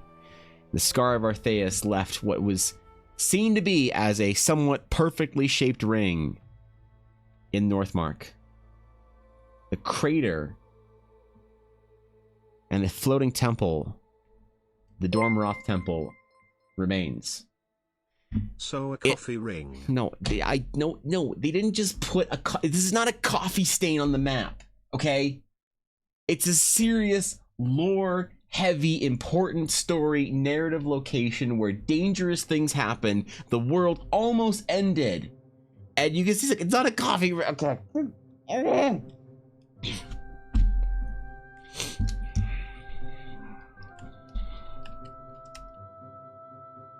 I'm drawing this. You can't stop me. No one can stop me today. I am just gonna focus on Astral Sages. There's important lore for these sages, alright? The players, there are ones of people who are excited to play the Astral Sage. And both of them need me to finish the class art. Okay? They're both very excited. And I can't let them down, alright? If I let them down, I have to deify Ella again in Eldar or whatever. Or Yuna or something stupid, I don't know. I'm not gonna worry about it.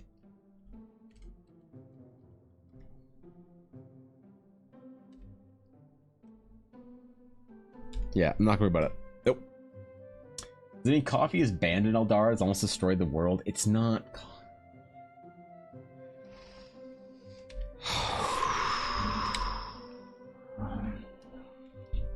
This must be what George Lucas felt like when the prequels came out. This is exactly what he felt, right?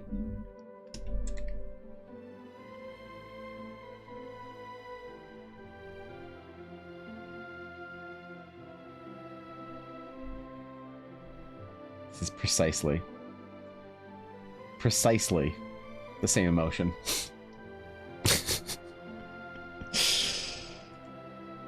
All right. Shattered rings, let's go. No more delaying, no more complaints. Shattered Eldari rings. Because last time I drew an Eldari ring, I realized I didn't shatter it enough. It was, in fact, non-shattered, and I was disappointed in it. And although it's important canonical art for the Realms of Eldara, it does not have a shattered enough ring, and that is disappointing to me. So, you can't mess this up. The good people of the Dragon's Claim are hoping and praying for my success. The new adventurers in the guild need me to actually make the sages and the entire area safe to adventure so they can collect single copper jobs. Look, the Dragon's Claim, honestly, I'm really glad that, like, the Dragon's Claim as a meme is the biggest meme in Eldara, and I'm just glad that people are started taking it seriously and moved on to, like, dumb shit like the fucking coffee stain in the orb. Because I need people to take that one seriously for the adventure. There's like certain things I need you guys to take a little bit seriously for the adventure, and the Dragon's Claim is one of them, so.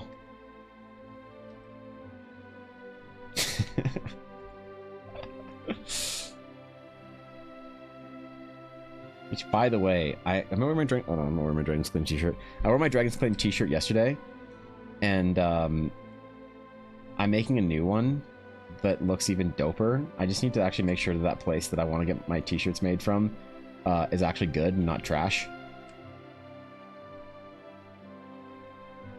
Also, I'm not making an orb shirt, alright? Ella suggested it. She's like, why don't you, because I was looking at doing, like, fixing merch stuff, and she was like, so what about an orb shirt? I said I have to have standard. I have to draw the line somewhere. So.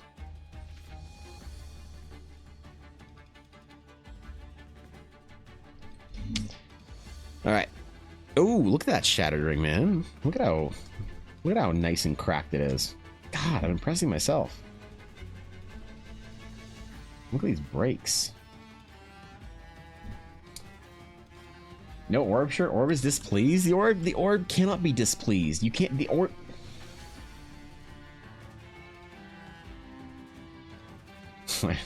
Where am I? Wait, hold on. Actually, hold on. Wait, I want to see what this looks like.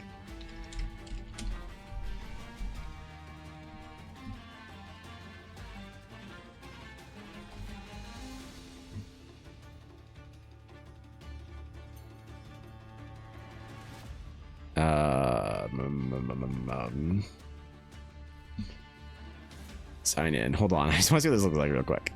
just for the meme. I'm just curious so I can shit talk Ella later. My second favorite thing.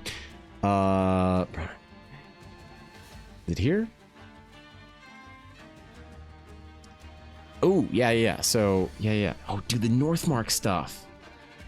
The fucking blanket. I'm not okay. Hold on.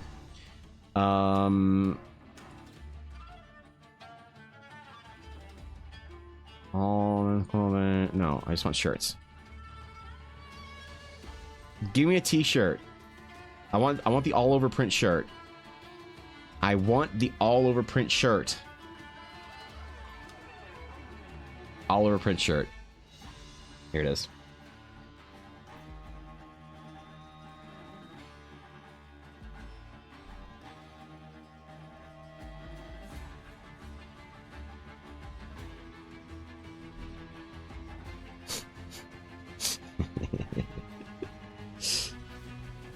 No, I want the all over. Doesn't meet requirements? Get bent. Get fucking bent.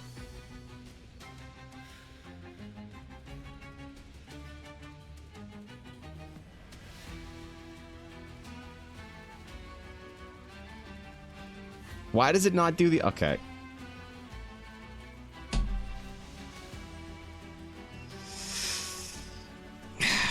Change product. Where could I put an orb on that would be dumb that I could show up with on stream one day? Orb flip flops, orb hair scrunchie, orb face mask. No, it needs to be. I need to be able to wear it. Or sports accessories. Mouse pad. No. Flip flops. No. A blanket.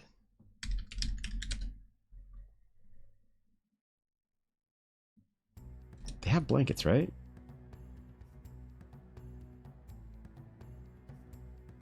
God damn it.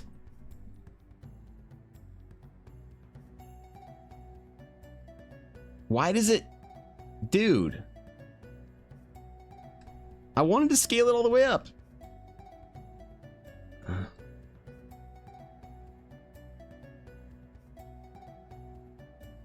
Oh, wait. Even if it's gonna, it might whine at me. I might be able to do it anyway. Hold on.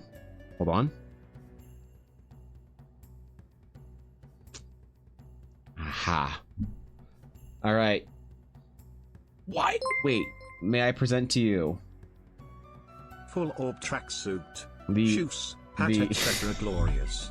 I'd wear it Evanbl ponder Evanbl orb Evanbl ponder Evanbl. There you go. The Evanbl orb. Throw blanket. We do have a throw blanket. That's the map. We have a Shadow to Sea map blanket.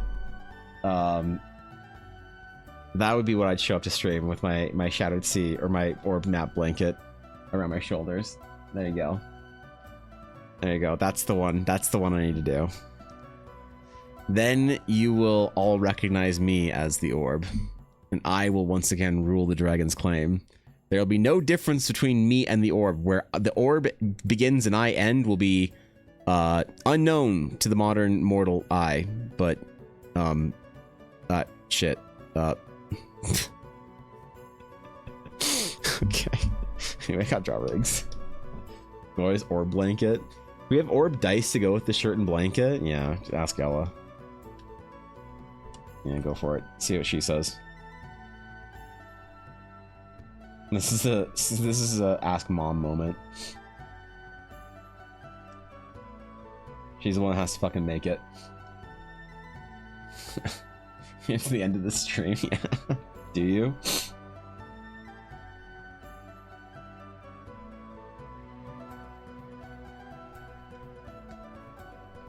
All right.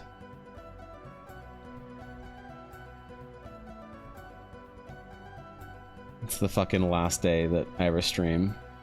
The orb just, me was too powerful. He never went live after that. Ever again.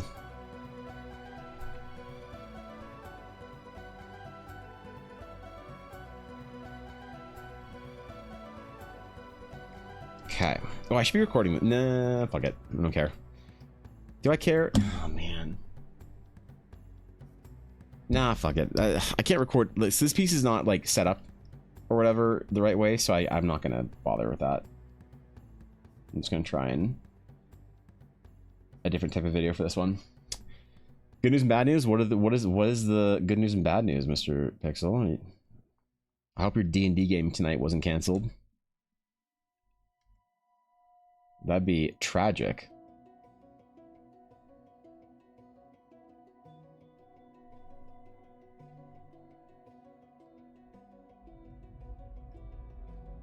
God knows my D&D's been canceled for the last fucking 2 weeks. Months, I mean. Shit. Dude, I just want to play. I just want to get back into it so bad. No idea.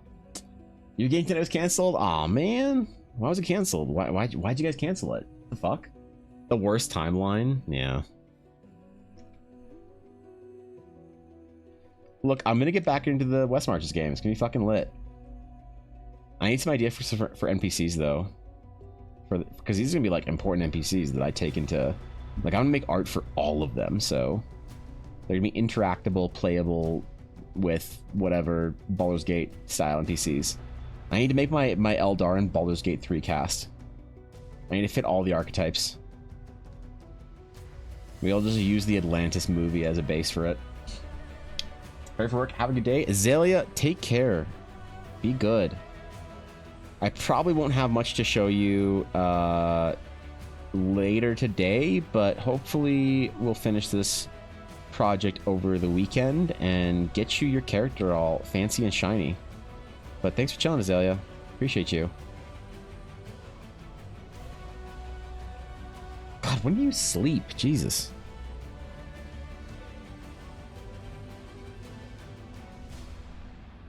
Look, you work so late, and then you're like at stream, like close to when it starts. Take a stretch check. People be sick with the flu, and we won't have a means to play online yet. Ooh, okay. Won't be here starting March 3rd. Good news, I'm back to work. Bad news, I haven't had D&D in 2 years now, and I'm sad. Oh no, man. What? What? Are you going somewhere like for work? Going up north or whatever for March? Shit, dude. Sleep from like 2 a.m. to 10, then work from 2 p.m. to midnight? I see. Okay. Fair enough.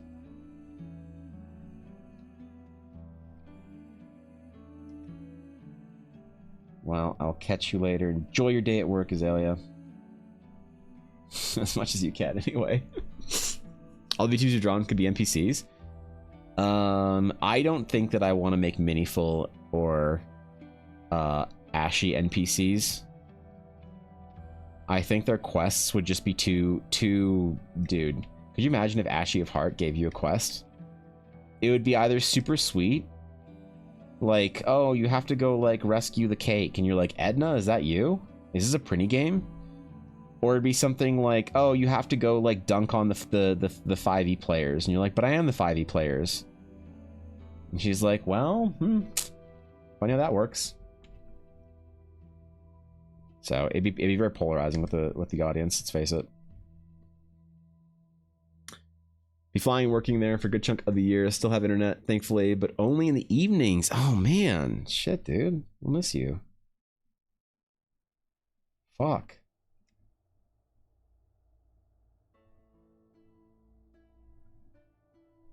I gotta get you D&D game, bro. That's a long time. That's a long time to not play D&D.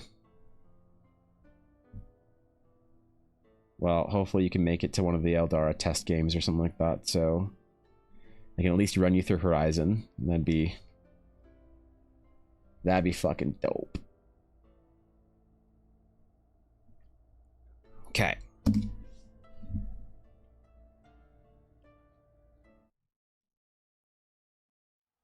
Oh man. How sketchy do I want to get with this? Do I want to render in a bunch of, you know what, I have to, fuck it.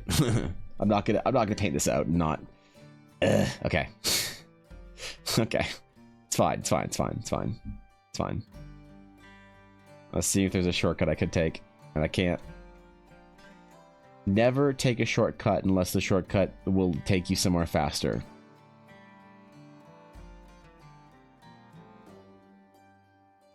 Wisdom. This is meaningful hearing a bunch of new adventures and new quests and could kill them. Dude, Minnie would be fucking awesome to play D&D with. That would be hilarious. I would kill to have to do an Eldar adventure with all my VTuber friends. Dude, could you imagine? Could you imagine? Votesh. Oh shit, Votesh. What's up, dog? I'm just gonna lurk, but then I got this notification. Dude, Votesh, thank you for the sub, man. Holy shit. What's up, bud? Well, thank you for the lurk, dude. Appreciate that. Hope your day is going well. Hope you're working in the right direction. Everything's going well for you, man.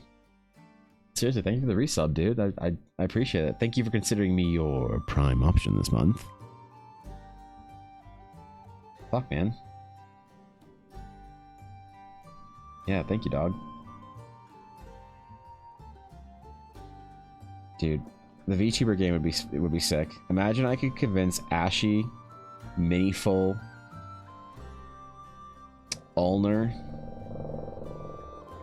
and like Ama to come play D&D with me for a little one shot or whatever. But what I want to do, it's hilarious, but also maybe with patience and super amazing at the same time. Yeah. Here's what I want to do.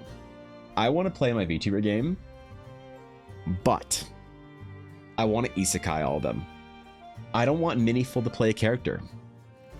I want Miniful to play a lore-accurate Miniful, the lowest ranking angel. I want Ashy of Heart to play Princess Ashy. I want Owner the Necromancer to play... Does Owner have a lore video? That's what I want. I want to have my VTuber friends come play a D&D game with me as themselves. Like, as their characters. Minnie already did that? Wait, really? Oh, fuck. I thought that'd be fun. Shit. I thought I was being original. Alright, well, there's that plan. You think you drew them? Yeah, I actually wrote. Shit, man.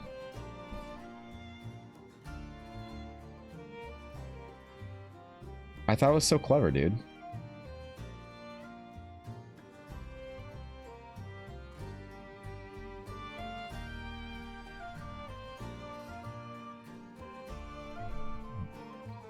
Well,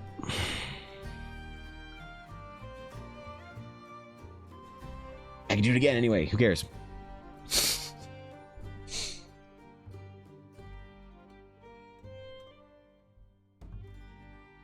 I think it'd be fun to, like, when the adventure, not Horizon necessarily, but when the actual full adventure comes out, to do a little campaign with some friends on Twitch for it.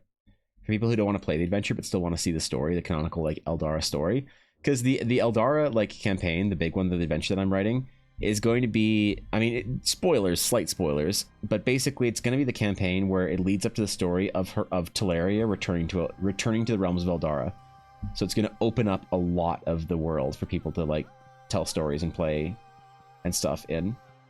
And it's going to happen pretty quickly too within the campaign. Like after the first like adventure or two, the gates of Eldara will open up and Teleria will be exposed to the entirety of the realms of Eldara. So, and a gamble on Star Rail. Oh god, okay.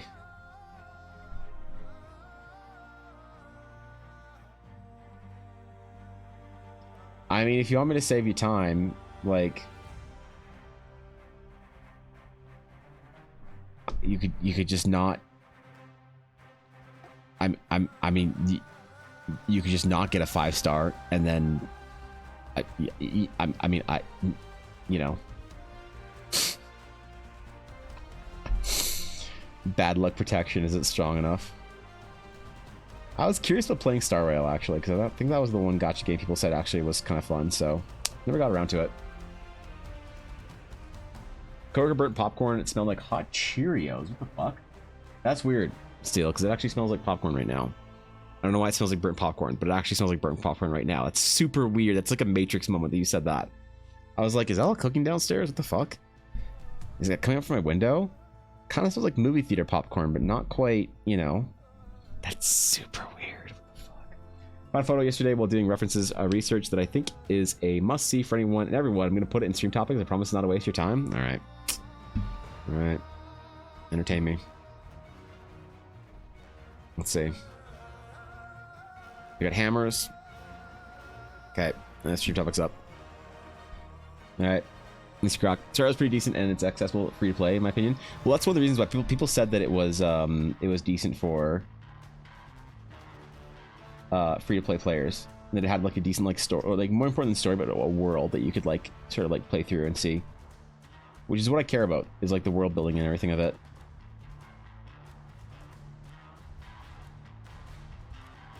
That's what I care about. That's what I want. Do you smell the bacon? Is that what that is? It definitely smells like popcorn.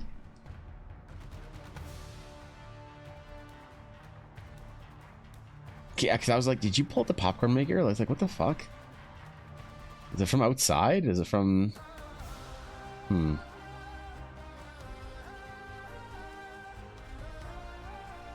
But yeah, smell. Apparently I smell that. It's there. Is that a fainted owl? I feel bad for him. Someone's under your window burning popcorn like any gremlin would. Oh, okay. Well, thank God, because, wait, how is it 8 degrees out? What the fuck? I was like, oh no, I left the window open. I don't want to freeze the pipes. Dude, it was minus 30 2 days ago. That's a 40-degree temperature swing almost. Oh my God. Come on, man. You know, I left that background just so I can look at it and laugh my ass off. Yeah, okay. Fair enough. I know your affinity for owls too, as I do remember drawing Tito, I think it was. I had a hard time remembering character names. I think it was Tito that I drew for you, the owl. True, yeah, alright. 7 degrees 2 days ago, now it's 35? Damn, bro.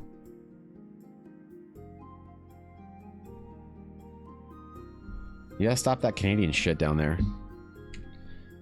Y'all having too much Canada for your own good.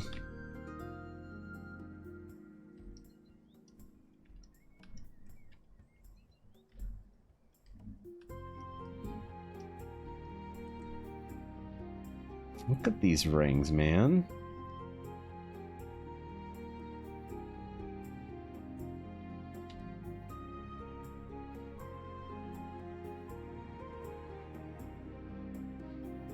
Look at them go.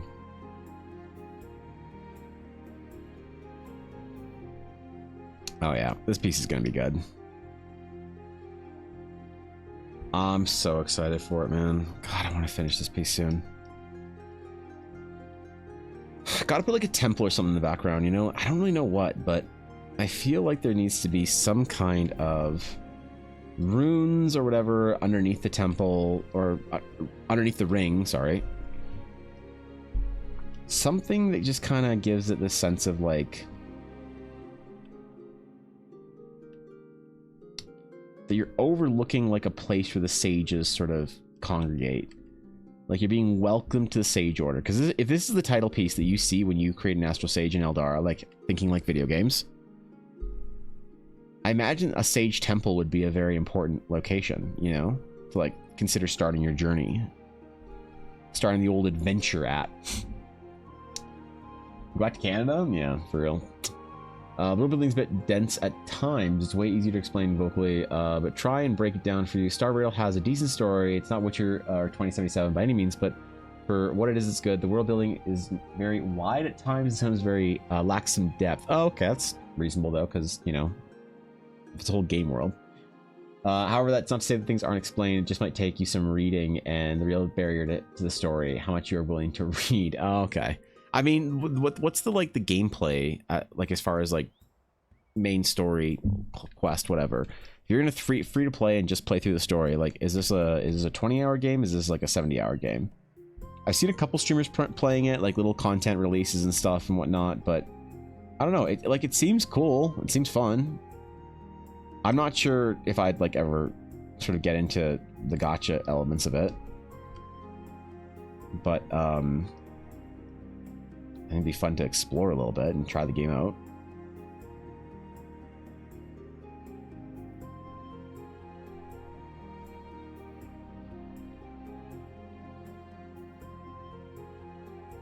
All I know is how much Blaze loves March 7th.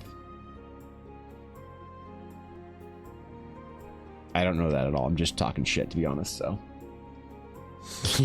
Orbs affecting the weather. Ah, damn it. Not again. Combat's turn-based, and I've dropped probably close to 100 hours into leveling the story. It's matched between because there's a plethora of side quests. Oh, okay. That's not bad.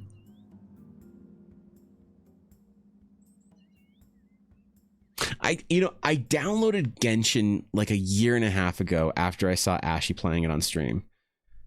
And I was like, I'm gonna play Genshin and like see the story. And I never did. And I always had just this like, because maybe I'm wrong, but I feel like the overall like World of Warcraft crowd and MMOs kind of lost to gacha games. And even if I'm not really into gacha games, I wondered if I should at least see where the MMO fans went, you know? Because the MMO fans, if you're a PvP player, you went to League or Dota. If you were a PvE player, you went to the seniors home because you are now 38. If you were a story and like world enjoyer, you either still play World of Warcraft, you play Final Fantasy, or you play Genshin and other gachas. Stay away from that Devil's Inn. Oh no, Alf, really? Oh man, it's bad over there, really? You don't think I'd enjoy it? You don't think I'd enjoy myself playing Genshin? Yeah, you don't want to see me play Genshin on stream? Oh man, not Genshin. I kind of do want to play some Final Fantasy 14 at some point time soon with Ella, but she needs to not have headaches and be able to actually play on the computer with me. That's what I need in my life. I think it's fun story and it's amazing world design, but you can only play a bit of the story every patch. Okay, so I've heard player bases mad at the developers for the story that's really sucked the last couple of patches. Is Genshin dead now? Like, is it over? Are we moved on to other gacha games and other sort of story like Breath of the Wild ripoffs and shit like that? Or is Genshin still like clinging to life?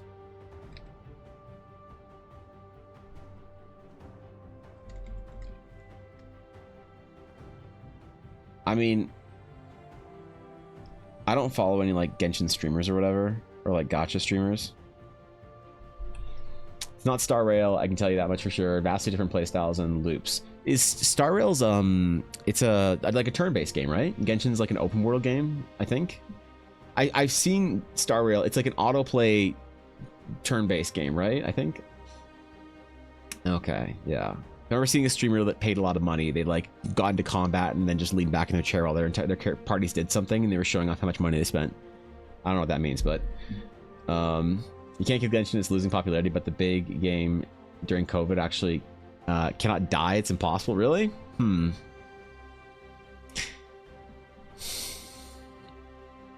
It's not worth it, right? Infinity Nikki is my RPG-based gacha game of choice that can be free to play. Isn't Infinity Nikki where all the e-girls play video game now? Is that the game that Ashley was talking about princessing up in? Is that the one? Where you can princess the fuck up? Or is that a different game? Love the open world, the quest of stories, the puzzle platformers. I see. I also love the Star Raid, but Hina Connie, wait, what? Was too boring after that for a bit? What's that? Powers are based on fashion. Okay, alright. So it's basically Final Fantasy glam, but gacha-fied. So wait, what's the gacha in Infinity Nikki? Is it clothing? Because in Genshin and Star Rail, it's characters, right? What is the gacha that you're like gambling for in Infinity Nikki? King Star Rail's chance to be good. Its an entry is pretty gentle. I think the character designs are cool. You know, I even thought of doing some Star Rail fan art, but the problem is I don't have anyone in my community that. Oh wait, we went over this. Why? Oh, I remember. Oh my god, I remember why I wasn't going to do Genshin fan art. Oh. Dude, I blocked that from my mind. Oh my god, I remember the stream where we all agreed that I would not do Genshin fan art. Holy shit. Oh yeah, okay, all right. I don't know about Star Rail fan art though. I know that Nikki's storyline can be Dark Souls a little dark. Let's not relive. Yeah, Guapo.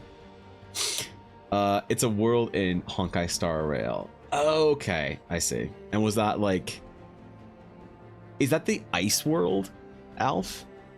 With... I might have seen... Is it the ice world?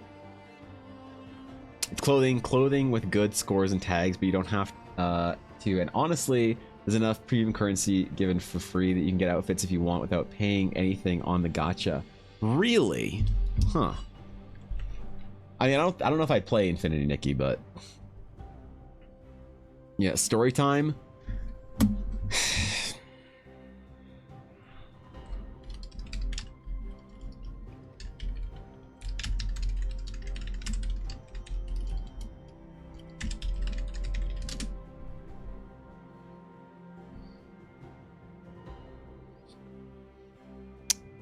Let's just say that I looked up the most popular characters in Genshin to see what I was going to do fan art for.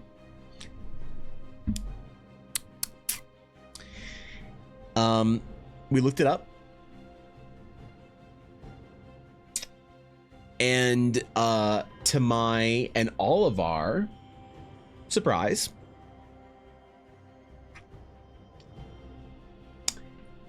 I would never make a broad statement about a gaming community.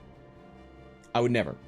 I would never say that all World of Warcraft players are 39-year-old balding men with horde tattoos and an extra 85 pounds around the belly. I would never say that Valorant players are all RGB PC'd up fucking Adderalled 22-year-olds. I would never make sweeping generalizations. All I will say is when I looked up the Genshin's most popular characters, I do not want to be on that FBI list.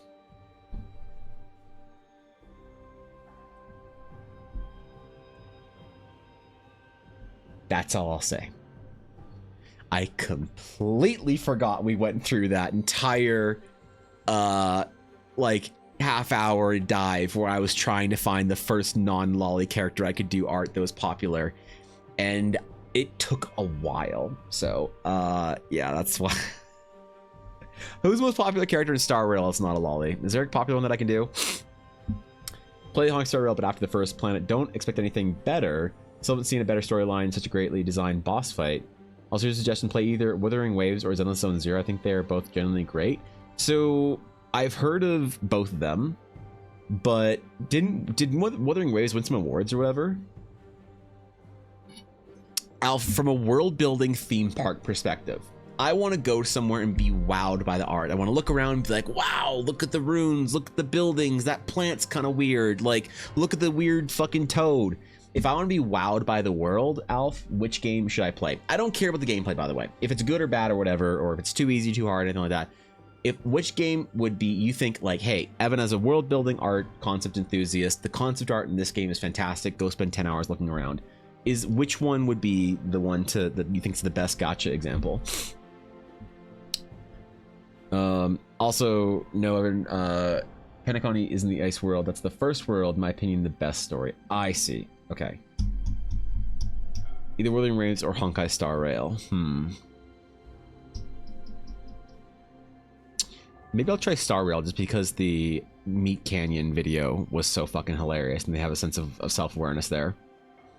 I liked Klee, but that's just because I play Halfling, so she's a cute bean, you know? Genshin Klee.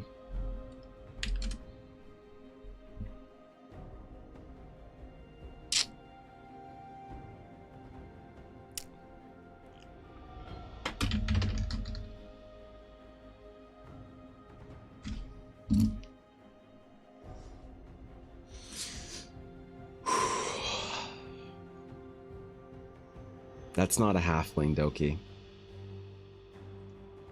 That's I'm sorry, Doki. That's not a halfling. That's not a halfling. I'm so sorry to be the one. I'm so sorry to do this. That's not a halfling. I'm short. I like shorties. This is not a short character. This is not an adult character that is just short. This is a child. Okay? This is something, unfortunately, the anime gets wrong. There is a difference. The easiest way to say it is adults who are short and children who are of average height. Let's just say an adult and a child who are of the same height. There is a different distribution in development proportions and the way that like fat and things coalesce around the body. Learning to draw characters and people of different ages, you learn these things. Anime does not draw short characters. Anime does not draw short, does not have short characters. They don't. I'm sorry. It's not a short character. That's not. Yeah, all right. All right, but the combat's good, right? I'll say this, I don't own the art of clay that shouldn't exist. Okay, good. All right, good. There you go. Never lose the lolly. There you go. At least we can come to the middle and agree and shake hands over the determination. Don't lose the lala. Anime's miniature characters, not short characters. I don't know if I'd use that word either, Mina. Yep. I had somebody defending this in Discord one day when I was in a Discord call with somebody where they're like, God, I hate that you can't have characters with large assets that are short without people saying it's lolly. And then he gave a bunch of examples that I would not Google. Wouldn't Google them. He's like, God, see, like short women can be curvy too. My guy, that's not a short woman, that's a child. I noped out of that fucking Discord server. Oh boy, did I bounce. Vanish. Smoke, dust, gone. I'm afraid of what list I've been put on just for being in that fucking call. Holy shit. Alright, so I will not be doing Genshin fan art. Are there any Honkai Star Rail characters that I could do fan art for that are like cool? You know? Starting Genshin leaves you shocked in the beauty of the world, and honestly, in terms of world design, I think it's amazing for sure. Really? Like, if I was to do fan art of one Genshin character, who has the best design, is the most well designed, well loved fan art? What would my peace offering to the Genshin, to the Honkai Star Rail community? Which character would I draw?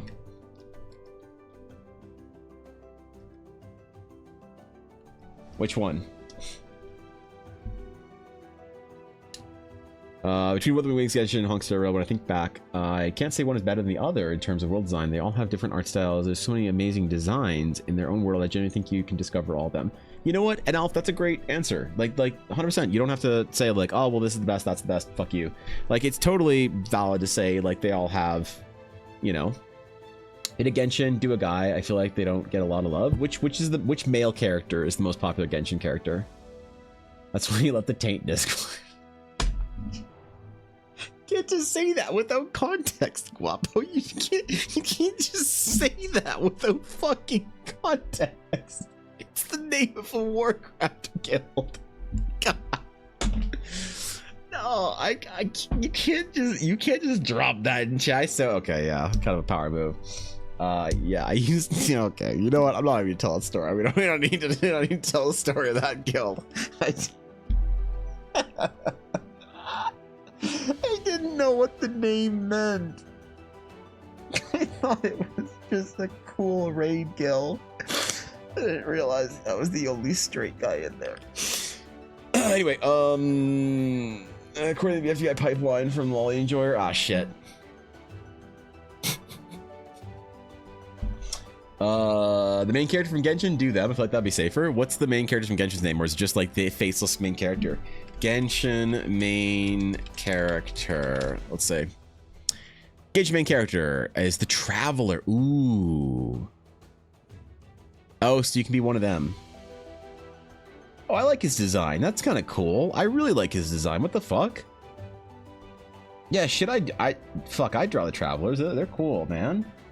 Oh, I've seen this art. Okay, yeah. Okay. Yep. These are great designs, dude. I love these. The character designs that come out of these studios in China are just so fucking rad. I love it. I love the current meta in Chinese game dev. It's so good, man. It's so good. Honkai Star Rail Trailblazer. Stel. Hold on. Honkai Star Rail Stella? Oh, is this the oh, okay, so this is the male and female star. Oh, you know, I actually like those too. So they have names though in this game. Oh, that's cool. Yeah, wait, I like both their designs.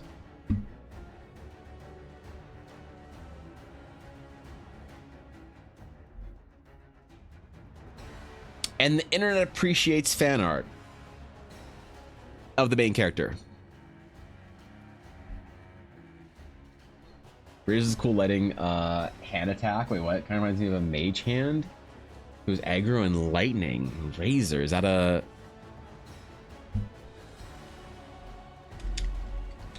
Genshin or... It's not Honkai Star Rail, because when I searched the Honkai Star Rail Razor, I got a scope.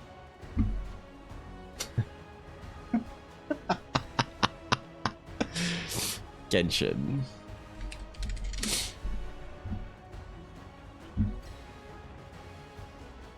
No, I said I wanted to draw a male character. Please, stop with this. This is... It's often on Alizé? I thought the same thing, actually. Too many amazing characters, but several I'd absolutely love. Serval, Steel, Silverwolf, Welt, and Trailblazer. Oh, I've heard of Silverwolf. Silverwolf. Which one is this? Yeah, she's the fucking gamer, right? Okay, what else is there? Steel? Which one do I like? So I just searched for HSR Steel. Did I get that wrong? Oh, see. Oh, jeez. Okay. They wanna wonder. Yeah. Oh, wait. Yeah, this one I've seen. I like this design. That's a cool ass design too. Yo, Dell Draws. Thank you for the follow. Welcome. Welcome, my friend. Okay. They even have Androids for them, dude. That's fucking lit. Jin Yuan. Okay, last one. Honkai Star Rail Jin Yuan. Oh, he's cool. Wait. Yeah. Okay. See, I love the way that they treat armor and clothing and mostly material in these studios. Material's just such an interesting thing that they do right now.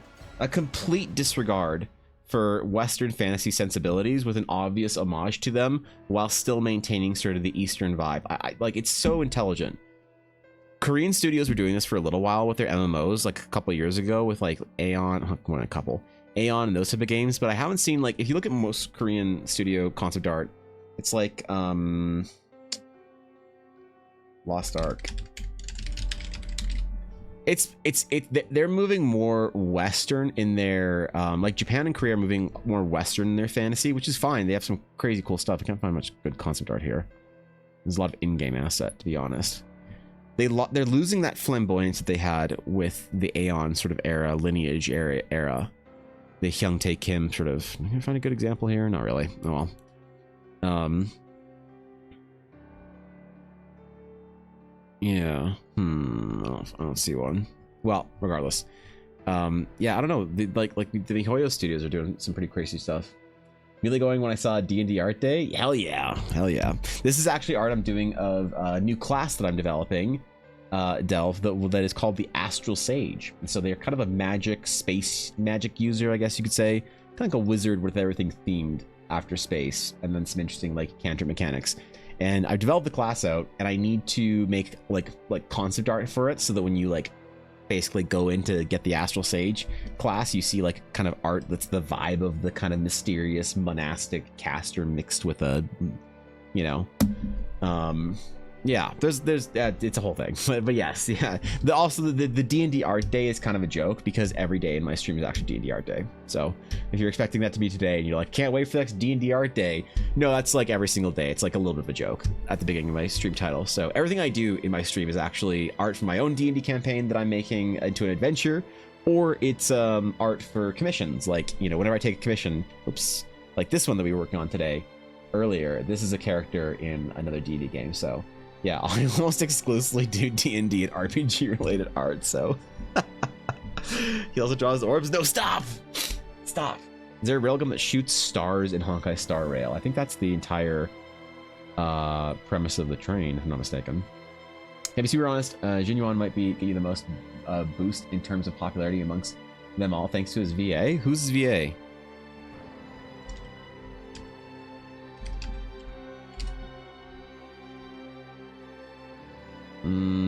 English? Which one?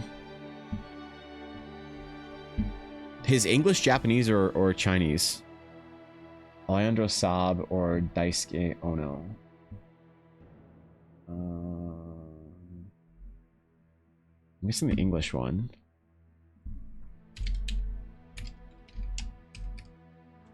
American voice actor. What has he done? Some Baldur's Gate shit.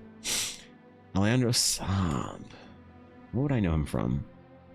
What anime has he done? G.I. Joe. Wait, what? Hell's Paradise, Genshin, Persona 3 Reload, Honkai Star Rail. What would I know him from? Dr. Stone? No. Bleach? Oh, no. The fuck would I know him from? See all. Which character is Matt Mercer voice? Hell's Paradise, Kiss Him Not Me, Horimiya. Was he the main character of Horimiya? Is that what it is? It's like the resume. That's pretty impressive, honestly. I'm impressed. It's the Flash Gordon achievement. What's up, Samurai?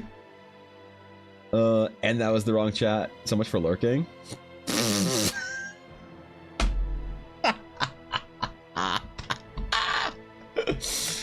Oh, love you, Samurai. Dude, I saw some shit that Elle is doing, by the way. I don't know if you've seen some shit that Elle is doing, but I seen some shit this week Elle is doing that you'll be very impressed with, particularly. So, may know him from a small and very short anime called One Piece. Oh, who is he in One Piece? What the fuck? Who's he in One Piece? Okay. Okay, I know. Okay. All right. Fair enough. Cool. Huh. Trayball. All right. Yeah, he's got quite the resume there. No DBZ though, I wonder? No voice actor, that's male voice actor that's famous that doesn't have Dragon Ball Z in his profile? What? Is this possible? What is he, 21? Too new for it? Interesting. Yeah, I could do smart for that. Kind of cool. Short. Okay. Fair enough. All right, where are we going next? Fuck, we got the ring runes. I mean, it's 3 actually. Maybe I just don't start something new. Yeah. All right. Fuck, man. My fucking memes, they're too strong.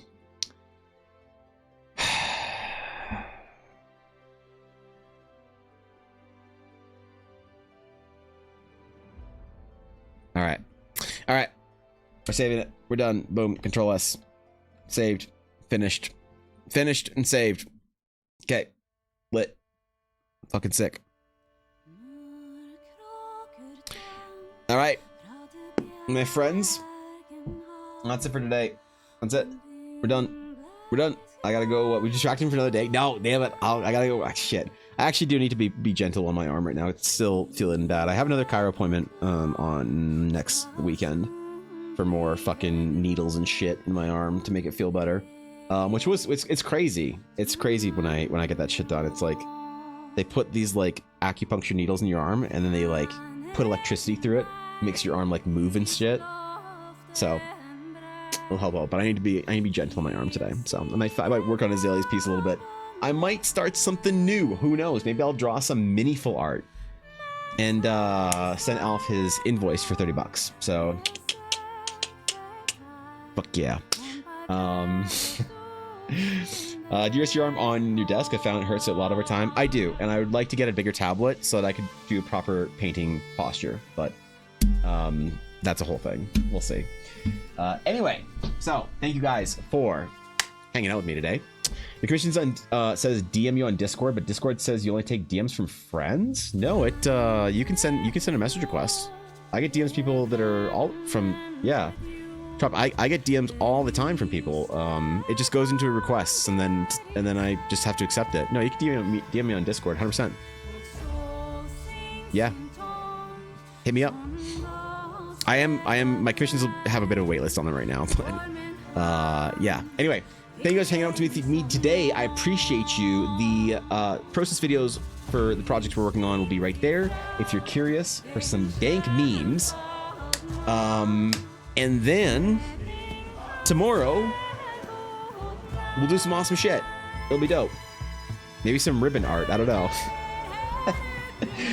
Anyway, thanks for hanging out with me today, guys. I appreciate you. Have a wonderful rest of your day. And until next time, my friends. Until next time, my friend. I forgot about the fucking orb. God damn it. Every time I hit the end screen, I just see the orb. All right, fuck this shit. I'm out. Okay. All right. Have a good day, everybody. Bye.